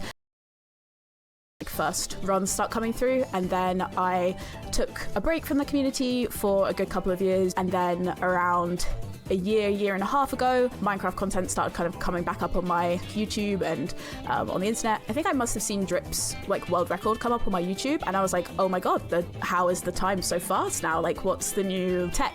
And I watched the world record, and I was like, this is like a completely different game now. And I just got really, really curious and started watching videos, started watching streams, and then that's kind of how I got back in. I've been kind of in and out of esports for a really long time. I think maybe about 10 years. When I was at university, I did presenting and a little bit of commentary things there. So I did a lot more TV, radio-y kind of things. And then I eventually started working in esports after I graduated, and I worked in a lot of CSGO, first-person shooter type games, more behind-the-scenes broadcasty things, and picked up a lot of things through that and did a lot more kind of like smaller events. And then when I made the switch back to Minecraft, I just did a lot of kind of little commentary for friends tournaments and kind of much smaller scale things, and then was just sort of building up my kind of, I guess, knowledge and experience to be able to kind of apply what I knew about esports and sports and storytelling, which is something I've always been really, really into and really experienced in, and trying to apply that to MCSR. I think I thought I was going to be a lot more terrified than I was. I spent the whole kind of like few days beforehand just thinking, oh my, I'm going to miss everything. I'm just going to panic and not say anything. And then I just stopped and was like, but that's not going to happen because I know what I'm doing for the most part, hopefully. So actually it just kind of felt really did really, really well with a commentary and a kind of interaction. Wait, who won? Feinberg and that just won. made it, I think, 10 times easier. Super but also, cool. I think I was just surprised by like how much I enjoyed it. I just think just like the whole weekend, I was just so excited. I was just having the best time ever. And I love watching the games, and I loved how we had so many kind of like upsets, because I think that just shows just how awesome ranked is in terms of like anyone can win and anyone can happen. And that's why I love esports and competitions like this, because anyone can win and anything can happen within the game, and that's what makes the game so great. So I probably have two things. First one is that when I was at school, I memorized pi to about 40 places, and I still pretty much remember it. I'm just really good with memorizing numbers. Whoa, and that's the other thing crazy. is I'm halfway through, or over halfway through, my mission to watch every single episode of Power Rangers ever. Power Rangers, that's cool. Who is gonna win playoffs? That is a good question. I feel like I have a head and a heart answer. My head answer is Infume. I feel like Infume has been, I mean, he's consistently a really, really strong player, and he's been playing really well. She's so and cool. He's almost long overdue for a playoff Yo, win, shout but out my Rose heart Beams. answer, Goated. My heart answer Goated is creator. Feinberg. I feel like this could be his Whoa, season. You never she said know. Anything can happen, Feinberg. and I just love that. I just love the storyline. I just love not the person you would expect to win. And I feel like with just the nature Dude, of a MCSR, I Feinberg feel win like it would could be happen. so generational for like MCSR as a whole, to be honest. But all right, then it's EDCR versus Beef Salad, and then Mongi, big Mongi.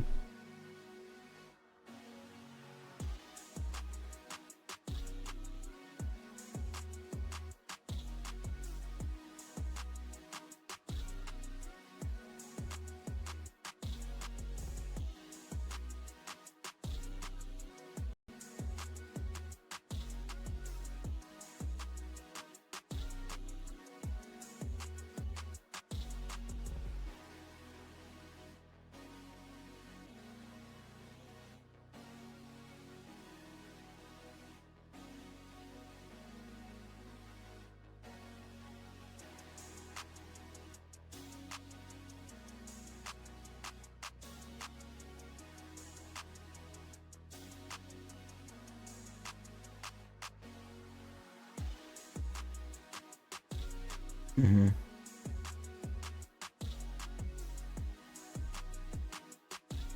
All right, chat.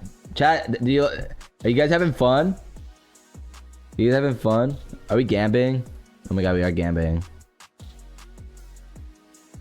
EDCR has 100%. Okay, there you go. 85%. I was gonna be like, there's no way not one person put something on Beef Salad. That would have been crazy.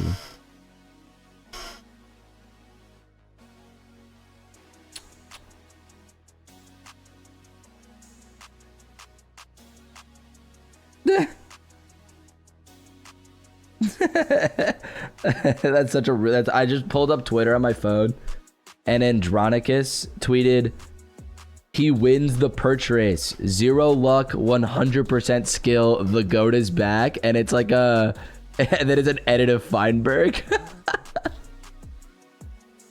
God, that's so funny. I'm tired. Oops.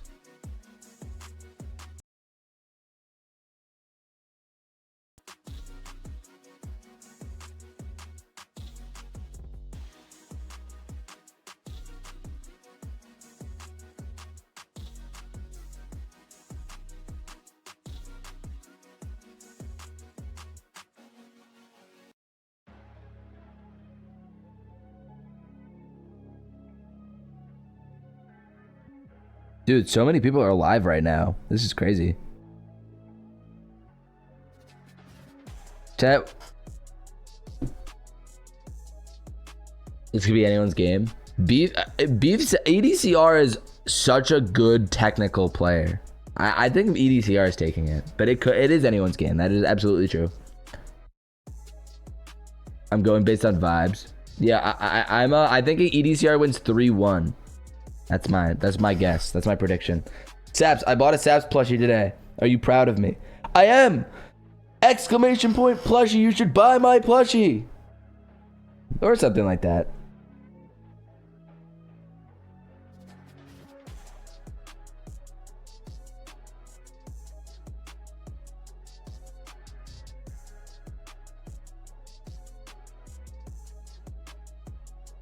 Doing the dishes while listening to stream. Banger. Back to the MCSR Ranked Season 10 playoffs. We just had a best of 5 crazy match.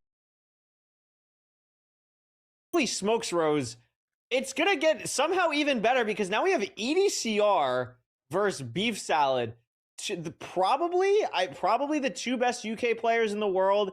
EDCR is always like the best or the second best ranked player on the leaderboard, and Beef Salad has been on a tournament tear right now. Rose, what a game we have in store for us now.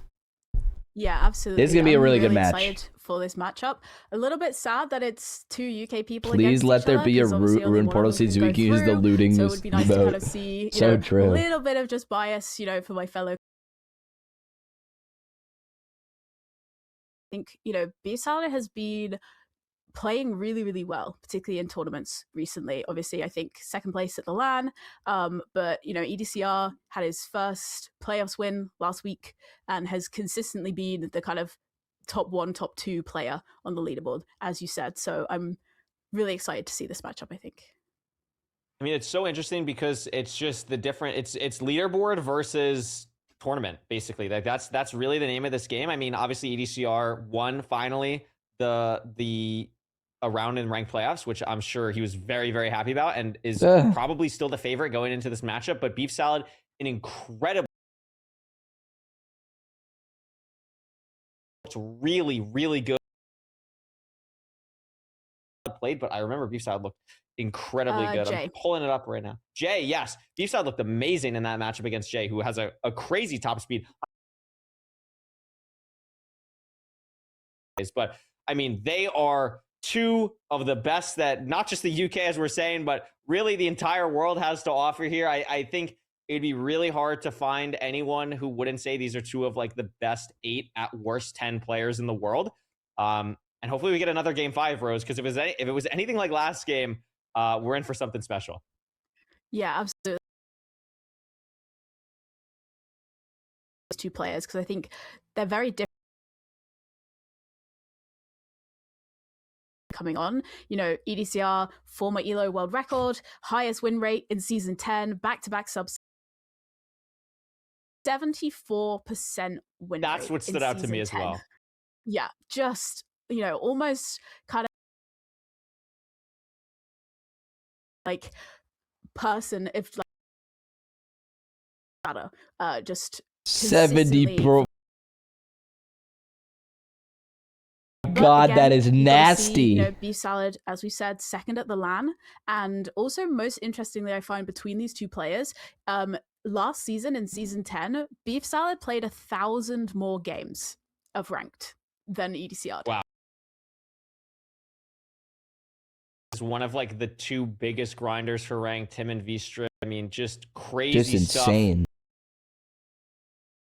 By the way, like the fact that Beef Salad, the fact that they're always like so skilled to be able to play that many games. Like, sure, they'll have some dives where they like, go down because that's just going to happen anytime you play that many games. But to like consistently finish so high when you're playing so much is a testament to the Yeah, absolutely. And I think another kind of stat that stands out between these two is the wins versus opponent. So obviously last season, 30 wins to EDCR over 9 wins for Beef in this kind of matchup. They've also played each other a ridiculous amount. They've played each other, I think, I had it somewhere, it's like 263 times in the last kind of since season 7. Chad, I'm basically. buying a sandwich right now for 263 lunch. And it's a little bit closer in that. I'm It's, buying I a think EDCR's chicken won parm 144 sandwich. times, Beef's won about 117, and there's a couple of draws in there. But, you know, they, you know, in the previous match Abby. with Fine and Loki, in terms of like in a ranked Hungry. matchup on the ladder, they've not. So, you know, it's very, very close between these two, but obviously more wins in EDCR's favor. But if we think about kind of like tournament, you know, and, you know, this is his first time out of the round of 16, whereas for Beef, a lot more experienced with tournaments and kind of progressing fairly far in tournaments as well. Absolutely. I mean, Nether Regionals Reloaded winner. That was a really high-level tournament when that was taking place. To be I'm able not to win surprised. That is Okay, incredibly whatever, bro. The fact that that is basically the same time. Beef has such a ridiculous top speed. Former ranked world record holder as well for Beef Salad. Like that is a Steinberg has 5,000 people watching it right now. Obscene How many does as well. Like both these players have that crazy top speed. I feel like they get there in very different Why ways. does Thomas 5200 have 1,000 people watching him? It's so interesting because you look at it and it's like, oh my gosh, EDCR is bro the GOAT? Beef Salad in this matchup. 30-9 is crazy at a high level, and it speaks to how consistent EDCR is on the ladder. But like for me personally, like I'm throwing that. I was like, why is he bigger than me? Like, you cannot take that I was like, face what? value because it's not a tournament setting. Bro, get his Beef Salad autograph. has proven His niche era in is so many over. different places that they are a absolute force to be reckoned with. Dude, his ad in revenue these is gonna be tournaments. crazy. So I would say, I mean, Rose, we could talk about predictions. I'm really jealous of quickly Sats before we because get he into anything eats else. Like, sandwiches every I day. would kind of predict Beef Salad to win this here. 2K I've gotta viewers, say, Thomas. you know, They're all I kind fake. of They're all agree with you botted. He again. bots his It feels viewers. like You I'm know just that? copying you, but I Thomas. I'm a bit If of a you Beef click in, Salad you believer. become a I just bot. feel like they are so strong in tournament settings, and I You feel click into like, the Thomas 5200 stream and then it whatever it becomes is with kind AI. of, like, You become combat AI. nerves, or just their kind of approach that they have. They're just so. My they've good just friend got a Thomas little bit more 5200 kind of, does not do that. Experience and kind of counting EDCR out. I still think it's going to be very. I just think He's playing Among after Us? watching Beef Salad play.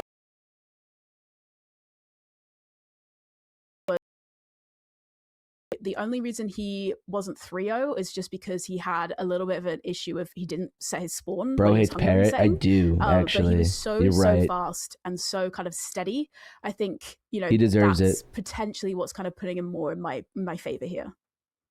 Yeah, I mean, the thing is that Beef Salad, like just as we're saying, just has the tournament experience. But we saw last season. Wait, when Infium season 9 dude, playoffs Ludwig made it all the way to the finals, season 8 Ludwig's playoffs got live and he eliminated in that first round. like So sometimes it can freaked just take out to one the or two Feinberg seasons low-key to seed get 5. over that hump. Dude, that Maybe would have this been is really the funny season to where ECR watch. really gets over the hump and can make it all the way to a finals. And it starts with Beef Salad. Let's go to the seed picks. Let's see what EDCR has for us here. Seed type, and it's also Desert Temple. Great minds think alike. Maybe that's what it needs to be. Seed pick. I mean, we've seen so much TNT development. We didn't really see it in the last seed, Rose, but with these two players, tech for them is always top of mind. I'm expecting some TNT Bastion routes on this Desert Temple seed. Oh, absolutely. I think, you know, both of these runners always kind of innovating, always kind of being on top of things. I know that during this week, Beef has been VOD reviewing and has been kind of putting in a lot of practice. I've seen a lot of kind of pictures of Beef kind of at the computer ignoring his boyfriend. So I think, you know, that, you know, both of them I think, have DT been putting in again. a lot of work. So I'm quite EDCR excited to blended see, into you know, the if they're gonna, back. you know, if You can't if the even see Bastion allows him. for it, I think we should hopefully see a little bit of TNT innovation here. Yeah, I mean, also just to point out, because I think it's impressive. Like, I know this is season 10 playoffs. EDCR's win rate for season 7 was what, 74%, I think it was. Do you want to guess what EDCR's win rate is this season in season 11 through 134 matches? I feel like it's got to be pretty high, right? I feel like it's got to be like 60%. Is it like 79? Or is that too It's high? 80%. What? EDCR's 80% His win rate's this 80%? season. Every 4 out of 5 games, EDCR wins. So That's EDCR crazy. top of his game right now. Beef Salad and EDCR square best people we have to offer in this community gameplay wise, and it's just going to be so exciting to see what Guys, they stop can do. telling me to get off Twitter. I wanted to comment on Absolutely. Tubbo getting the As they were running up mid-offs to the live to temple, become I the did Minecraft see a live river, so pre-show. gonna That's be goated. pretty easy to get Shout, gravel, but I shout out didn't Tubbo. quite see the lava pool. Also, shout out So Tubbo, who DM'd both me players today will be and keeping asked an me eye out how for I that combined my chat on see screen EDCR and then did having it a good after I look told him around how. in F5 as Shout out Tubbo. He combined really his nice chat on TNT spot that screen, Beef Salad found. I like but it it's just because slightly he was more like, than how did you EDCR's. do that? It That's shouldn't so matter too much in cool. this overall. We're really just going to depend on how close these runners are to the gravel, to the lava pool. EDCR is looking. Find some on the coast here. Shout out think Tubbo. Beef I love Salad's gonna have Tubbo. to go to Dude, the mid-offs same live is one. going It to be is so a little sick. bit I of want a to hike, watch it. but it is just what these players have. Actually, Beef Salad's going to be going into the I'll probably ocean react to here it. and is going to get the I'll be TNT home. off in this weird corner spot. But Sapstack? I like It is EDCR's Sapstack. I told them. play a little bit more here, even though you Hey, from don't Tubbo get viewer, the shout out. Oh, should I'm be so able to happy that find he a was able lava pool. I to mean, looking on this like tree that. rows, That's so. It's neither such a cool player accomplishment Really finding anything they like here to enter. to be Yeah, in Beef does spot it, but interestingly, like the mid-offs despite live. First of detonating all, to the be TNT under the live water, on stage. doesn't get any flint. Second Only of had about all, 11 to gravel, be so having to stop the and kind of pre-show for mine the gravel Minecraft on the way Live, does not literally get the flint, closest we've ever been but kind of has, you know, to EDCR's kind of made up the time an just official a little bit Minecraft faster on the esports. It's portal. so cool. Runners at all. Maybe Beef Salad is like a half a second ahead. Whoa, in the but not Bastion. anything dramatic at all. And EDCR in the Bastion. It's a stables. Beef Salad spawns exact same spot. It's a triple on the right side, and there is no good gap underneath. So we're going to see some really fun stables routing here. And notice, again, there's going to be so much tech that we're going to see from these two runners in the stables in the next 30 seconds. Insta-mine it is really cool stuff. Gonna start the route here. I'm imagining we're gonna go to this middle double eventually, and we're gonna see what that looks like for these runners. But keep an eye out for EDCR here. Gonna go down through where Okay, he we're in came bad in, get. then What go the to this heck? middle rampart. Where is block he the piglins going? off, gonna be able to get the chest these piglins, and then is gonna be able to know because the right side if you're facing the Bastion. What was a is Bastion. Here is a good gap. Takes very minimal damage here. Beef Salad as well, doing pretty much nearly the exact same.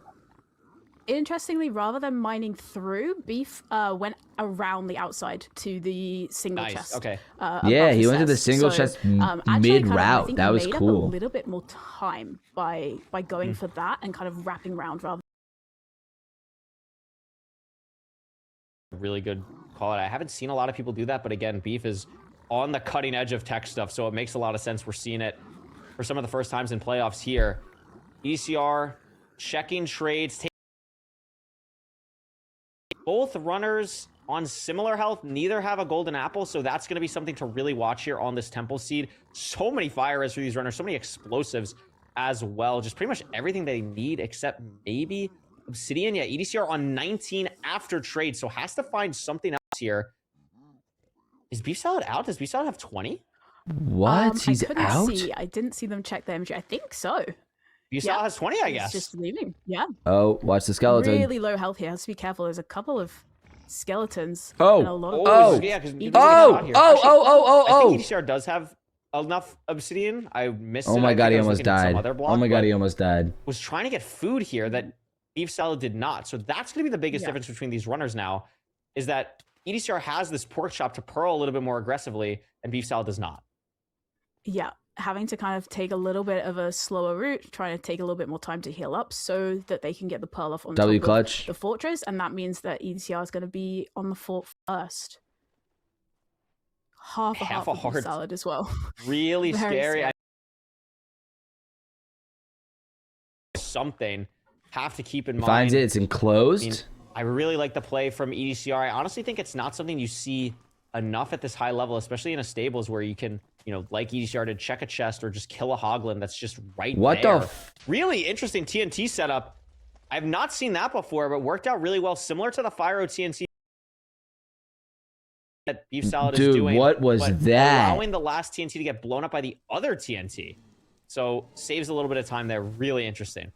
EDCR is just he's cracked at the video game. Pre-crafting now as well. I think fair amount of explosives. It looks like we can see both runners about equal with rods. I think EDCR just maybe one more than Beef Salad, but Beef Salad again still just really, really low health here. So is set when they blind. EDCR is gonna as EDCR blind now probably. Yeah. Now as well. Smart call. Yeah, I mean, that's the question. Do you hunger reset on the blind here? Because it's with how fast these rates are, it's not like you're going to be able to. It does become a real decision to potentially make here, but I mean, it looks like Beef is still eating the rotten. A lot of eyes having to be thrown here from these runners because of the taiga trees in the way, but no eye breaks for either. So everything is pretty standard here. Okay. Yeah, not choosing to hunger reset here. So, still kind of eating the rotten flesh, back up most of the way for the health for Beef. So it's not too bad of a situation, but it takes a hit from a blaze there. So it's just going to be able to. I mean, EDCR has been playing this seed unbelievably EDCR well. Like, this is is a really impressive clean. showcase in this first seed here to go for 80 the stream Hoglin, streak. to Whoa. really watch W the health steak. throughout the entire seed. Beef Salad again taking just a little bit more damage. I mean, it's so difficult on these seeds to play so perfectly with your health, but I mean, EDCR basically did that. Is on chords.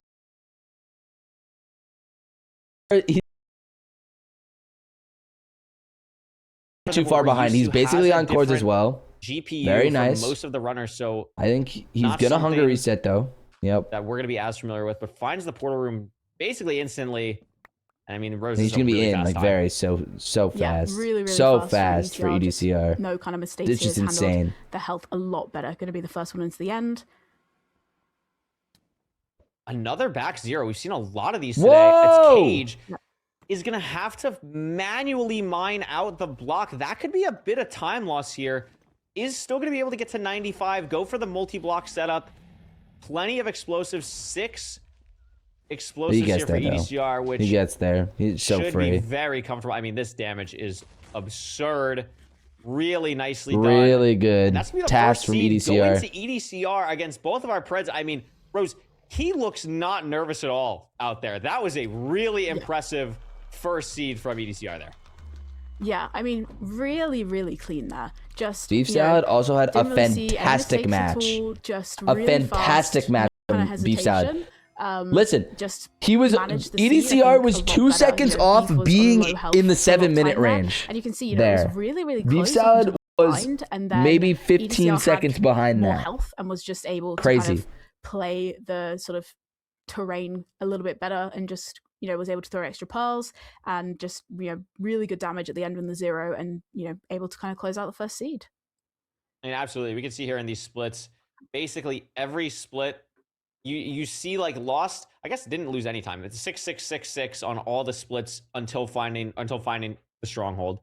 And yes, like that looks even, but you have to remember that EDCR really was able to bank that time later because of killing the Hoglin, and that just bought so much time in the endgame, even though he ate the pork chops really early because he just had more rotten flesh to deal with, more health originally to work with, and looks really, really good in this first seed, getting an 802 to start us off here. On his seed pick, though, so Beef Salad is going to have a choice of the seed pick. It's also early. Beef Salad looked pretty strong as well. I mean, Rose, really what it came down to Beef Salad there, just so much chip damage really throughout. It's not really a term we use that much in speedrunning, but just a hit from the blaze here, a little bit of fall damage there, and it really adds up when you just don't have that golden apple for insurance on a temple seed.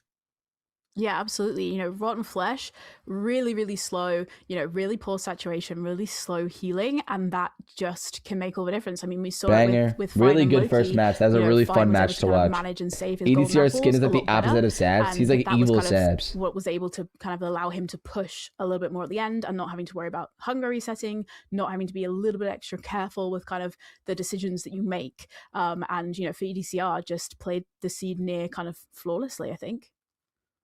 Yeah, absolutely. I mean, really, really nice stuff from EDCR. Gotta also be, I think in this matchup we're talking about where EDCR has a lot less tournament experience than Beef Salad, like getting that first win is going to feel a lot better, where Beef Salad, you know, has obviously, you know,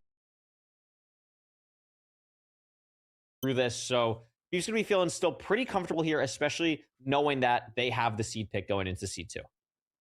Yeah, absolutely. And I think this seed pick's going to be really interesting to see as well. I don't really know what you pick here if you're Beef Salad either. So, oh, okay, Ruin Portal. So Ruin interesting, Portal! potentially going for a lot of very, very fast times on a Ruin Portal, one of the fastest seeds. But if it is a lava pool Ruin Portal and you're having to make a bucket, you know, potential for having to kind of think a little bit harder in terms of if it's a weird kind of portal build setup. But yeah, maybe Beef Salad here going Ludi. for speed over kind of a little bit extra or more kind of decision making over world types. Yeah, I mean, Beef Salad used to have ranked world record on a Ruin Portal. Actually held it for quite a long time. I remember that Beef Salad world record because it was like, I feel like the first one where everyone was like, whoa, this is really fast. And Beef Salad has that top speed potential here on this Ruin Portal. True. But it could be a Ruin Portal like the one on the bottom rows, or it could be one on the top where maybe we're not getting that nice chest with golden carrots or whatever. So gonna be interesting to see how it plays out with these two runners here. But Ruin Portal, nonetheless, first time we're seeing it today, always a fun seed type. Yeah, absolutely. I mean, if you're a top runner and you know, get a Ruin Portal seed, you're always going to be hoping for that looting sword in the chest. It's unlikely, but maybe we see it today. It would be nice. I don't know if we've seen it. I can't remember if we've seen it so far in this place. I don't think we've seen it so far. Nice. It's going to be harder Okay. because they're not filtered for. So it's like, yeah, we just need to hit the RNG, but like eventually we'll hit it. Eventually we'll hit it. It'll be good. It could be right now. We're going to take a look here. Beef Salad EDCR seed 2. It's going to be somewhere for them.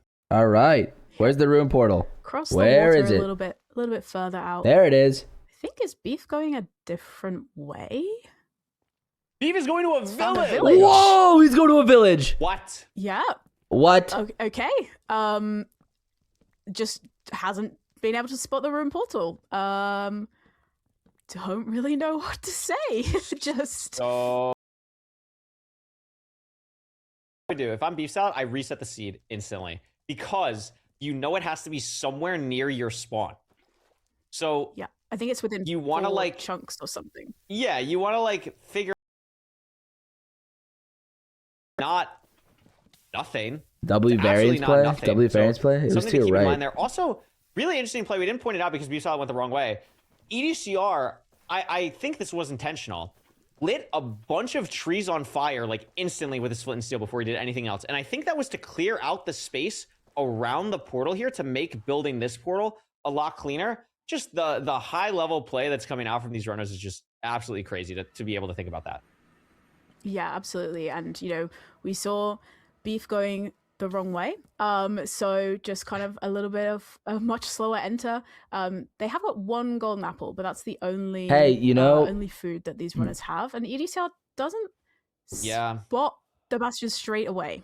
So it's not. This is a fun seed. This is a fun, Courier is right. This is a fun seed, dude. Like, I mean, what it kind is of stinks this? that Beef Salad wasn't able to find like hay bales. There were hay bales. I'm surprised he didn't go for them.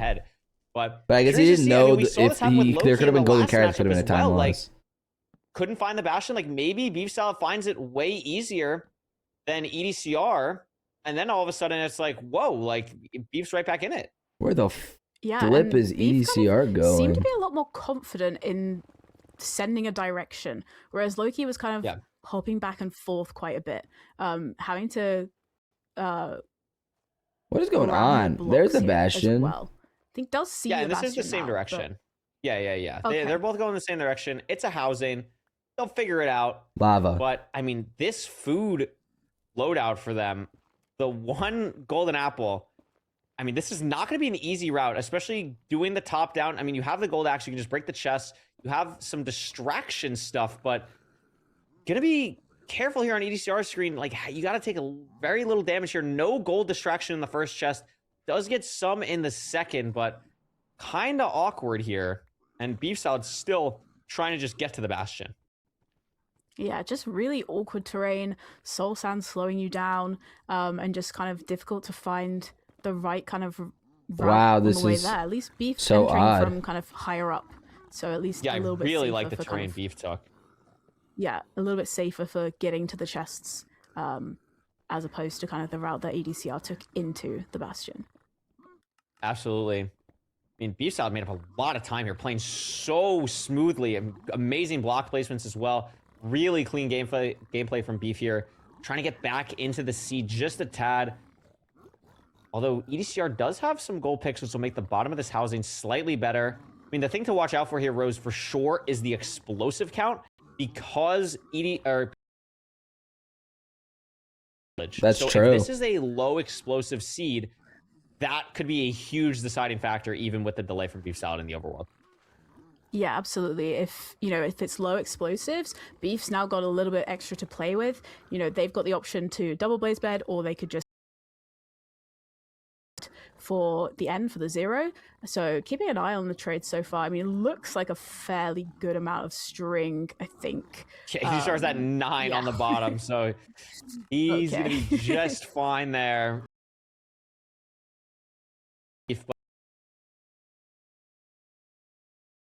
Obby is so bad. EDCR What? is on way lower health. I mean, I wouldn't be surprised if we see a hunger reset here at all before we leave. Has the anchor crafted already?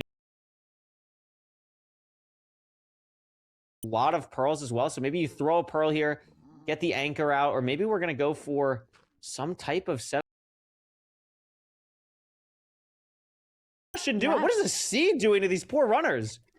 Dude, this is I know, crazy. and Beef is trying to check all the chests, and was a lot kind of quicker to, I think, clock that they didn't have very much obsidian, but is really frantically kind of looking for those side chests that can be really quite well hidden on the seed. I think EDCR still hasn't found Whoa, it what? You're either, eating the so- gapple?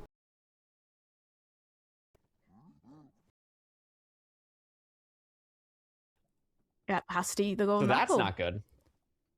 Crazy stuff here. So I don't like not hunger resetting here, because I think it's just such a better play having the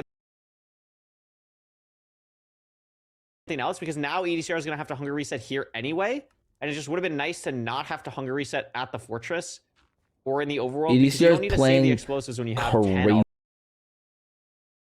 The difference here and now is EDCR B going Solid for- is playing for. Sorry, I was just saying, Yeah. like, EDCR is playing guaranteed for the home portal, while I mean Beef Salad is playing for the 20 obsidian. Yeah, absolutely. Beef Salad choosing to get the backups to try and get that extra obsidian. I think is on 19 That now. that boat whereas was so EDCR, I think, unnecessary, bro. Had a search of the You're on chests like and just made the 3 decision hearts, and you to, cannot take any damage. Play for home portal, and Beef was going back trying to see if it had been like a loose trade that had got dropped anywhere, but still stuck on 19, going I think for backups. So Backups. This is a rare Yeah. block. I feel like half the people watching probably have never seen that gold block mined ever in their lives before, Yep. because it is That so rare. gold that block that, is so like, ridiculous. there's a chance B Solid still doesn't get it here. Does get it. So it's gonna be out, and the pearl hang is really good. I mean, Rose, it But he gets did hit. take him Oh my God, ton he's of so time to low. get the 20th piece of obsidian, but you can absolutely add terrain or different strongholds or whatever in the rest of the seed. It would not shock me.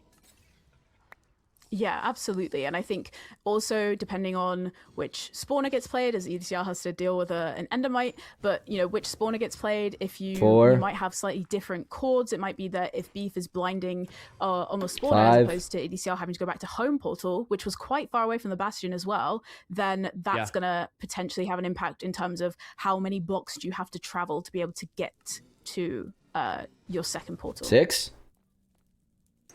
You're also going to have to get that extra rod that Beef Salad is not going to have to get, and these rates do not seem amazing. EDCR still on 5. Can't overlap anything else. We're going to be able to see Beef Salad overlap whenever they want to with Portal or Crafting or whatever.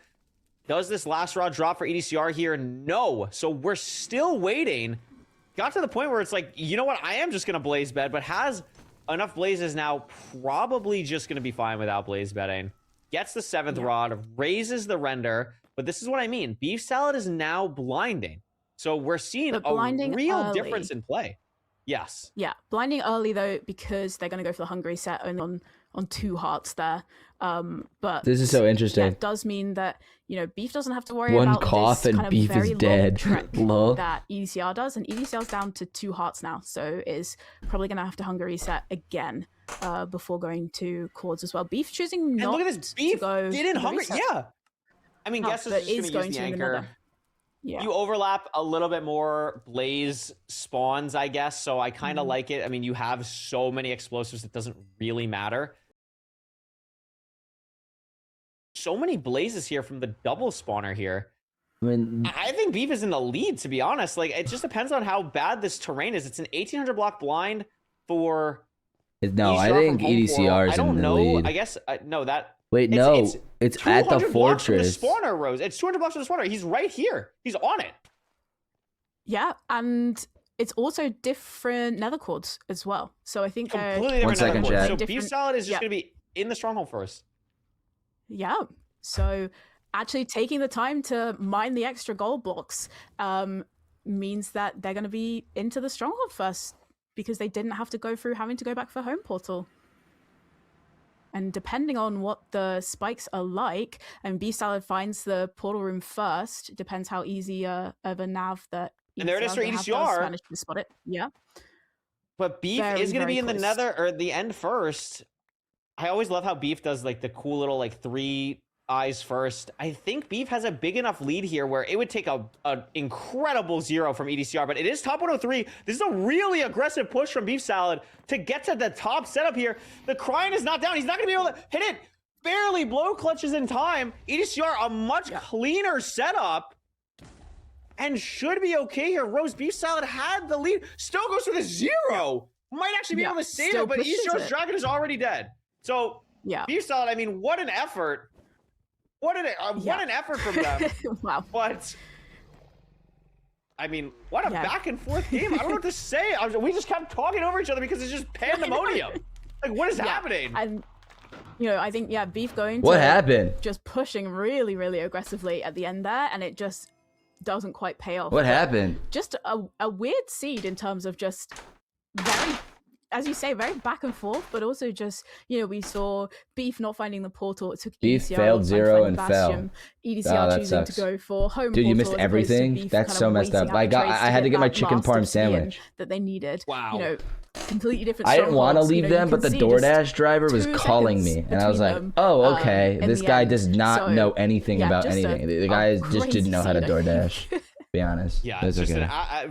not a He seed literally we see called all my the phone. time in playoffs. I know He was like, "Dude, some I don't know people have anything. been, I don't. Where am I supposed to put this?" I was like, questioning the I was way like, all right, I'll the just come new out. seed filtering or Bro, I was whatever supposed to works, just put it but down that is outside not the a building, seed that but we would whatever. ever see in any previous playoffs, and that was really cool to watch. But I do get a Just because of sandwich the now, so I can't variance. Like, complain. the fact that the blind for Beef is 250 blocks or so, and then EDCR home portals, the difference in 20 obby or not, I mean, so impressive from both runners to be able to really stick to how they wanted to play the seed. I mean, we saw that either way really worked out for them. Is it from basically Jersey entering the end Mike's? at the No. exact same time. It's So from a I think local that's also pizza just place, so beauty of the this sandwich game, is the just fact gonna be that so you can play banging good. so differently, and it still ends up being so similar. And it's just crazy how it came down. Well, I mean, it wasn't high enough on the 103 tower in that Oh basically my lost god! the game. Why is this so messy? Yeah, I mean, And oh my that god, it's so was- hot. Oh. Yeah, I don't I need know a what to plate. say. I'll I be thought right you back. did it really well, but yeah, just so back and forth, and just played two completely different, just completely different decisions, and both kind of leading to pretty much the same point, and yeah, just shows, I think, kind of just how unpredictable this game can be, and yeah, and also I think just a Not really good fucking demonstration Arby's. of kind of Don't. decision making and taking Unbelievable. that gamble from EDCR of I'm going to go for home portal, or for Beef to kind of like force to wait, and it kind of worked out and then didn't work out with the 0 in the end. So it just really back and forth seed, and I think it's match point for EDCR now, but I don't want to count Beef out who has so much tournament experience and knows what it takes. I mean, we talk so much. We haven't talked about it too much this weekend, but the goldfish mentality, Rose, the ability to be able to basically completely black out what just happened and lock in on the next seed. Very treasure pick here for Beef Salad. I mean, lost the last seed pick. Very treasure is always a fun one. Very consistent Beef materials. can totally clutch this. Beef is such a good player. We saw that in the last matchup with Loki and Feinberg. And EDCR, it is match point for him. Could be going to their first ever semi-finals. Wow. That's so exciting. Yeah, absolutely. And this seed pick is very interesting as well from Beef. I think very different type of overworld to play as opposed to what we've seen so far. I mean, the Ruin Portal kind of enter was just a little bit bizarre in terms of just Beef not seeing the portal at all and going for the village. But we know this seed type can be very, very fast, as you said. And I think, we're not counting Beef Salad out. Still, obviously, the potential for the reverse sweep, but you've got to be feeling a lot more comfortable if you're in EDCR's position now, knowing that you are just 1 win away, as opposed to Beef Salad being 3 away. Yeah. Can EDCR close it out? A sweep would really send a message to the rest of the bracket that this is not the same EDCR from the last 2 seasons. I mean, this has been an incredible showcase so far from both of these runners. Can Beef Salad get back in this game? We're going to find out here on this buried treasure seed. It looks pretty standard. The trees on a different island, but that's pretty consistent for these runners at this point. They're used to that. And both getting a spike that they like. It's actually also on the way to the trees, which is pretty nice for them. And it's a diamond pickaxe sees Rose. Whoa, diamond pickaxe. Real nice 15 minutes ago. Yeah, definitely. No TNT, interestingly, but they are going to be able to make an iron axe here, so they're going to be able to grab plenty of blocks. I mean, they can make shears if they wanted to as well, not needing to kind of worry too much about having the TNT. But yeah, this Beef. Dude, EDCR is so fast with his crafting. That's crazy. It was just to get plenty of insane. blocks despite not having the TNT available. Thank you for the sub, Rose. Yeah, I mean, having the shears is always nice. Having the diamond pickaxe is something And to also absolutely Umajola. watch out for. Not just Thank you for the because 2 of months. the ability to Rose mine with the 4 months. for Thank you. obsidian, but if we get a bastion like a Sorry, I'm treasure, eating sandwich. the ability to play the route so much faster because of the diamond pickaxe is always exciting. We're going to see Beef Salad be the first person to be leaving the island. These are looking for anything. I mean, neither runner really had a great ravine, it looked like in my head. But yeah, Beef Salad having to turn back. I mean, neither runner finding anything, Rose. It could be anyone's enter here. Still does see a ravine here. I think the one that Beef went to obviously wasn't real, and is now kind of going to be potentially entering behind. Does now find the ravine, but yeah, just not kind of finding one very easily. All right, EDCR is winning. Very close enter anyway. You can't die on us. Why not? Why can't I? That portal. It's kind of Yeah, I always like also like death I by like these two chicken runners parm keeping the sandwich. shears. That would be Something you pretty kinda see embarrassing, maybe half the actually. time at a high Imagine level is dying they're entering to a stables. Or is it stables? chicken I actually parm. totally missed.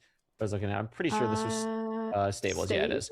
Yeah. Yeah, it's stables. It's stables. I mean, I love when they utilize the shears because the ability to insta break. I mean, we saw it with the EDCR on the first seed on Temple, like the insta break TNT. You have that insta break ability. Don't with the die shears, yet. which is really Monkey nice. hasn't So played. That's actually so true. I really like that. You're We get actually- some you're actually so really true. Cool tools as we see Beef Salad do exactly what I'm talking about there. Diamond pickaxe shears in a stables. I mean, we're about to see a crazy route from both of these runners, basically starting the same time. Beef Salad going to the middle, opening into chest, breaking the middle chest, and then going to barely get through these piglins into the good gap. EDCR maybe, I mean, basically actually tied, fully tied, just fully immediately the same pace, placing blocks at the same time in the good gap now. Wow. Yeah, and yeah, as you said before, with the What do we rate the diamond sandwich? just makes Like an this 8 route out of so 10. much faster. Maybe an 8.5. Just saving That's so really much good. time on mining those blocks out. So many piglins for both runners as well. Yeah, absolutely.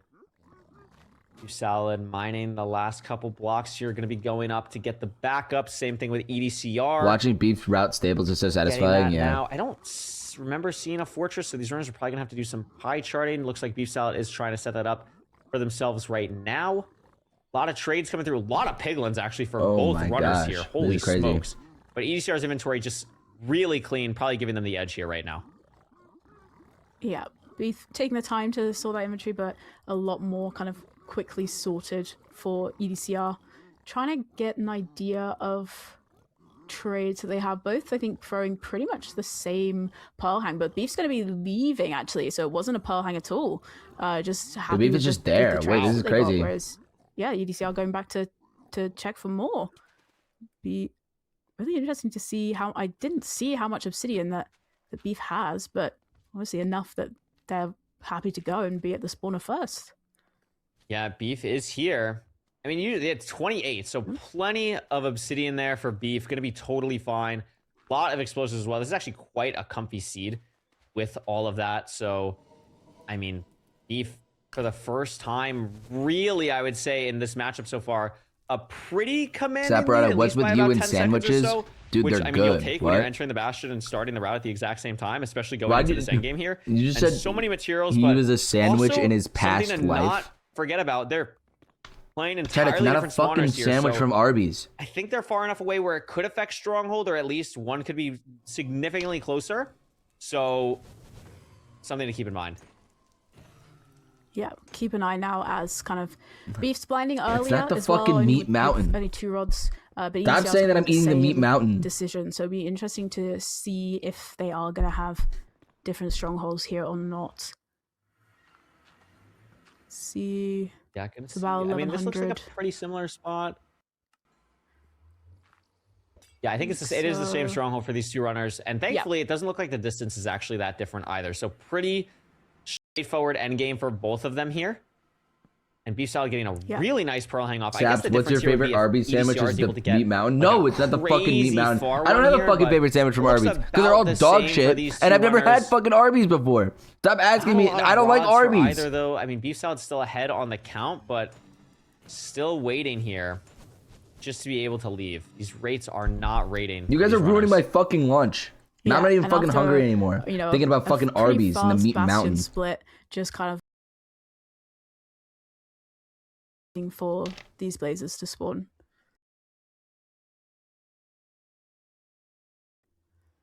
Oh, Beef Salad getting shot maybe from like somewhere. Yeah, you maybe 15 or so seconds ahead on this cycle. I mean, we just saw the cycle happen for Beef, so we'll see if the cycle is going to happen or when the cycle happens for EDCR. That'll give us a good idea of how far along that is. But notably, Beef is able to get the straight. Wait a minute. No, Beef is leaving Beef's on a going one eye. for a one eye. Whoa! They tried to get the extra rod from the stray. Wait, that's so hype. Thought, Wait, that's so hype. I'm just gonna send. Both are going on one eye. What? That's so hype. Okay. So, okay, I've actually had a convo with EDCR about this before, about like when to go for a one eye, because like it's not RNG, like it's a skill based play to go for a one eye in certain situations. Beef, in my mind, I miss what happened on EDCR stream. That's the play. I'm losing out on my spawn cycle to go for the stray, and I'm banking on the 50% chance that drops, plus the 70% chance that I get the, at least a one eye. So I really like the play from Beef. I miss exactly what happened for EDCR, but this stronghold does not look fun either. It's Mineshaft Nation, and if this is a zero eye, Rose, I mean, zero eye, please. And here we go. We have no idea yet because the EDCR is going to go for the hungry reset first. I didn't see one. There's a one. And it is. I wanted to be zero so badly. That would have been so funny. pretty crazy yeah, stuff. EDCR But Beef Salad is doesn't gonna have be to first. hunger reset. Yeah. Also, Rose, I totally forgot. If EDCR just hits the 0, he wins 3-0. I totally forgot about that until right now. Offset universal side setup here for EDCR. Look at this extension as well off the Crying Obsidian. I mean, this is a ridiculous 0 from EDCR here. The damage looks great so far. Oh. Not amazing damage on that last one, but that's actually going to kill. What an anchor. What an anchor. Kill the dragon. That anchor was diabolical. And EDCR is going to sweep Beef Salad after 2 seasons in a row of upsets against EDCR. I mean, maybe looks like the best player in the tournament right now. He looked that was so a good. ridiculous showcase on 3 really hard seeds. And what a 0 to close it out. That for was a EDCR. crazy Winning match. against Beef Salad, sending them home. Yeah, absolutely. I mean, really, kind of strong, I think, performance from EDCR. I mean, just clean sweep. Didn't really make any mistakes at all. Maybe EDCR, yeah, I mean, this is what I thought it was 3. I thought it was gonna be 3-1 to be really honest. Interested But to ask about the kind of thought process from EDCR to send the 1-eye there. Obviously it paid off, but you know, you can see they were so close the whole seed as well. But it's just, I mean, I'm just really impressed with EDCR. I think they've definitely come out and kind of made a pretty strong statement here as they're heading into their first semi-finals. And I think if you are, you know, the other runners on that side of the bracket, you're going to be watching this game thinking a little bit more like, okay, EDCR is someone to worry about now. Yeah, that was a absolutely incredible showcase from EDCR. That was And I'm really awesome. excited Wait, it's to monkey interview him in time. a little bit here. We have to Big, get all big that monkey. new tech set up behind the scenes, because that is why we're in sync again, which honestly, like, yeah, the sync is great and all. Like, I'm happy that I'm talking at the time where my face says that I'm talking. But Rose, I don't know if you've noticed, like, watching the game, our quality for us is so good. Like, I'm so happy that we actually get to watch this. It's so much better than what we had to deal with before. So everything just works out. Everyone's happy, and we just all need to get used to some new tech stuff, and we're getting there. But I mean, wow, I mean, we look really stupid right now. We predicted Beef Salad, and now we have to talk to the person that we just predicted to lose against. But I guess that's esports sometimes. I mean, what are you taking away from this game if you just watch this? I mean, it's just crazy. Yeah, I mean, definitely, I think a bit of not unexpected in a way, because we know EDCR is good.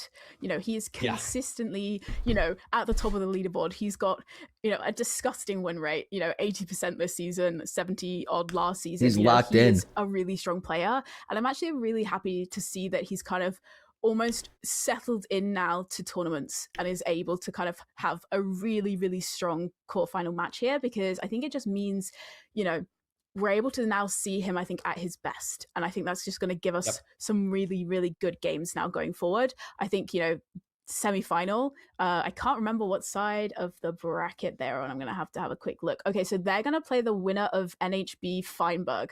So that's going to be it's a really good game EDCR? as well, actually. So yeah, a really interesting side of the bracket, I think. But yeah, really strong performance from EDCR.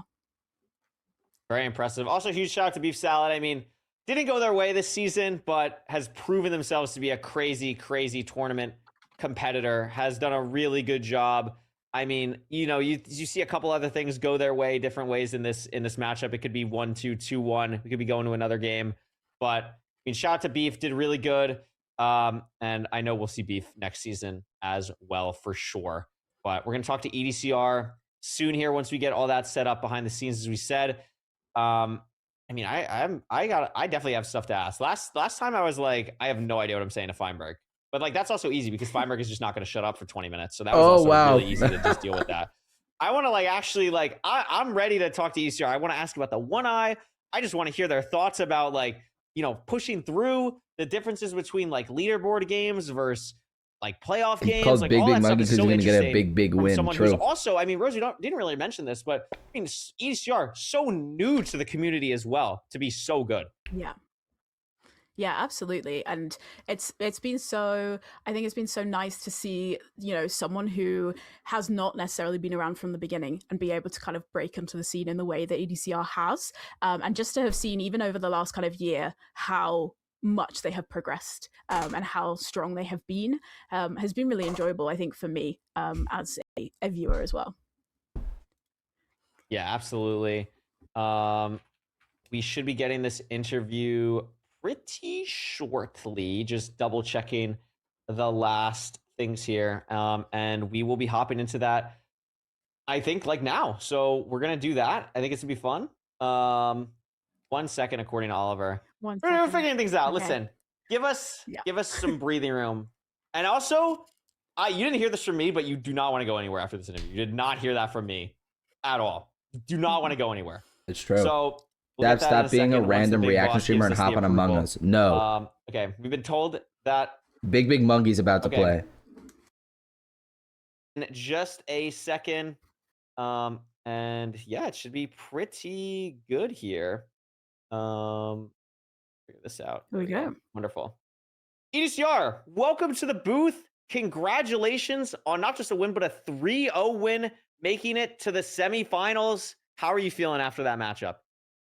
I feel great. I'm really happy to make it to the final day, especially after my previous playoffs performances. It's a really nice contrast to make it to the final day. Yeah, absolutely. I mean, I wanted to definitely ask you about that. I mean, you have obviously been a leaderboard demon for a long time now. I mean, we were talking about it. Your win rate this season is 80%, which is like, we haven't seen 80% win rates since like season 1 Feinberg or Silver. Like, it's just crazy what you're doing on the leaderboard right now with the amount of skill. Talk to me a little bit about what's kind of going through your head in these playoff games now compared to like what you maybe think when you're just doing a 1v1 on the leaderboard compared to a best of 5, or is there really no thought or no difference between the two? Like, what's kind of what are you thinking going into this matchup? Well, if you asked me that like 2 playoffs ago, my answer would have been very different. But to be honest, now it just feels like a normal ranked match, kind of. Like, I get a bit nervous, but in honesty, I just kind of feel like I'm playing ranked, which really helps. That's awesome. Rose, what do you got? So I wanted to ask, it was in Seed 2.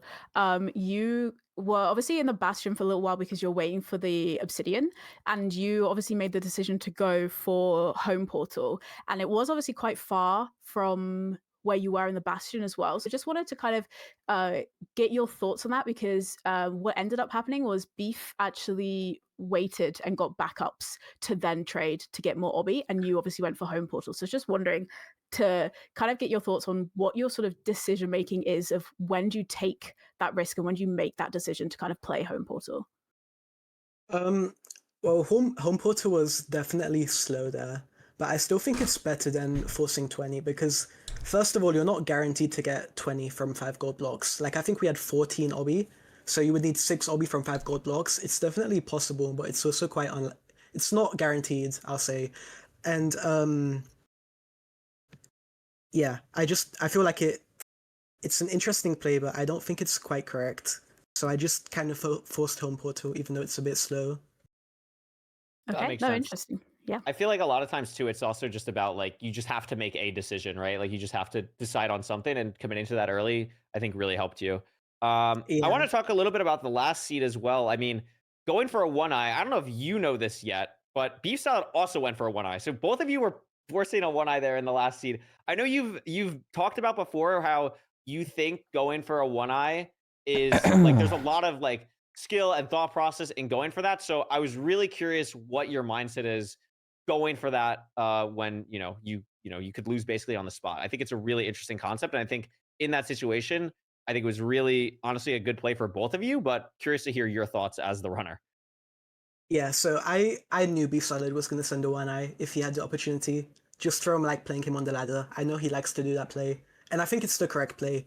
So you kind of just, in that situation where I'm not that far behind, I kind of just have to do the same thing, knowing that if it's a 0-eye, I'm definitely more experienced at running back. So if it's a 0-eye, I just win.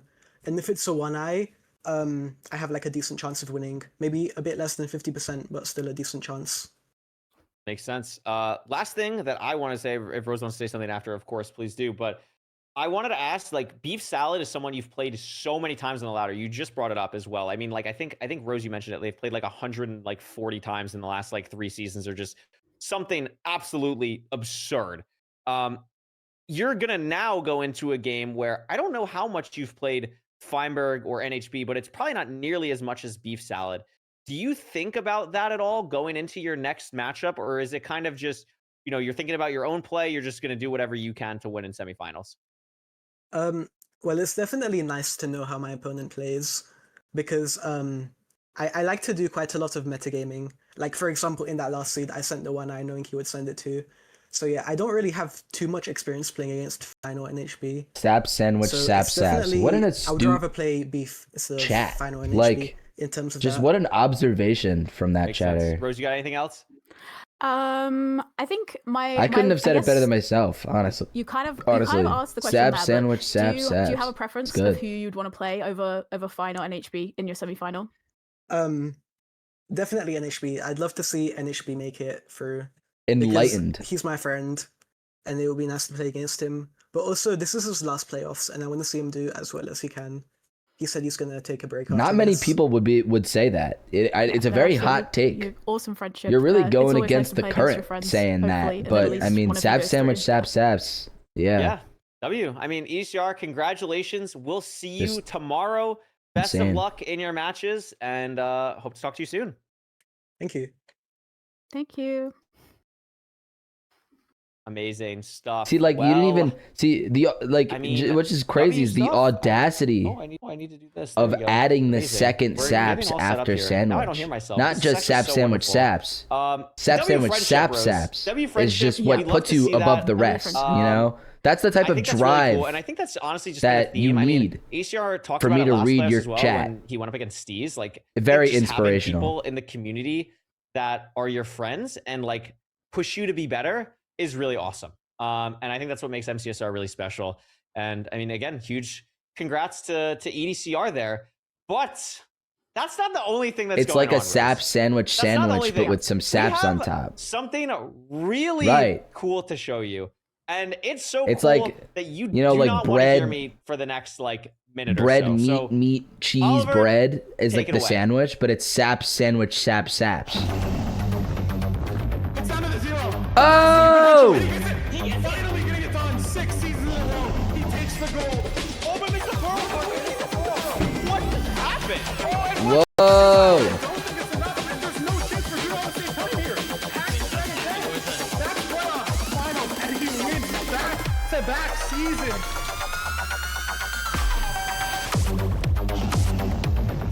Whoa. MCs are ranked world champions? Hello? Is that not the coolest thing ever? Whoa. $25,000 prize pool, MCSR ranked world championship. And oh yeah, by the way, it's happening in a month. It's happening in a month. Rose, is this not the coolest thing ever? Whoa. Hype moments It's at so Aura. I think it's so amazing. I think it's so. We've got more information for you. Wait, what that we're was the gonna share with dates? you, What was the but I think dates? it's so good. I think for MCSR, for ranked, I think we are at the point Yo, it's where by we're a Ludwig. big esport 20th now. to 21st. We're making it big. Fuck, and I'm dude. so excited. Because Absolutely incredible. I don't know if you want to give a little bit more information. I or I'm bought happy tickets to I've got my notes in front of VidCon. me. My There's plane is the plenty to say. 23rd. I'm happy to. I'll talk about some stuff here. God damn it.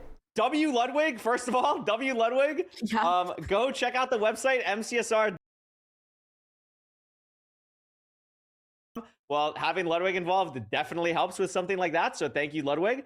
Also, I saw someone else in the chat already say, "Oh my god, I need to buy tickets." Guess what? Free entry. What? You're not That's buying crazy, anything. It's a dude. free entry. Dude, this is We'll have more insane. information about RSVPing soon, but it's free.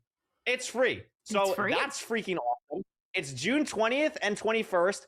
A little rough idea about the format. More about the format and also venue information will be given in a little bit. We have more info for that. Wait, coming soon, so Monkey's make in sure it. you're in the Discord. Make sure you're watching Confirmed everything that we're players. doing. Big But Monkey. there will be 12 players Infume. completing. Hacks. Top 3 Skycrab. players from Dugail. seasons 8, 9, and 10 of playoffs have been automatically invited, which is Mungie, Infume, Hacks, Dugail, and Skycrab. And then, because of also, Rose, the insanity that's happened in this playoff so far, there's a really good chance that we get 3 people from this playoffs that are also like completely brand new. So that's crazy.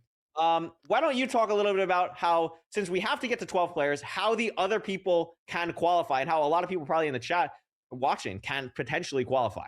This is crazy. Yes. So, as you saw in the trailer, we are having 2 different last chance qualifiers. So there's 2 different chances. For Yeah, you to May be able 23rd to, and 24th. qualify for those remaining places, and it's going to be 2 different formats. So next weekend, on the 23rd and 24th, there is going to be the opportunity for anyone who has Wait, this ever is finished cinema. at the end of season in the top 100 of phase points from seasons 8, 9, and 10. Will be able to play in these LCQs. And what that means is you can play in both, or you can choose to play in one. And I'll tell you a little bit more about the kind of format. Free-for-all, double elimination style bracket. And then on the 24th, on the Sunday, that's going to be the traditional LCQ format with the 10 seeds. Wait, that's so awesome. Elimination W. process. Ludwig. And if you are one of those players who has met that criteria, so you finished top 100 phase points in seasons 8, 9, or 10, then you will get the information in the ranked Discord for that very, very soon. I'm so excited, like low key. Also, like this is happening. The qualifiers are literally happening next week, by the way. Like literally next week. It's next week are the dates. I'm just so excited to also just watch 150 person bracket between like some of the best players in the world. Like that's just gonna be awesome to watch on its own. Huge shout out to Ludwig, and I know he's never gonna say it himself. Huge shout out to Oliver for like somehow making this stuff happen. Oliver. Oliver. Like there's so much stuff going on with ranked that is so Oliver, ranked, really, Ludwig. Dude, this is so awesome. Still only scraping the tip of the iceberg of what is possible. So shout out Oliver for making that happen. $25,000 is crazy. I mean, I'm definitely gonna be going. Rose, we talked about it. It seems like you're probably gonna be going. Fingers Hopefully, crossed. yes. So the plan is fingers to go. crossed. Fingers crossed. I mean, I cannot wait. It's going to be an absolutely incredible event. We hope to see a lot of you there. And as we said, more info will be released soon about the format at the actual LAN and the venue. But go check out the website, mcsr.ludwig.gg. I'm already losing my voice for tomorrow. It's phenomenal. We're going to take a quick, like, I don't know, whatever time Oliver puts on the intermission screen as a clock. And then we'll be back here for our next matchup, which is going to be not Silver and Infume, so it's the other one, Aquacord Mungie, which I'm super excited about. Oh my goodness, that's so exciting.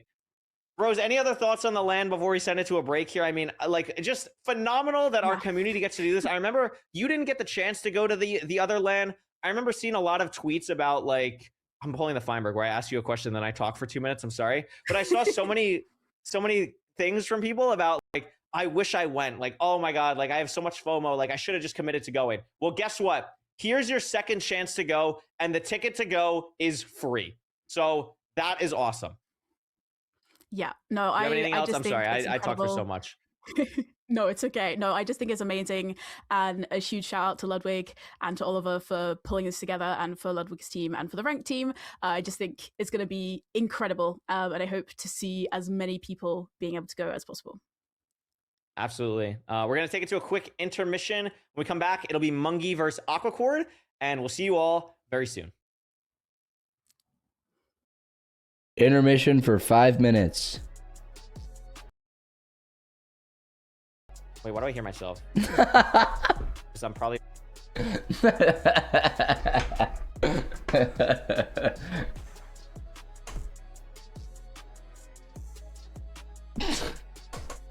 Classic Curry way. You know what time it is? It's big Mungie time.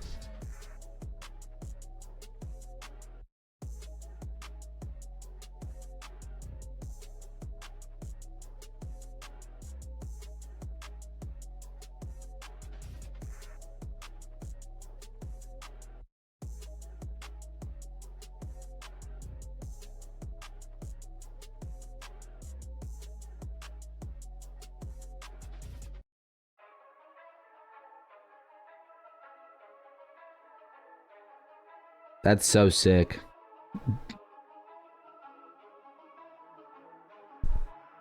Chat, how are you guys doing? How's everyone doing? All in for Mungie. I agree. Good, good, good. 5K on Mungie. Is the prediction up? Wait, prediction's up. Prediction's up. Damn, Mungie's got 265,000. Crazy. Crazy stuff.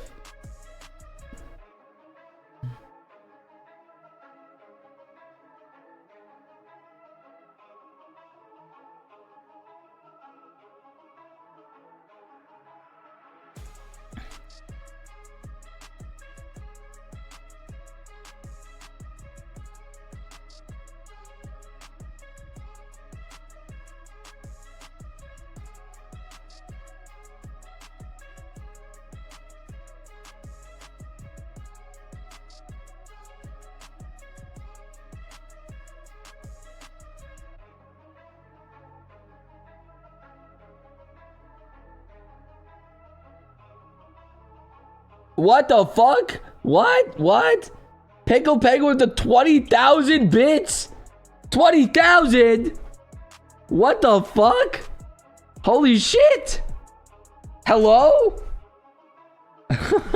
That's crazy. 20,000 is insane. Holy cow. Thank you so much. I really appreciate it.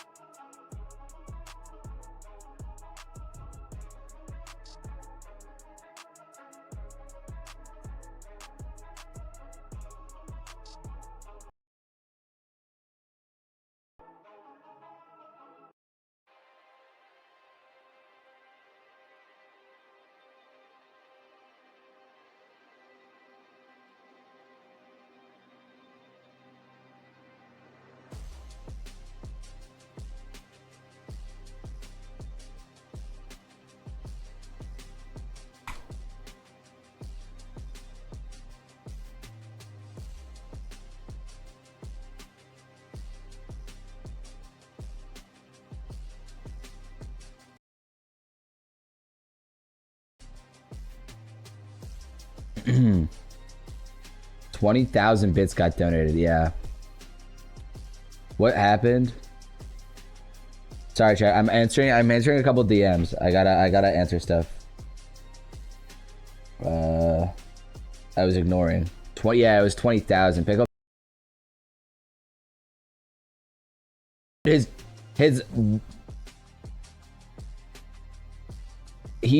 all-time top cheers.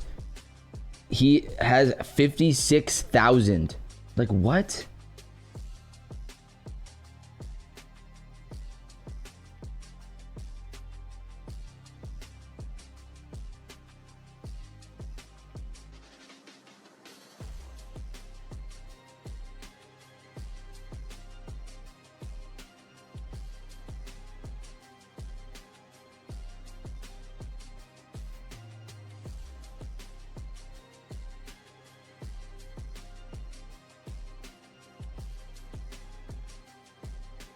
That's an insane gap. Yeah.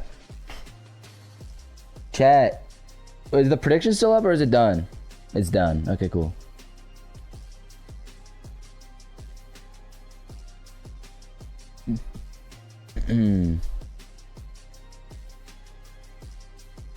Saps, you served Aura in the new Unstable vid, even though you flunked. It's Curryway and Rosebeams. I won. What are you talking about? I literally won. Between two of the longest names in MCSR Rosebeams, Big Mungie. Big Mungie versus Aquacord. It's the Mungie and it's Aquacord. I didn't have like a nickname for Aquacord, but this is gonna be a really high level matchup between two really impressive runners. I mean, I guess it's gonna happen in the quarterfinals, but I'm hyped for this matchup. I agree. Yeah, I'm really excited. It's also really funny to see that the two names try to squeeze. All right, into guys, the for all the little new bracket players as well. and all the new viewers who are here, I'm happy maybe that some new Oliver's viewers happy from about the names. Unstable, maybe people don't know, But yeah, no, Mungie I'm is really the excited for this greatest matchup. person I in the think, universe. you know, And obviously, we Mungie need had big a really, Mungie really to win. strong And performance why do you in ask the he's round the of greatest 16 person in against the Blazemind, and universe? Aquacord able Because to kind of he's big, reverse big sweep Mungie. Dougal, who is, you know, a multiple-time playoff winner. So two, I think, really strong runners, and maybe kind of, if we're looking at some of He's our gonna other win, matchups today, maybe even though I kind of don't know a who he little bit is. more Well, after of this, you're gonna one that's know. running You're a gonna little know bit on who the he down is. low, but I think is actually going to give us some really close and really exciting games today. Yeah, absolutely. I mean, these are two players. I don't feel like they play that often as well. I don't know if you have stats on hand. I'm going to be looking it up right now, but I don't think they play that often. Mungie, much more like pretty early. I mean, I guess Yeah. Mungie plays like literally whenever the hell Mungie wants to play, but I feel like it's not that common between these two. Yeah, they played 8 times last season. So and it was 4-4. So all equal. But yeah, they are pretty much complete opposite time zones. Obviously, Mungie is Australian, but on a weird sleep schedule. Aquacord is I love both North these runners. America, Yeah, so, I mean, you know, all right, we're a very big, kind big of Mungie rare chat, chances but to can kind we of, take a like, catch moment each to other. appreciate Aquacord? So yeah, we've not The we've not seen them grinder play of each other all very much, you know, as grinders. opposed to What a goat. ECR and Beef Salad, who've played each Also other hundreds of goated. times. It's a lot kind of fewer games. I'm pretty sure they went on like a Yeah, and I'm looking at crazy it win now. I mean, streak this is the at the start of season 10 was season the most 11. times they've played each other I think they were since number season 1 for a bit. Yeah, they're like just so where good at the I don't think game. you can really They've count been anything that happened grinding, dude. past, like, They're season so 8 at this good point. I now. mean, everyone improves so quickly. So this is going to be pretty evened. So yeah, up as like a matchup massive shouts to between these two Aquacord, massive runners. shouts to Mungie, obviously, but Any like early W to prediction before both. we even look at the stats, just off vibes, pure vibes. What Look, are you we are a feeling in this big matchup? Mungie love chat, pure but vibe, I do I'm wanna gonna go make sure Mungie, to give love just to everyone. because, Okay. I really liked watching him play last weekend. I just thought, I think he just looked really, really solid, and really confident in his games against Blazemind. So that's my purely vibes based kind of feeling, I will say. I respect it. I'm happy that you picked Mungie because we're not going to have the same answer for the third game in a row. Because I love watching Aquacord. Aquacord is probably in the top 3 of people that I watch. Just I find their gameplay so interesting, and they do kind of have a similar play style of like you watch them and you're like, I could easily do what either of these guys are doing. Like it's not as flashy as like a Loki or a Hax or whatever, and then you don't actually understand. Hello, are we still on the thing? Hi. Oh no. Oh, Oh, We're okay. still in intermission. No, it's fine. and then the slow fade. Hey, we're back. Lol. We're back. It's okay. Hi. So There ain't no hey, way W this first guy time is chat the message, I'll keep Cindercrest talking, by the way. leader. That was actually clutch. What? Unfortunately, we fixed it. quick What is enough. that But anyway, supposed what I to was saying, mean? Mungie and Aquacord are not flashy players. You watch them and it's like, oh, like, yeah, I could do that. And then you actually try to do what they're doing and then you fall on your face because they are still 2 of the best runners in the world. They're so incredibly impressive and they're very deceptive. I think that's why, honestly, both of them are a little bit underrated. So I'm really excited to see them match up here. I think it's going to be a pretty even matchup in play style, but I absolutely love watching Aquacord play. You can take a look at the spotlight here. I mean, some pretty impressive stats. I did not realize Aquacord's ranked average time was that low last season. Rose. Crazy. really impressive stuff here. 922. Yeah, really, actually, big difference between the average speed there. You know, about 17 seconds, and you know, a high amount of matches as well. You know, it's like over 900 matches for Aquacord, about 1200 for Mungie. I think Mungie's got the second highest amount of games of the players in playoffs, and both really kind of strong achievements as well. You know, we talked about this last weekend with Mungie. Mungie's achievements really, really impressive and very varied. You know, you've got second place in LFI for a LAN.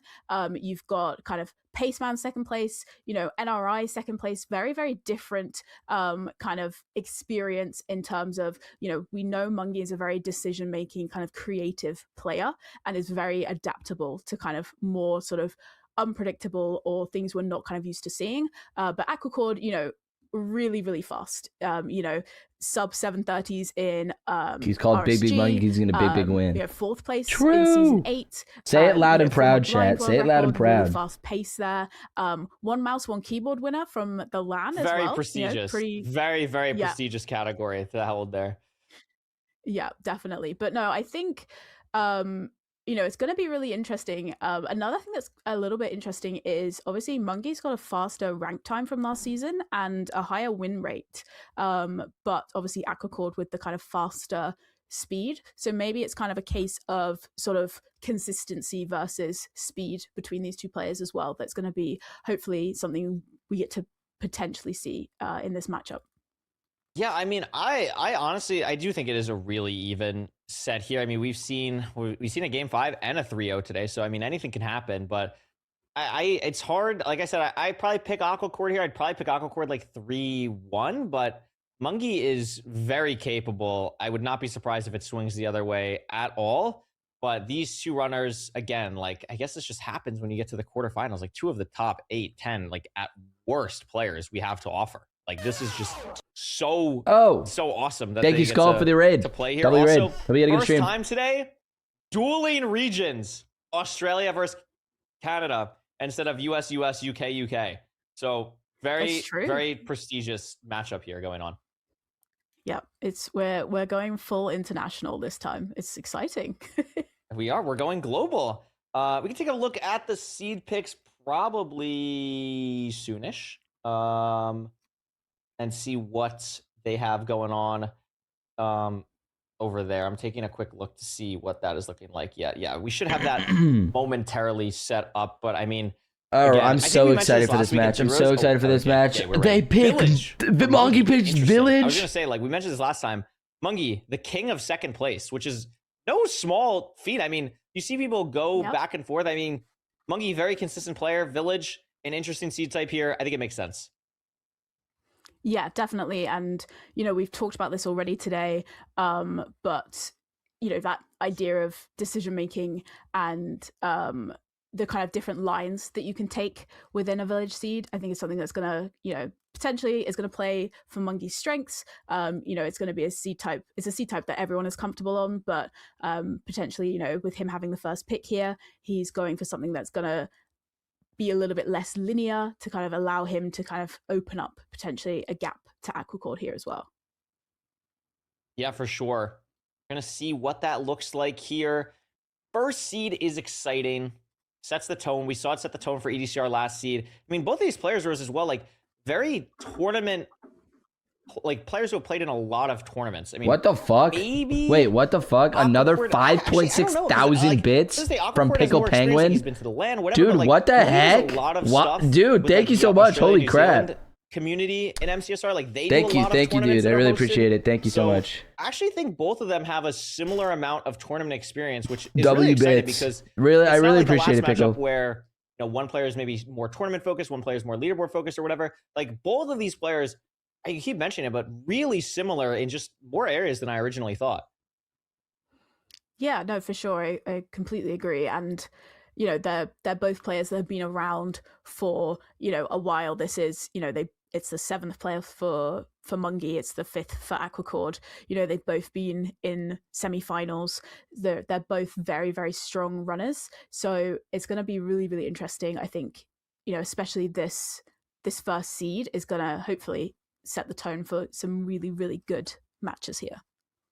It is definitely going to set the tone. Should be starting any moment here. Hopping back to us to stall just a little bit more. I mean, Rose, we've seen a lot of good Minecraft today. We saw the game 5 between Loki and Feinberg. We saw the beef salad ECR 3-0. I'm putting you on the spot here while we're stalling. What was your favorite moment of the day so far?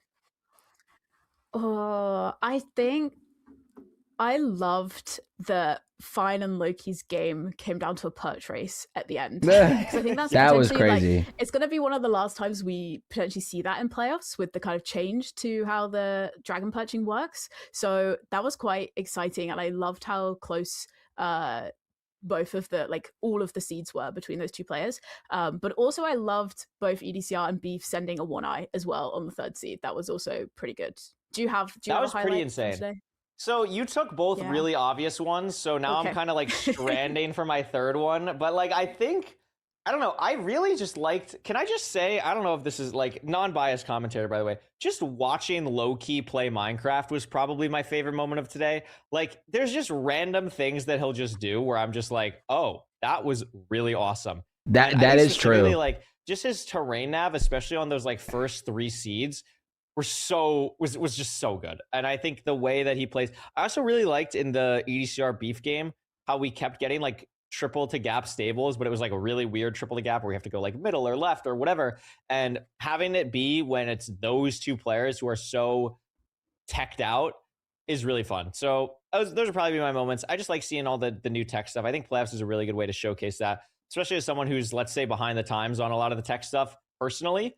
Watching them really do it full out is awesome. But here we are, W stall, C-type village here. We'll see what type of village. We've had a couple different ones so far today. Looks like it's going to be desert village to start. And Rose, I don't see a single tree on the screen.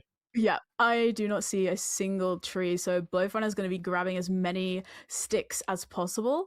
Luckily, when you get sticks from the bush, they're standardized between the two players. Interesting, Aquacore grabbing gravel as well on the way. Interesting. Gravel, Go well. Mungie! Yeah.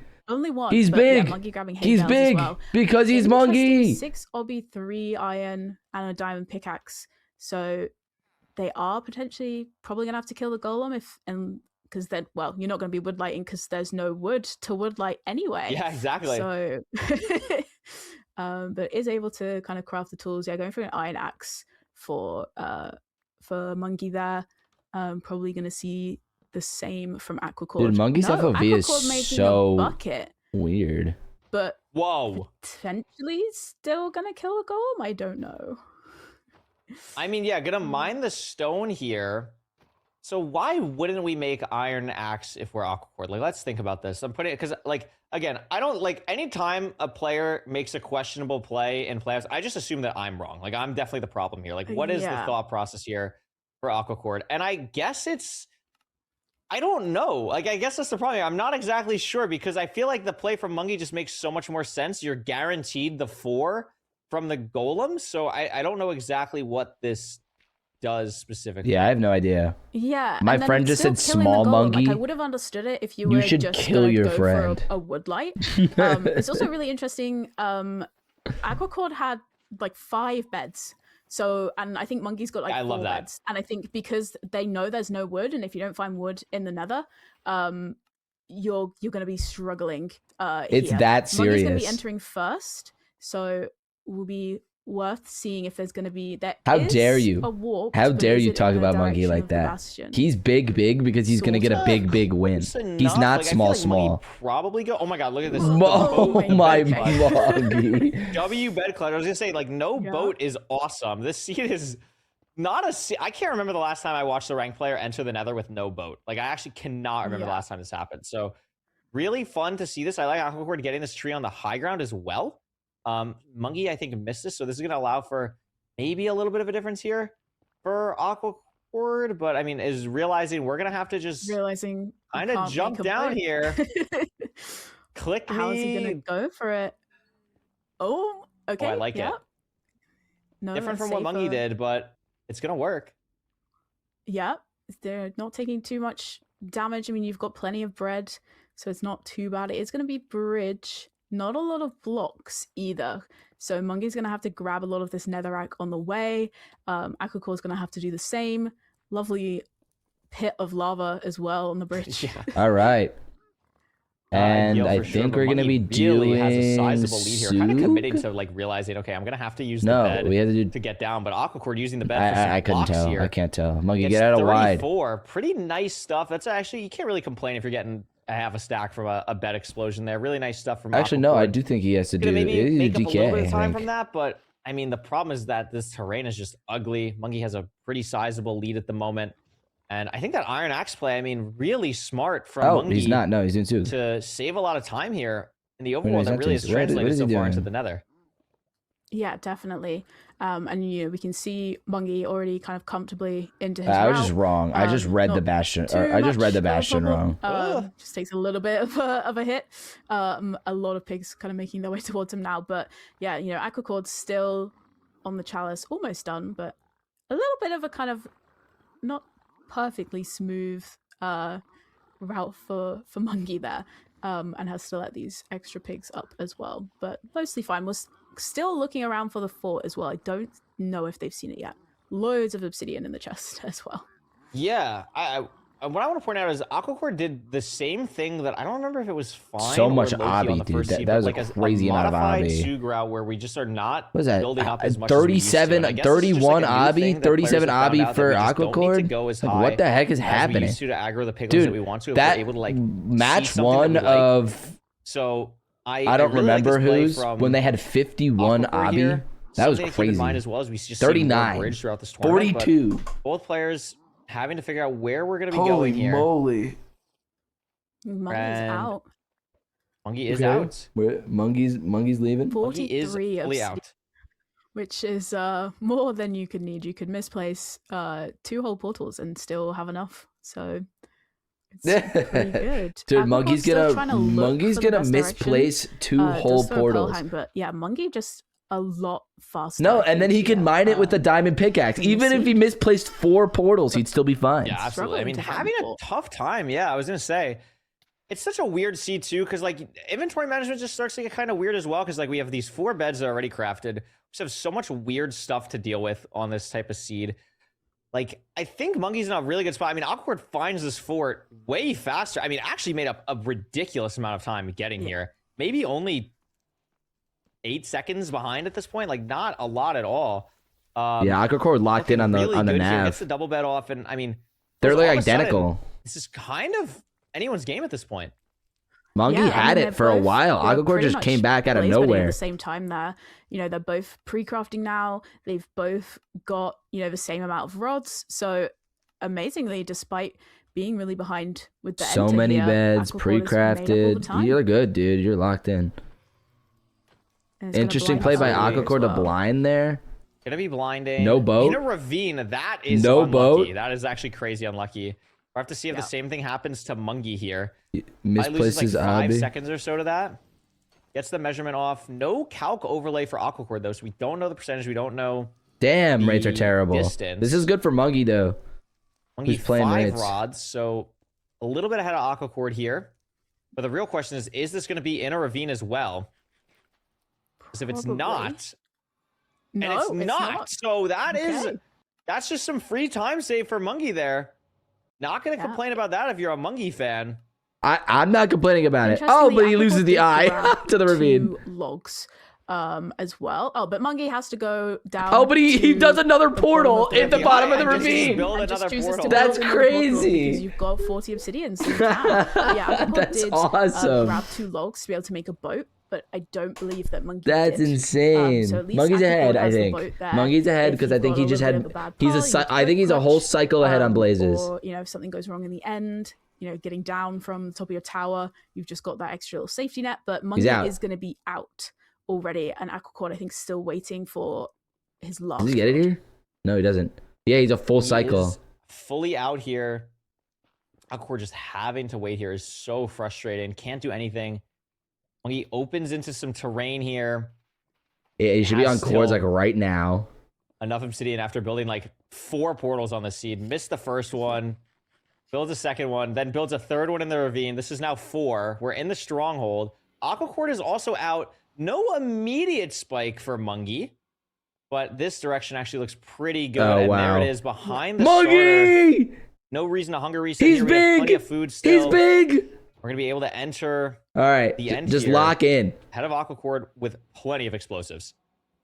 It's been back More than left enough like explosives every to kill single Mungi. seed. It's Another back crazy. 0. We've had a lot today. Yeah, this is actually crazy. Universal side setup is good. Gonna set up that side bed. Pretty good height here. Actually, not amazing. I mean, has a lot of explosives, though. This would be...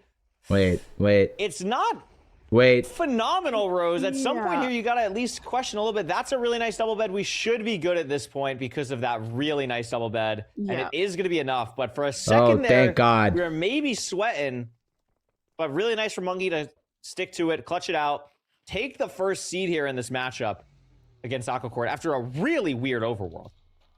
Yo, he's Feinberg. As Monkey types Yo, I'm Feinberg. as well. Monkey, Monkey, can you say? Can But you no, shout? it Can was you really shout me interesting, out? you know, Bottom no left woods next at time. all. Can you go? Having, you Can you know, go? that Hey, spawn on the hey, really, really Saps. high terrain Can you as do that? well, Thanks. forcing you to have to basically bed clutch down, not having a boat, and also so much obsidian. He's being able to Feinberg. kind of, you know, we saw Monkey's eye fall The down goat, ravine, the and he's goat, just the able goat, to the goat, the build goat. another portal rather than having to The waste goat. time pearling or climbing back up. That But his yeah, you can his see bed damage is faster weird. The enter dragon was like kind of for weird. Monkey, and much faster into the bastion, just much more efficient, I think, in gathering blocks to start the route. And then Aquacord obviously blinding early, and then just Monkey kind of extending that lead into the end of the seed there. I think just better, I don't know, just better blaze cycles potentially. I feel like Aquacord was just waiting a really long time after he got his first rod. Yeah, maybe it could be a fire thing. Maybe it's just one stray that we missed in between that. It could be a bunch of different things. But I mean, if you're Aquacord here, you got to probably be thinking you got a little bit unlucky in a lot of different areas. Obviously, you don't know exactly what's happening to your opponent the entire time. You don't know that Monkey also didn't get the ravine portal. You don't know, a couple other things that happened. But I think that overworld play really mattered. I think it ended up, just the hesitation on getting to the bastion. I think Mungie, because of the experience that Mungie has as well Mungie. from playing a little bit more seeds than Aquacord, could also be a reason for a little bit less hesitation there. So interesting first seed for sure. And Mungie is going to take it. 1-0 Yo, thank so you, far, but Saparata's lot of number game one still to be played fan here, on Rose. I mean, this is why YouTube for it's the best of 5. 20 One cent seed is super not a chat. good I appreciate it. judge of these players, and that's why we get to do a lot more than just one. Yeah, and it's also, a seed like that is not a good judgment, I think, either. I think that was potentially one that just played better to Mungie's strengths, because you're having to make a lot more decisions. Desert Village, absolutely no wood. Mungie obviously choosing the Iron Axe, less hesitation, and just kind of also, I guess, a little bit braver, and just sort of Mungie just immediately went for the bed clutch, whereas I could kind of just like, went for the tree behind, kind of like not hesitated, but just kind of a little bit slower. Whereas I think Monkey just sort of rolled with the kind of wild punches of that seed, in terms of just like, not wasting any time, just sort of saying, okay, this is the seed I have. I'm just gonna, make the best of it that I can. And I think he just did that really well. But it'll be really interesting to see now what Aquacord is gonna pick as a seed type. Okay, there we go. Ooh. Buried treasure. Buried treasure. RSG, Demon, Aquacord. I mean, Monkey big plays treasure for a fair big bit of big RSG, Mungie. not like a crazy amount, but Aquacord definitely plays more, especially recently. So I like the BT pick for Aquacord, but I like what you were saying. I actually really think brave as a word to describe Monkey's gameplay is really good. He is just he'll just send it sometimes, and I respect it. I think it's a good categorization. The only of word to Monkey there. describe it is big. But this BT pick should be interesting. A little bit more top speed potential as well, which I think will favor Aquacord ever so slightly. So we'll see how it goes for Buried Treasure. But I mean, Aquacord, you do not want to go down 2-0 in this matchup. We saw how punishing that could be. There's only been 4 reverse sweeps ever. So this is nearly a must win for Aquacord here. Yeah, but he has done the reverse sweep before, just last weekend. So it's not impossible. That's but true. I forgot that was Aquacord last weekend. That literally was Aquacord. So, I mean... Yo, thank you, Dolly, for the one gift. I appreciate it. Thank you for the gift. W gift. Make the little guy dance. Both players Make the little guy quick. Dance. Fine, and Aquacord maybe just a tad faster. W gifted. Both in the same spot, so no weirdness here. W gift. Interesting food. Not He's dancing. a crazy He's amount, but you'll dancing. take anytime you get at least 4 salmon, you'll be happy. Looking pretty good here for both. The trees are a bit far, but not anything these runners are not used to. Yeah, and you've got gravel on the surface as well, so you're not going to have to waste time, swimming down and mining it there, and you can just kind of use the time to kind of try and find your ravine where your enter is going to be.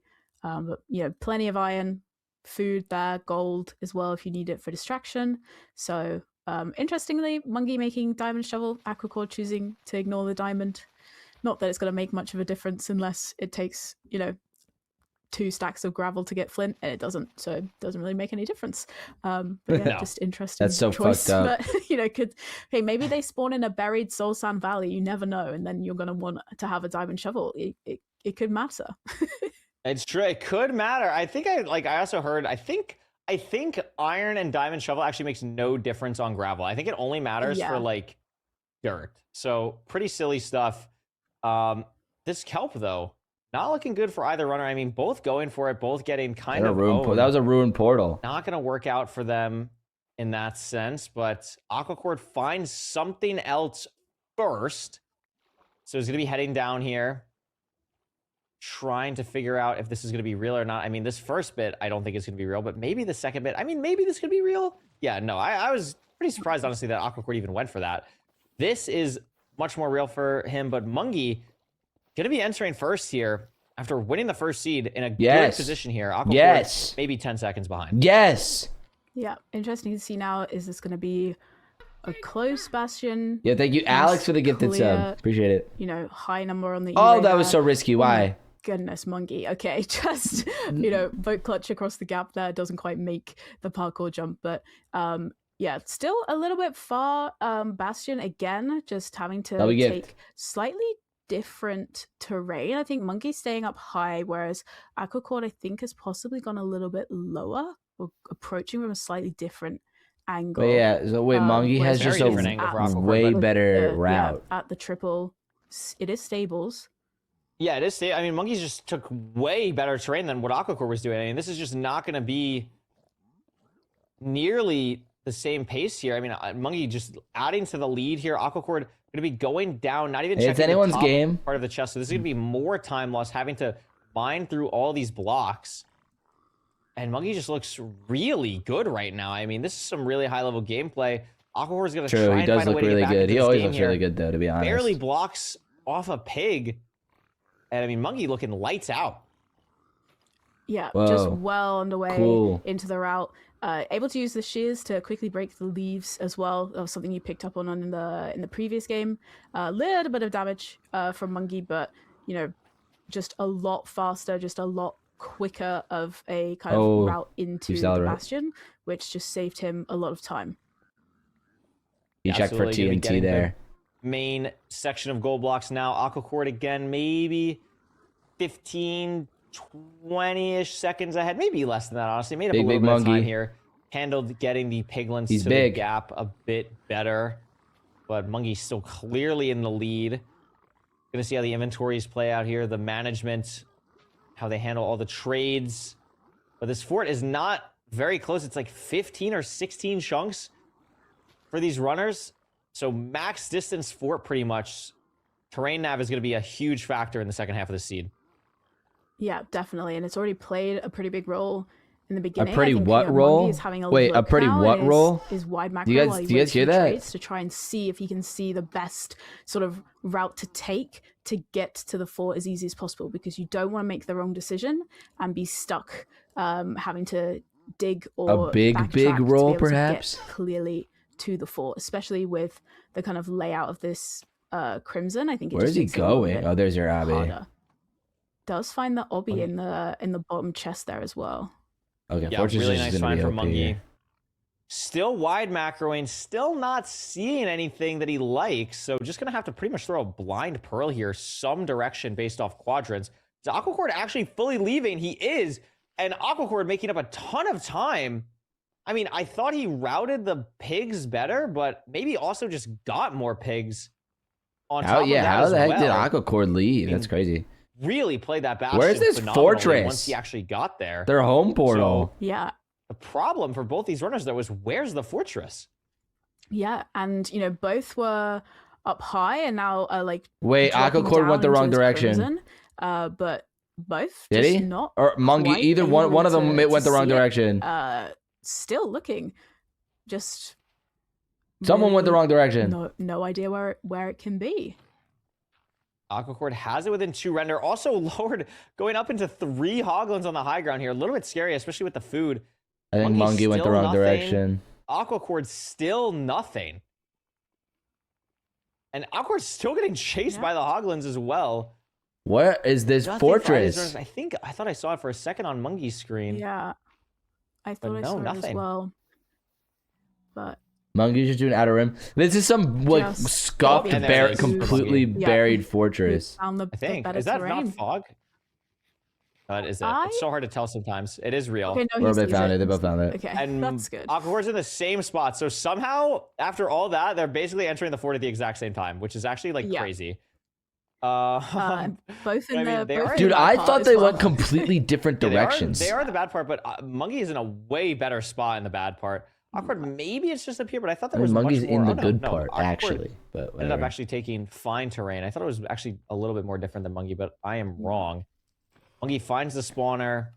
Doesn't have a bed pre-craft, though. Aquacore does. Is going to lose some time to this. Thankfully, not a full spawn cycle. Looks like, yeah, it's going to be fine. Not punished for that. And I mean, they're pretty close here. It's marginal. It's marginal. I mean, you want to see Aquacore take this so it's not down 2-0 again. But it's definitely Mungie is still in the lead. Yeah. 5. And Oh my definitely, gosh. You know, if you're either of these runners, having to search for so long to find the fort is going to be frustrating, but it's also going to be throwing off your pace. So you've got to make sure that you're All right, kind of Mungie, you have not 11 letting obsidian. that Stop kind of, misplacing. I guess get to you, Breaking me out. to make sure that you're kind of staying focused. And they're both pretty much blinding at the exact same time. They're on equal amount of rods as well. So just really, really close. You know, after all of that with the terrain and Aquacore entering kind of slightly behind, all of that time's been made up here. These rates are Yeah, great. but Aquacord has 5 the hunger rods for each reset. player, but Aquacord having a hunger reset, taking so much more damage throughout the pearl lane. Where Rod. Mungie, Oh, is the gonna rod still have there the would have hunger been so reset going to quartz, but generational. it's not far. And Aquacord's probably going to have to hunger reset again anyway. He gets so 4. Mungie's He taking gets a full 4. hunger reset He's going to get the rod here. over Aquacord here. And actually, Aquacord has this whole spawn cycle. Gets the rod and is leaving before Mungie. So because Mungie did not clear the blaze spawner quick enough because the beds weren't pre-crafted, I guess lost a blaze or two. And now Aquacord's in the lead after all that. And it's pretty close. Also, very different terrain decisions. And Aquacord's was clearly better. Building the portal now made up even more time heading to Cords. Yeah, Oh, and just no. much simpler route choice over No, the terrain there. this But is Aquacore, as opposed to terrible. Mungie, who is still digging through the blocks to get there.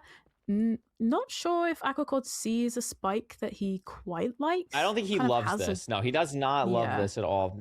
Now heading way more towards after that most recent spike. And there it is. Yep. Find something he really likes. Mungie taking a lot of damage. Going to have to hunger reset as well as Aquacord. But Aquacord It's ahead a by push at the least big. 20 seconds or so now. Has Ah. this game in the palm of his hands. Just Yeah, has I to think hit the this is zero. just. It's I think this is Cage, just Aquacord's game. He played a 0-55, really good little bit of a game. weird Sucks that low value Mungie for some runners. just but he was handled just it ahead very the whole nicely. time and then Not he a just ton of fucked up there. explosives, It only sucks. 6, but Mungie only has 5. So very close for these runners. It's also a packed small boy again. So going to be hard to really push here, especially with the cage. Only going to be able to go to 90. Is the dragon going to fly is really the big question here. And it does. So Mungie is not going to be able to get 95 either. So guess what, Rose? We have another perch race on our hands here. Yeah, and as we've already seen, it doesn't matter if you entered the end first or not. It's very much going to be down to your kind of dragon perch RNG. Is the dragon? Yeah. Or, yeah, it does fly. You know, it it's does gone. fly. It's gone. Okay. It did look a little bit confusing. I thought the same thing for a second. I was like, wait a minute. Yeah. But not Oh gonna my God, matter for Mungie perch off. Both runners also Sap's very curse. low health, Sap's so have to be curse. careful We gotta of turn this you're shit gonna off. be able to We got pearl everyone in close for your eyes. their, Everyone close your eyes. For their. Everyone I'm close not your gonna damn do eyes. this No, dancing. it perched. And Aquacord missed the perch. Wait, open your eyes again. Oh, that's not And what you Aquacord want missed the to perch. see. Mungie, stop dancing so I can commentate correctly. Oh my goodness. Oh, he died. So why did we? What? I Oh. don't know. Everyone, what the open your thought eyes again. process was Everyone, keep there. closing your eyes. It Just worked. Keep tried closing to your make eyes. place Keep closing for your eyes. the It worked. angles, It but worked. just Keep was keep your eyes too close closed. and got launched Yeah, I out. don't know what happened there. Keep I your eyes actually have closed, no idea. everyone. Yeah. Tried to go for one shot according to Parker. Oh. It's so hard to go for one shot when you don't have like a pre-setup, at least to my knowledge. I'm sure there's been more developments and stuff, but very, very risky play for Aquacord. I mean, it would have been crazy if it paid off. It would have been actually crazy hype. Dude, if Aquacord got the one shot off, that would have been insane. Crazy. But a really, really risky play there. And now, I mean, you know, Mungie can just stroll into the victory here. He is gonna stroll into the victory. Still very low Trust. health. Does have to kind of walk to the middle to the fountain when the dragon is perching. But yeah, it's Use the do Sap's tech. Mungie, do Sap's tech. Okay, I thought it was going, but it's really hard to tell. It looks like this is the perch. Now, Yeah. Finally, yeah. There's the snap. I mean, reads it really well. So has the time. Not a lot of health, so has to hit. Why is there a dolphin in the nether for Aquacord? Oh, sure, okay. Why not? I mean, this is kind of a weird setup for Oh no, Mungie, he but lives. we He's should be got this. We're good. We're good. Yeah, Let's only just had not 4 explosives. accidentally die but- somehow. Yeah, we're good. half a heart. So Jesus Christ! Everyone, open your eyes again. We're I good. think, yeah, it's going to be Mungie Mungie clutched. taking a second seed here, which is not quite what you would have expected, but it all comes down to the dragon flying there. It's a beautiful 12-minute speed run, a back and forth seed, and a surprisingly even seed.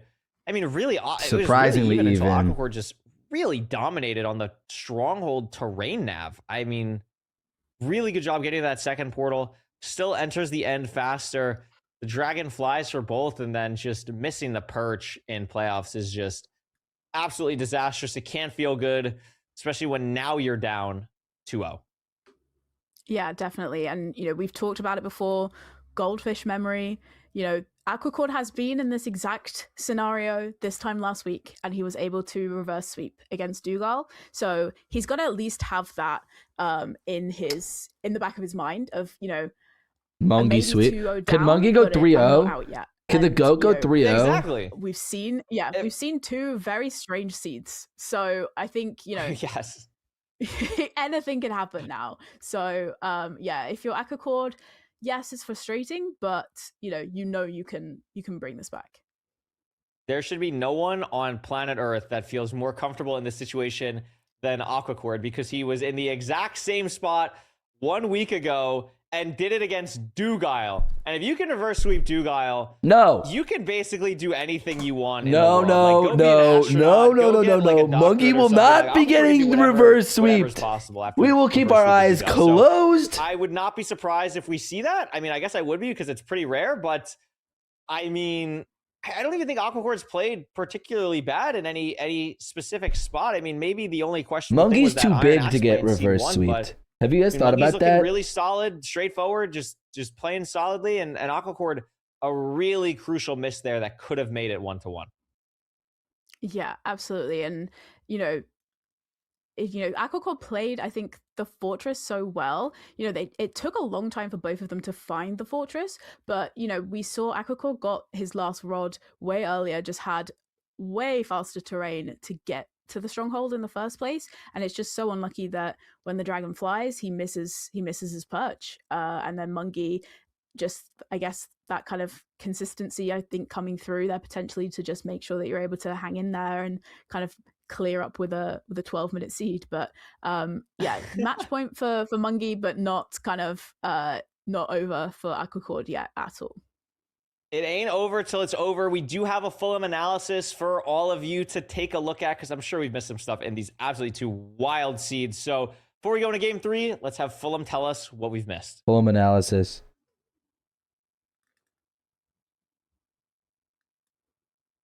Go Fulham. Fantastic. Welcome back to the mid-match Go analysis. Fulham. It is Big Mungie versus Aquacord, and Big Go Mungie has Fulham. taken the first 2 seeds. We did think that Aquacord had a little chance in that second seed there, but wasn't able to finish things off. But what I wanted to talk about there was the zeros. Of course, now you could see the obvious things that happened with the zero. The dragon flew, and Aquacord went for a one-shot in the end. What I do want to talk about, though, is notice the difference in setups between these zeros. I'll skip through a lot of it, But notice, Aquacord has 6 explosives, and therefore can afford to use the 2 anchors to set up, as we see very frequently with runners. Obviously, we see the Dragonfly here, 2.5 hearts, not ideal, but can hit a 4-bed 1 cycle because earlier on in the seed, Aquacord decided to go for a single blaze bed, topside blaze bed, so only using 1, meaning that he has 4 beds, 4 beds entering the end, but having placed those 2 anchors and using 1 bed here to explode, he now only has 3 left. This could have influenced his decision making to go for the 1 shot in the end,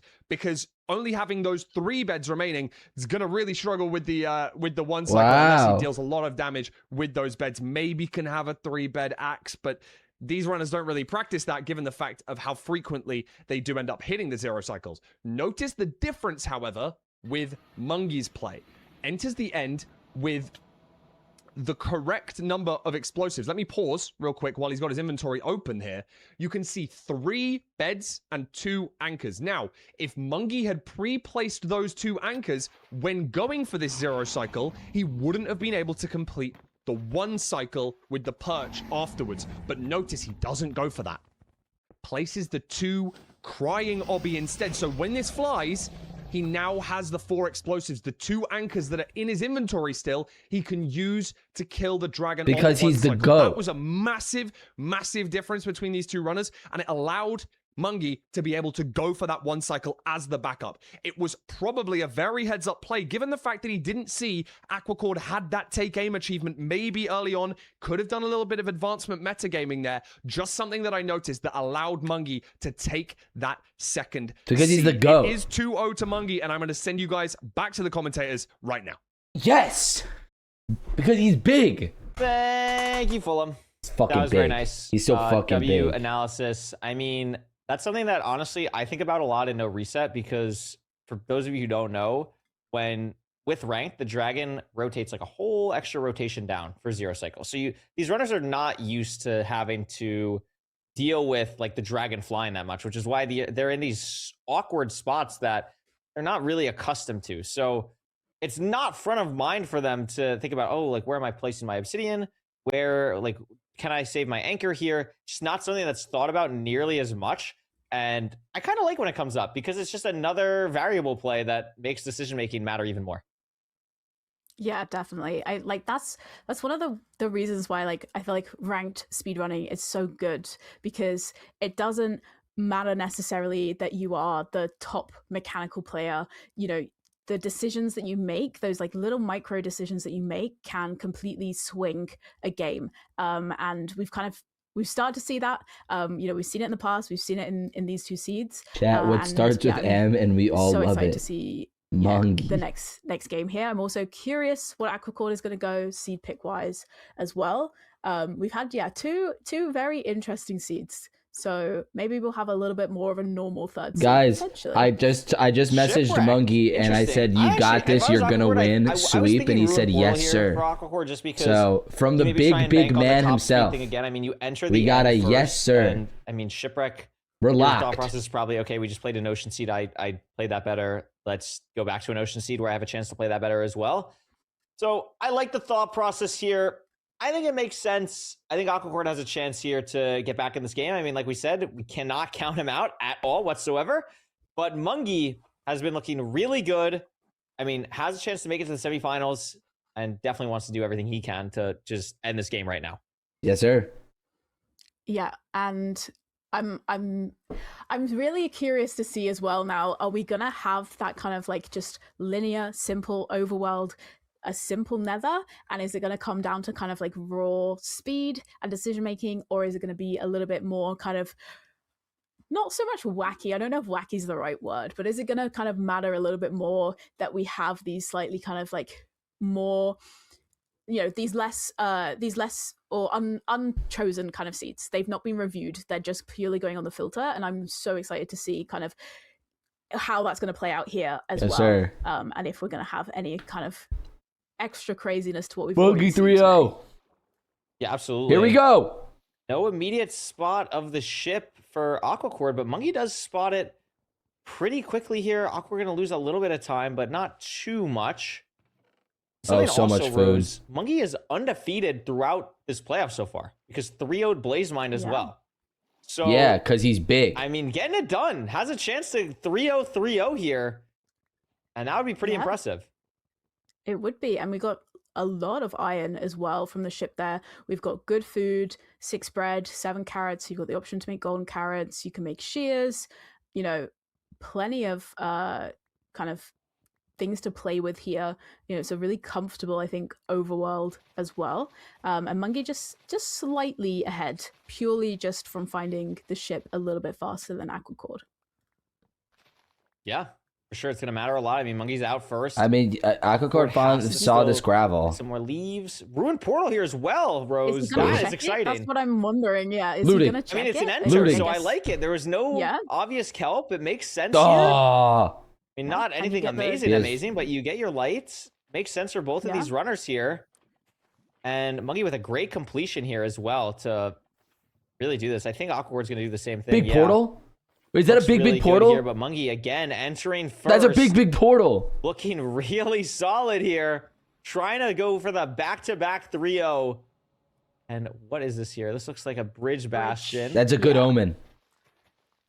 Has got leaves, so just has to be a little bit Wait, careful. interesting way to go. Wait, interesting. When you start your route. Aquacord's going like a completely different interestingly, way. Aquacord, I think, is trying to go around, whereas Monkey is digging through up from the inside. But I think Aquacord is trying to go around to get straight to the chalice rather than going through. No, I mean this. I don't know. Which is what Monkey has chosen. No, to I do. mean Monkey gets the chest I first. actually really liked this play from Aquacord, but I just think it's not going to pay off as much as it could have. I mean, there's a little bit of terrain here, but look at this, Rose. Like, goes for this great play. Oh, I thought the lava was going to be on the chalice. Unfortunately, or fortunately, say for Aquacord, it's not going to be on the chalice, so it's going to be okay here. This is actually going to end up paying off really nicely for Aquacord. I actually thought for a second it might not, but I mean, when in doubt, go high terrain. Really nice play so far from Aquacord, and this is maybe when he needs to get back in this game. Yeah. Oh, interesting. I mean, I don't know if there's any benefit. It's just Monkey got to check the chest slightly faster. So, yeah, but I don't know if that's going to ultimately matter here. Going for a higher gold block. The obby was in a for single. Aquacord, on Souk here. The obby was in a single. It was not in a triple. We've seen the other runners do who've been placing it lower, more so. Yeah. Going for Ludwig hole here on the right side. Looking pretty good. I mean, honestly, not that many pigs, maybe 6. So that's not going to really do it. Mungie now doing the same exact thing. Even less pigs, actually, for Mungie. So, like 5, maybe? I mean, we're going to be here for a while. So, Mungie checking that first chest does not really matter here as much as we might have thought it did. Yeah, I guess like one late pig is trying to kind of lure this other one up, but it's definitely going to slow down trades. Definitely a lot less. Still trying to aggro to get more pigs, but definitely a lot less than you were used to seeing from a bridge bastion.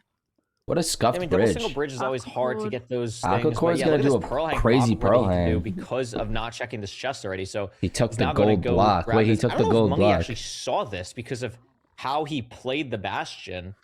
So this actually might be a crazy big advantage for Aquacord here. Yeah, I think Aquacord's in a really good spot. Yeah, I'm not sure. Yeah, Monkey didn't see might it. have been. Yeah, he's having to measure here, or to pirate, I should say. It's a huge advantage to Aquacord. Kind of exactly what he needs to get back in this game. Has the pre-creps going on for Aquacord, the golden carrots, the beds. The pearl count is not looking amazing, but we're checking trades now. We still need some more stuff. Just barely unable to leave. Maybe we're good now, honestly. I'm not sure what we're still waiting for. We have like 8 beds and a stack and a half of pearls. We're leaving now. We're out. And because of that pearl hang, Rose, Aquacord made up a ton of time in the bastion and is now strongly pulled ahead of Mungie. Yeah, and a much better pearl hang, much closer to the fort because he knew exactly where it was. Only had to throw kind of 1 pearl to be able to see it, whereas Mungie had to throw 2. And so, yeah, Aquacord with the much better time here and with the golden carrots already kind of made, whereas Mungie still has the bread. I think hasn't crafted the golden carrots yet. Yeah, this is huge. Aquacord in a really nice spot here. Not over. But again, Mungie not out of it yet. It's definitely not over. This Mungie has looks like strays. different spawners. Mungie actually has a couple strays here as well. Awkward having to deal with this glowstone that I don't think Mungie had to deal with at that first spawner. So, no, it was the same spawner. It just was because it wasn't blaze bedded yet. So, Mungie is playing a completely different spawner, like 100 blocks away in the nether. So we could see some different strongholds here. I mean, this is much more open as well, which is kind of nice, but does get a spawn outside of the spawner, which is kind of annoying. Meanwhile, Aquacord going to be building the first portal now with only 2 rods. I mean, they're even on rod count here. So it's not over. Aquacord has the thing set up, though, to be honest. Now, so we'll see how it ends up going once Aquacord blinds here, and now is up to 5. Yeah, and for Mungie, obviously trying to maximize. He lost a blaze that was going to drop a rod by killing it with the explosives. Obviously maximize the amount of rods that you can get, but is only now kind of doing his pre-crafts. Does eventually craft the golden carrots. Does his explosives. But I think it's still behind in terms of rods. I think Aquacords has to throw 2 eyes as well there. So just a little bit of extra time. What is that like? Not too bad. Different locations, I think. Dude, that like terrain in Aquacord's water was crazy weird. Stronghold kind of distances. We'll have to see here. Fortunately, Aquacord does not have the Ninja Brain bot open, so I'll have to maybe see in the F3 what it's looking like here. But Aquacord's still having to wait for that one last rod. Gets the spawn cycle here. Gets it immediately. Is going to be leaving. And it looks like it's the same direction as Mungie's spawner. So Mungie's going to have a pretty much straight line here to grab that. But still needs... No, does not need one more rod. Actually got it off that last blaze. So he's kind of back in the game here. They're basically standing at the same spot. And Aquacord maybe ahead by only 5 seconds or so now. Yeah, both building up from in the lava at pretty much the same point. So just Mungie making up time there by, I guess, from, playing extra blazes, extra spawner. Oh my god. And I mean, this is legit tied right now. Yeah, this is a dead even here. Aquacord's stream is ahead by also behind, I should say. Or I guess technically ahead. I don't know how you want to do it. Aquacord is earlier in time than Mungie is, so maybe ahead by 5 seconds. Finds the portal room instantly. But they get it immediately. That stream delay actually might matter here. It's pretty close, Rose. Mungie... I mean, maybe Aquacord's ahead by 2 seconds here. It's an easy 0 as well, and these runners both have... Oh, Aquacord only has 5 explosives. It's really going to depend on if either of these runners can do a 2+2 here. Yeah, Aquacord's 2 seconds ahead. Aquacord getting set up here. Plenty of beds. Does not go for the first. Oh my! I think Mungie gets it. I think Mungie gets it in a 2+2. Mungie gets a 2+2. No, he misses. It could be it, but it's not going to be enough. And the dragon is going to come through again. Mungie still has not killed the dragon, but it doesn't matter because Aquacord with a clean 0 is going to be able to take this 3rd seed, get back in the game here. A crazy shoot from Mungie to try and win on the 2+2 there. No, that was a good match. That was a really good match. That was a good match. That was a really good match. Honestly, it would have been really close. But I mean, wow, yeah, 2 seconds separating them entering the end there. What a seed at that point. Yeah, I'm super close, and yeah, just I'm so unfortunate for Mungie not able to pull the kind of the 2+2 there at the end, as you were saying.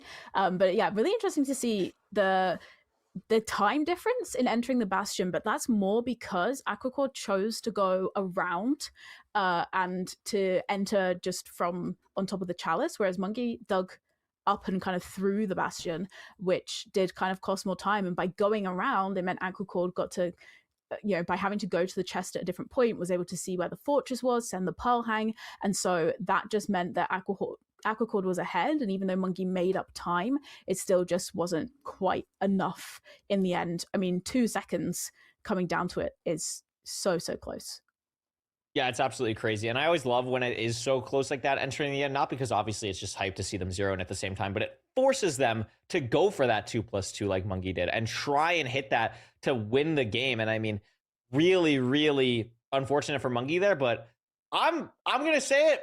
I'm happy he failed it because we get one more seed, and that's awesome. So No. thank you, Mungie, for messing it up. It's I okay. It's appreciate okay. it. If I had to guess, I didn't Also, think it was gonna maybe be a if you're Muggy Mungie, sweep. I maybe- thought it was gonna be a maybe the 3-1 thoughts start Muggy. creeping in, like, oh my gosh, Aquacord reverse swept Duke Island. Now it's my turn. Like, you got to stay strong. You got to lock in. You got to know that you're up. You're still up 2-1 if you're Mungie. You have a real chance here to put it away and get to the semifinals. But if you're Aquacord, I mean, the sky's the limit. Anything is possible.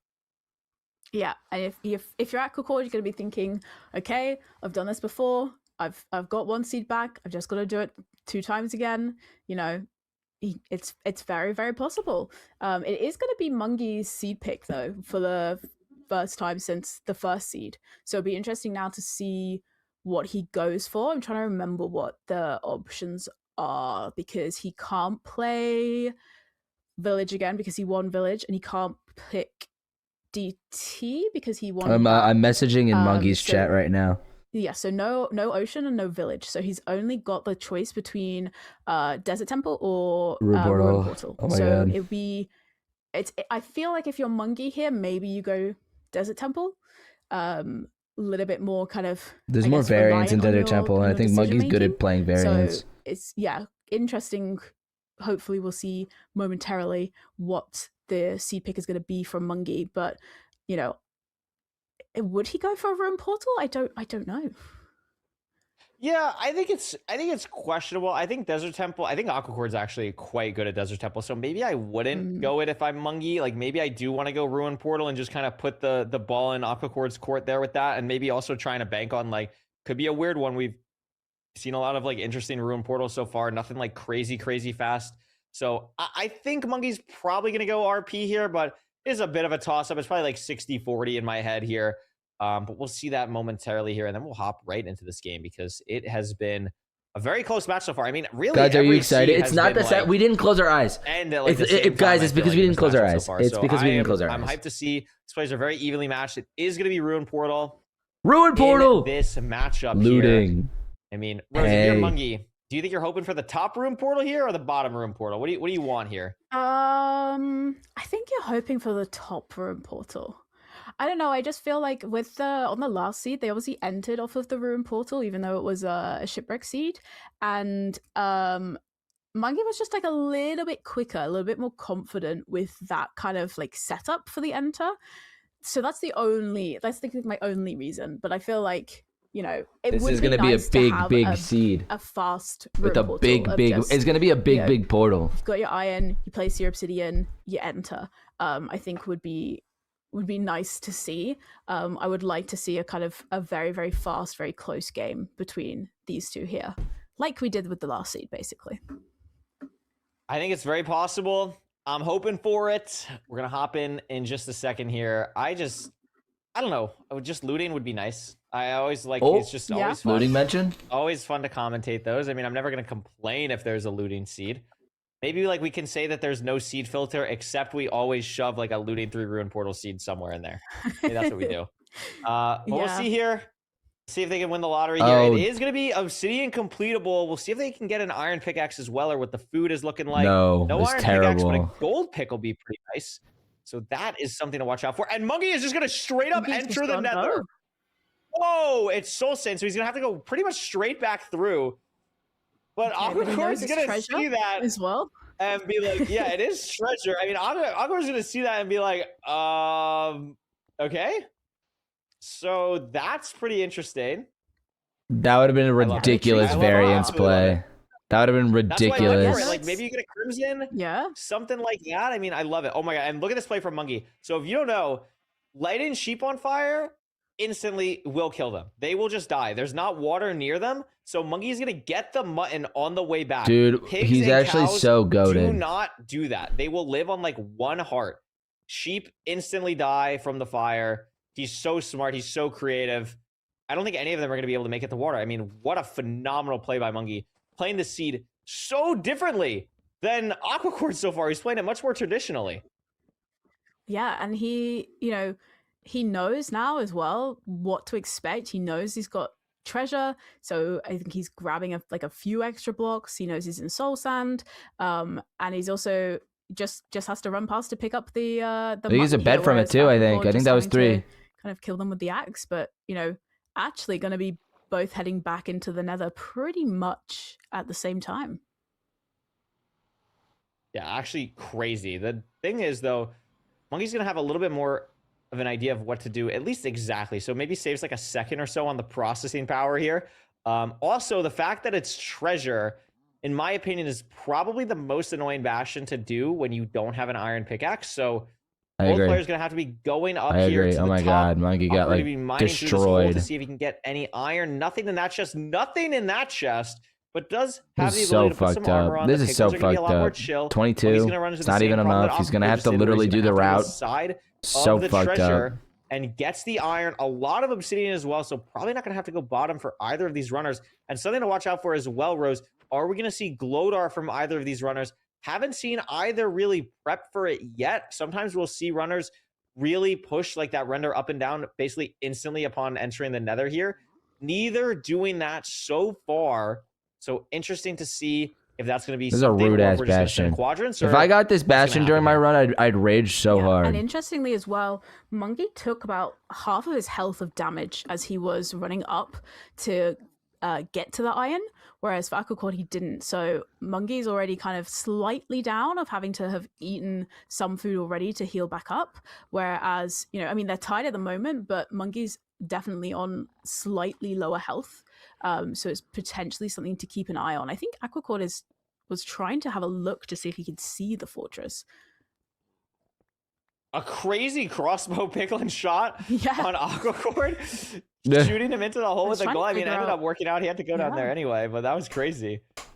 I was trying to figure out what hit him. All right, I was guys, like, close did your he eyes. hit there? All right, everyone, close your This eyes. Absolutely sneaky shot. They're I'll commentate what's going on. equal He's with getting this gold bastion right now. now. He put on gold Yeah. pants. Bit of a late Pretty pig, interesting stuff but- here. He has backup pigs going into the hole. Waiting to see here. I still haven't seen anything.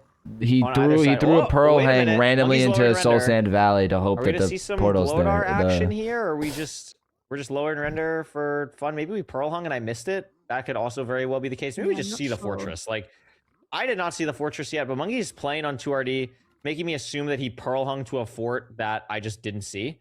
Aquacord also pearl hanging somewhere. So yeah, they see the fort, and wow, that is a lot of mobs for Aquacord. Gonna be the first one out. All so withers, many wither unfortunately, though, skeletons. but Yeah. has the blaze spawner here, and I mean, Aquacord needs this. He's behind. He Yeah. wants to be ahead, and is ahead a sizable amount into this fortress split here. Yeah, a lot more blazes actually for Monkey than for, lot more for blazes. Aquacord here. I think Monkey's gonna. Well, still a lot Holy of wither withers, skeletons. I think this is misleading. I think this is misleading for or for Monkey, because not only is it all these withers that he's losing time to, there's this big magma cube in the way, there's a bunch of small magma cubes in the way. While all this is happening, Aquacord just gets to play the spawner, clear it out, play much more consistent.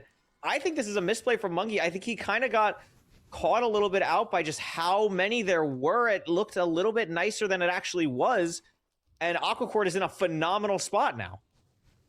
Yeah, definitely. And now Monkey's got to. No, it's okay. These three are gonna drop, and it's still gonna fine. Play the rest of these strays. But Aquacord's on 5 rods. Monkey's on 4 now.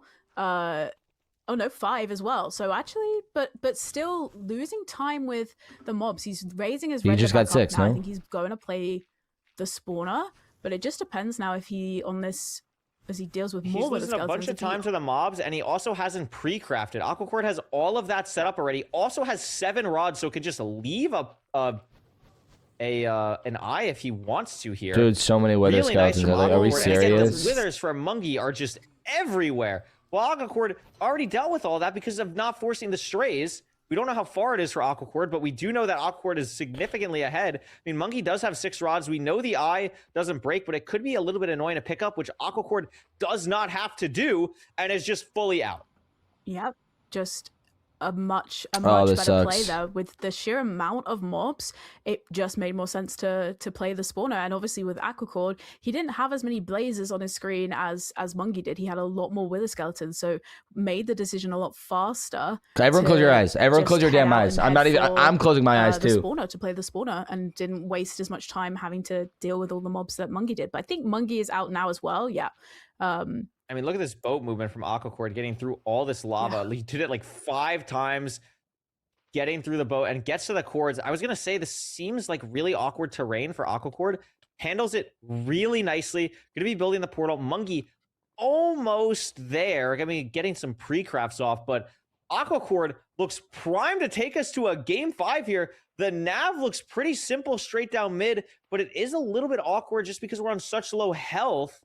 We have to figure out where exactly the PR actually is. Maybe not as straightforward as we once thought. And Aquacord committing to down the staircase. Maybe heard it, but it is here and is going to get a hunger reset off, but Mungie now entering the stronghold. Oh, no. Yeah, Mungie also going to have to hunger reset though on a half. No! But yeah, Aquacord is going to be the first one in to the end here. It's 058 though, and the difference is that Mungie has a gold pickaxe and Aquacord doesn't, but it is front cage, so not going to be too punishing for Aquacord here. Is going to easily be able to get to 90, almost certainly 95. It's going to push for 95 here. Mungie does enter the end, but Aquacord in a prime spot, plenty of explosives. He has no arrows. No arrows, which could maybe No, it doesn't matter. It doesn't matter. between the gold pickaxe and the beds, but It I doesn't don't think it's going to matter. be enough. What did Aquacord just do? That was crazy. I think that was just like 3 explosions just happened on my screen. Okay. What? With no with no Dude, that was arrows? insane. That was crazy. That was a crazy ridiculous. explosion. Oh my gosh. No. I mean, what a way to give yourself a little bit of aura before going into another game 5. Another game You've 5. pushed it to this point once again. And now we get another best of 5 for Aquacord. Oh my gosh. And I mean, and as we said, you know, if anyone can pull off the reverse sweep, it's Aquacord who did it this time last week, and he manages to do it again. I mean, just obviously the first stat there, we know Mungie entered as soon as he could, immediately at 14 seconds, but they re-entered pretty much at the same time. But you can just see the fortress is where I think Aquacord just kind of was able to gain that time on Mungie, and he just kind of kept that throughout. Just I think better decision making. I think it was a bit more of a misplay for Mungie to play the strays there as opposed to playing the spawner like Aquacord did. I love the decision-making process for Aquacord literally throughout this entire seed. But I mean, you see, like, they enter the fortress at the same time and like 1 second separated from that point. So really what it was is Aquacord just played the Bastion so cleanly. I don't even remember what Bastion it was. Oh, it was the treasure. I don't even know how Aquacord made up so much time. I just like both of these players have like a knack of just like making up 20 seconds out of thin air sometimes. And the last 2 seeds, it's been Aquacord. And what just a crazy +3 there at the end on the 0. I mean, the way that it works, the way it was just explained to me is like you use that first bed as like the arrow damage. So you do it crazy early and then you just do a normal double explosive and just wow. To do that in playoffs when also you just have no reason to, like legit no need to do that whatsoever is crazy impressive.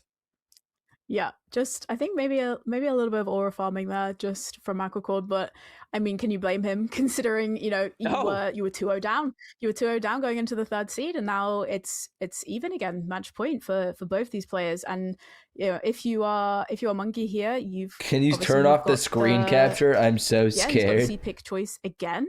But he's kind of limited to actually he's not got very many options left. I think he's temple. I agree. Or I'm also is scared. pretty much his only option. So not the best options. I don't know what I'd you go probably for here go if you're ship Mungie. here, but it's gonna be Temple. Okay. Temple! So we're gonna see all 5. It's a world tour. Whatever Feinberg coined it last season, I don't freaking remember, but I think he called it a world tour. And I like it. It's good. It's a wonderful. We get to show all the seed types. Aquacord is definitely going to be up on the TNT Temple Tech as well. I'm sure Mungie is as well too. So, I mean, we could see some really weird stuff here. Are you going to change your pick at all? You predded Mungie at the start. Are you sticking with Mungie here? I'm gonna stick with Mungie. I feel like I don't want to change at the final kind of hurdle. This would be now. a I'm great gonna still time for go- everyone to sub to still Saps go and with buy his Mungie. plushie and Are maybe you also staying join the with- super did you cool say new sticking with Discord. That's so Aquacord? true, Mo. The momentum is That's so going. true. You The should sub momentum's to me going. I with mean, How Prime. does he do it? How does he do it? What Buy a my story plushie, exclamation for point either runner plushie, this and would also be join my Discord, if exclamation they're point able Discord. to get through this. I mean, Like, it's we'll just see so what this Temple true. Overworld looks like. Mungie a bit ahead on the stream, and no immediate temple. Aquacord playing so much smarter, going really high on the terrain, but is going to take a little bit more time to get down now. But again, there is maybe 3 or so seconds of stream delay, so both basically at the same exact time here. Real question is, what is going to be in this temple? We're going to get some diamonds, maybe an enchanted golden apple. Have to see here. High TNT versus low TNT as well. Mungie going for high TNT. Aquacord going for the low TNT. Doesn't Diamond have one of pickaxe. his chests explode. Diamond pickaxe. Interestingly, Aquacord, because he went into the temple from a slightly different way, was able to see a ruined portal in the distance, but I think it's too far away for him to go to, but he did have a much better vantage point. And some really nice head hitters as well from him coming out of the temple as well. It was just so, that was so great. clean. I didn't see the ruin portal for Aquacord. I think I think you're right. He's probably not going to go for it. But I mean, maybe also was able. I didn't see a lava pool for either runner, but maybe he saw something there. But really interesting overworld here, because the one golden apple, how these runners utilize that one golden apple could be literally the deciding factor of this entire match. And I love this from Aquacord. Gonna grab the fish on the way for extra food. I love it. I absolutely love it. A little bit inhumane, but you know what? What gets the job done gets the job done here. That's a freak way to get the extra food. Oh my gosh. At the lava pool, Aquacord going to be entering first, but messes up the portal. But we have a diamond pickaxe, but he's still going to be entering slower here. I love this Chooses play, to though. This is mine it, definitely yeah? faster. I think this is faster because we lost the water. If we didn't lose the water, I would disagree with it. But the fact that we lost the water, it's kind of TAS. It's actually And now Mungie has the lead. identically tied. It's really not. Yeah, and I think another far bastion, potentially. Very far bastion. Yeah. Pretty much similar terrain decisions. I think Mungie sees it. It's hard to see. Mungie sees it. He does Yeah, I think that's it's it. treasure again. He's going up, Treasure W, with up diamond terrain. pickaxe is always a really nice Yeah. thing to have. Oh my Mungie. That Aquacord just saw as well. No, it was the leg of the treasure. Okay. Through all the trees. It's gotta be like, I know these runners are really good at speed bridging, but like you also have to be imagining in your head like oh my god, if I just fail the speed bridge on the game 5, like that would just be an absolute train wreck. Mungie surviving on half a heart. Oh my because he gosh. jumped down and placed the block and then missed the block clutch and had to save himself, and he had no blocks on his hotbar and had to save himself with the TNT and survived on half a heart. But that means he's had to eat his golden apple already. That was scary. Man. That is that, I mean, we talked about it. That could be a huge factor, eating that golden apple so early here for Mungie and really not getting that much reward besides, I guess, living. So that's good. But that's going to be really punishing, especially dependent on where this fortress is. And we could see, compared to last seed rows, Aquacord is absolutely cranking this Glodar up and down. Like really, really pushing this aggressively here compared to what we saw last seed. Yeah. You know, they had a pretty clear view as they came into the bastion. Dude, as oh my well. God. He knows he doesn't see it, so just going for the Glodar And here. TNT for Mungie. Mungie. Yeah, TNT. No TNT for Aquacord. I'm really surprised by that. Yeah, because he's focused on doing no Glodar. TNT for Aquacord is really puzzling, but I mean, Mungie kind of right back in this. I mean, the difference really now is just the golden apple between the two runners. Yeah, and I guess Aquacord did have the one extra salmon as well, but I don't know how much of a difference that really makes. Obviously, it's much better than rotten flesh for healing, but yeah, Aquacord definitely in a slightly potentially better position. Whereas so much Mungie is gonna be Abby. interesting to see. Is he going to send for quadrants? Because we haven't seen him spamming the render distance for Glodar. No, he is not going for Glodar at all. I think we're going to quadrant it up if we're Mungie. I don't think we're going to be going to the bottom. I mean, Aquacord has everything he could possibly need. Maybe wants a little bit more explosives. I didn't exactly see what his glowstone was at yet, but has 4 beds worth of string. And obviously we don't need to pre-craft because we have, or pre-craft a blaze bed because we have the TNT. We have enough for 5 explosives total in Aquacord's inventory at the And moment. Aquacord's in the both fortress. leaving, Oh my god. But Aquacord is so much surer of this direction because of the Glodar. Meanwhile, Mungie, even though he's committing to the right direction, or at least should see it on the... It's on the right for Mungie, I'm almost sure, and just Pearl pretty far left. So might not see it now, and is going to have to rotate back. And all of a sudden, Aquacord is now in a commanding position because of Glodar. Oh my god. Yeah, just absolutely, that's No. something that difference with treasure as well. Oh, whether, no. Even ignoring Glodar, deciding if you're going to go down to bottom treasure to break the spawner or if you're going to send quadrants. But in this case now, it's obviously that difference between the Glodar and not. And, a little bit awkward for Aquacord there with the glowstone in the way. But yeah, it's costing Mungie a lot of time now, just from... Yeah, that difference in terms of that skill. Oh no. Why did he punch the zombie pig then? I think Mungie is just having fun. I think that's what Mungie is doing right now. He's just being a Mungie. I think is Mungie's I stuff. thought maybe there was like some hidden, tech that I wasn't aware of, Oh, I just can't aura, believe it. Just going for the aura play. I mean, low key, like if the aggro carries here, I did see one zombie piglin on the fort, but I don't think the aggro is going to carry this far, even with the pearl after. So should be fine in the fortress now. But I mean, Rose, Aquacord's ahead by at least 30 seconds and has the golden apple and has a gold pig and is pre-crafted. Like, it's not looking amazing for Mungie believers right now.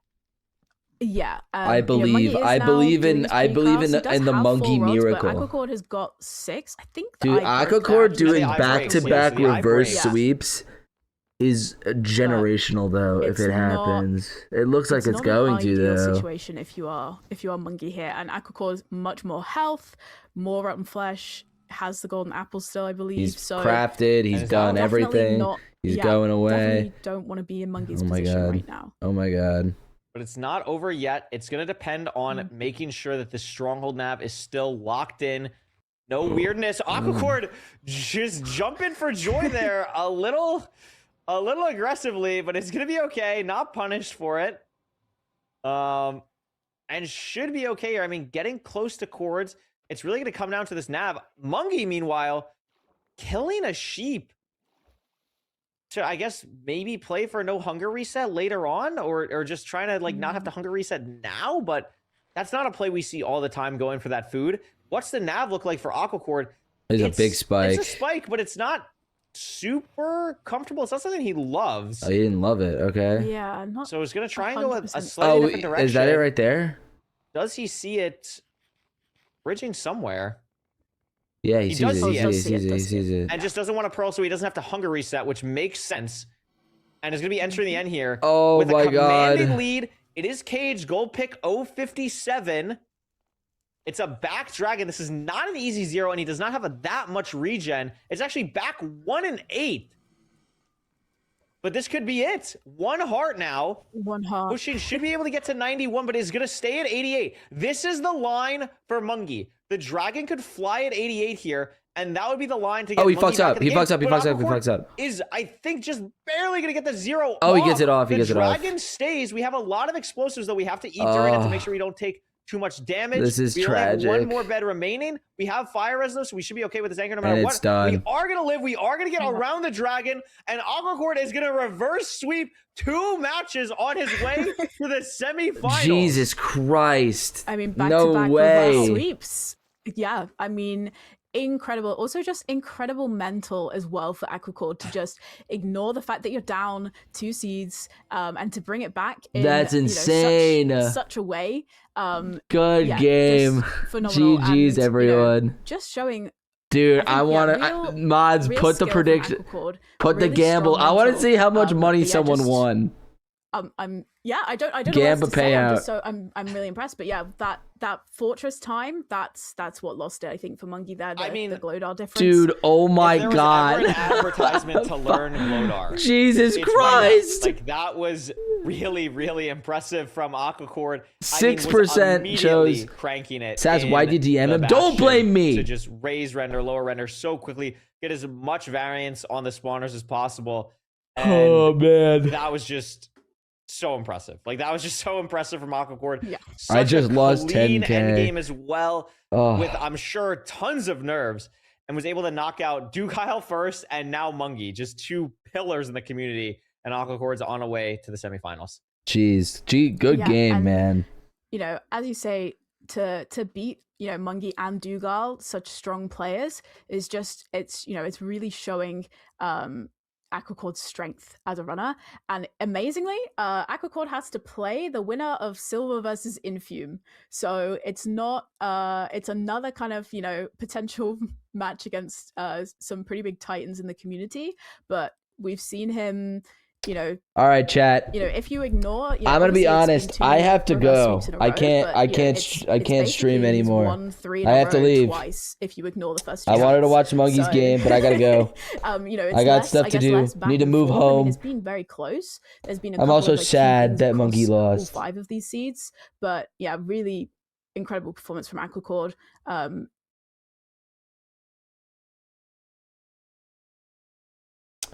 All right. Who should we raid? Yumi's doing a subathon. Should we raid Yumi?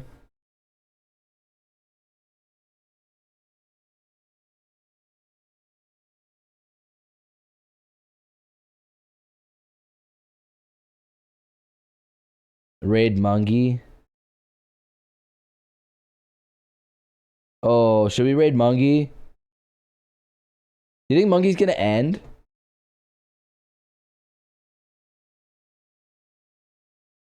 Let's see.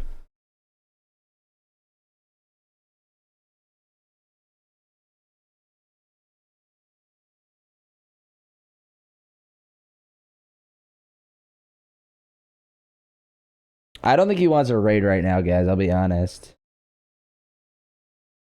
Like, if you think about it, like, objectively, he's probably, like, bummed for losing playoffs, and he's probably, like, replay watching. He's not speaking on stream. Like, he's just probably VOD watching. Like I want to raid, but, like, he just probably is bummed, you know? Like, I get, like, I just, like, being, like, a 700 people joining his stream, I just feel like would be a little overwhelming. I'm gonna raid Yimmy. It's my executive decision. And also, you can support. Why the fuck am I in? What?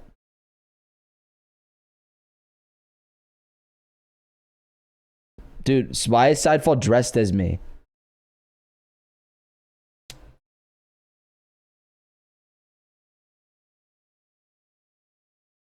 All right, guys. I'm gonna end. Hope you guys enjoy. I'll probably be watching the Infume and the Feinberg games in the Silver. Infume, Feinberg, NHP. Feinberg, NHP, Infume, Silver from my phone. So I'll be watching. But I have to go. Maybe I'll see you guys tomorrow to watch the end of it. But I'm not sure if I can stream, to be honest, yet. So I have to, like, I'm like moving home and stuff. Bye, everyone. Bye.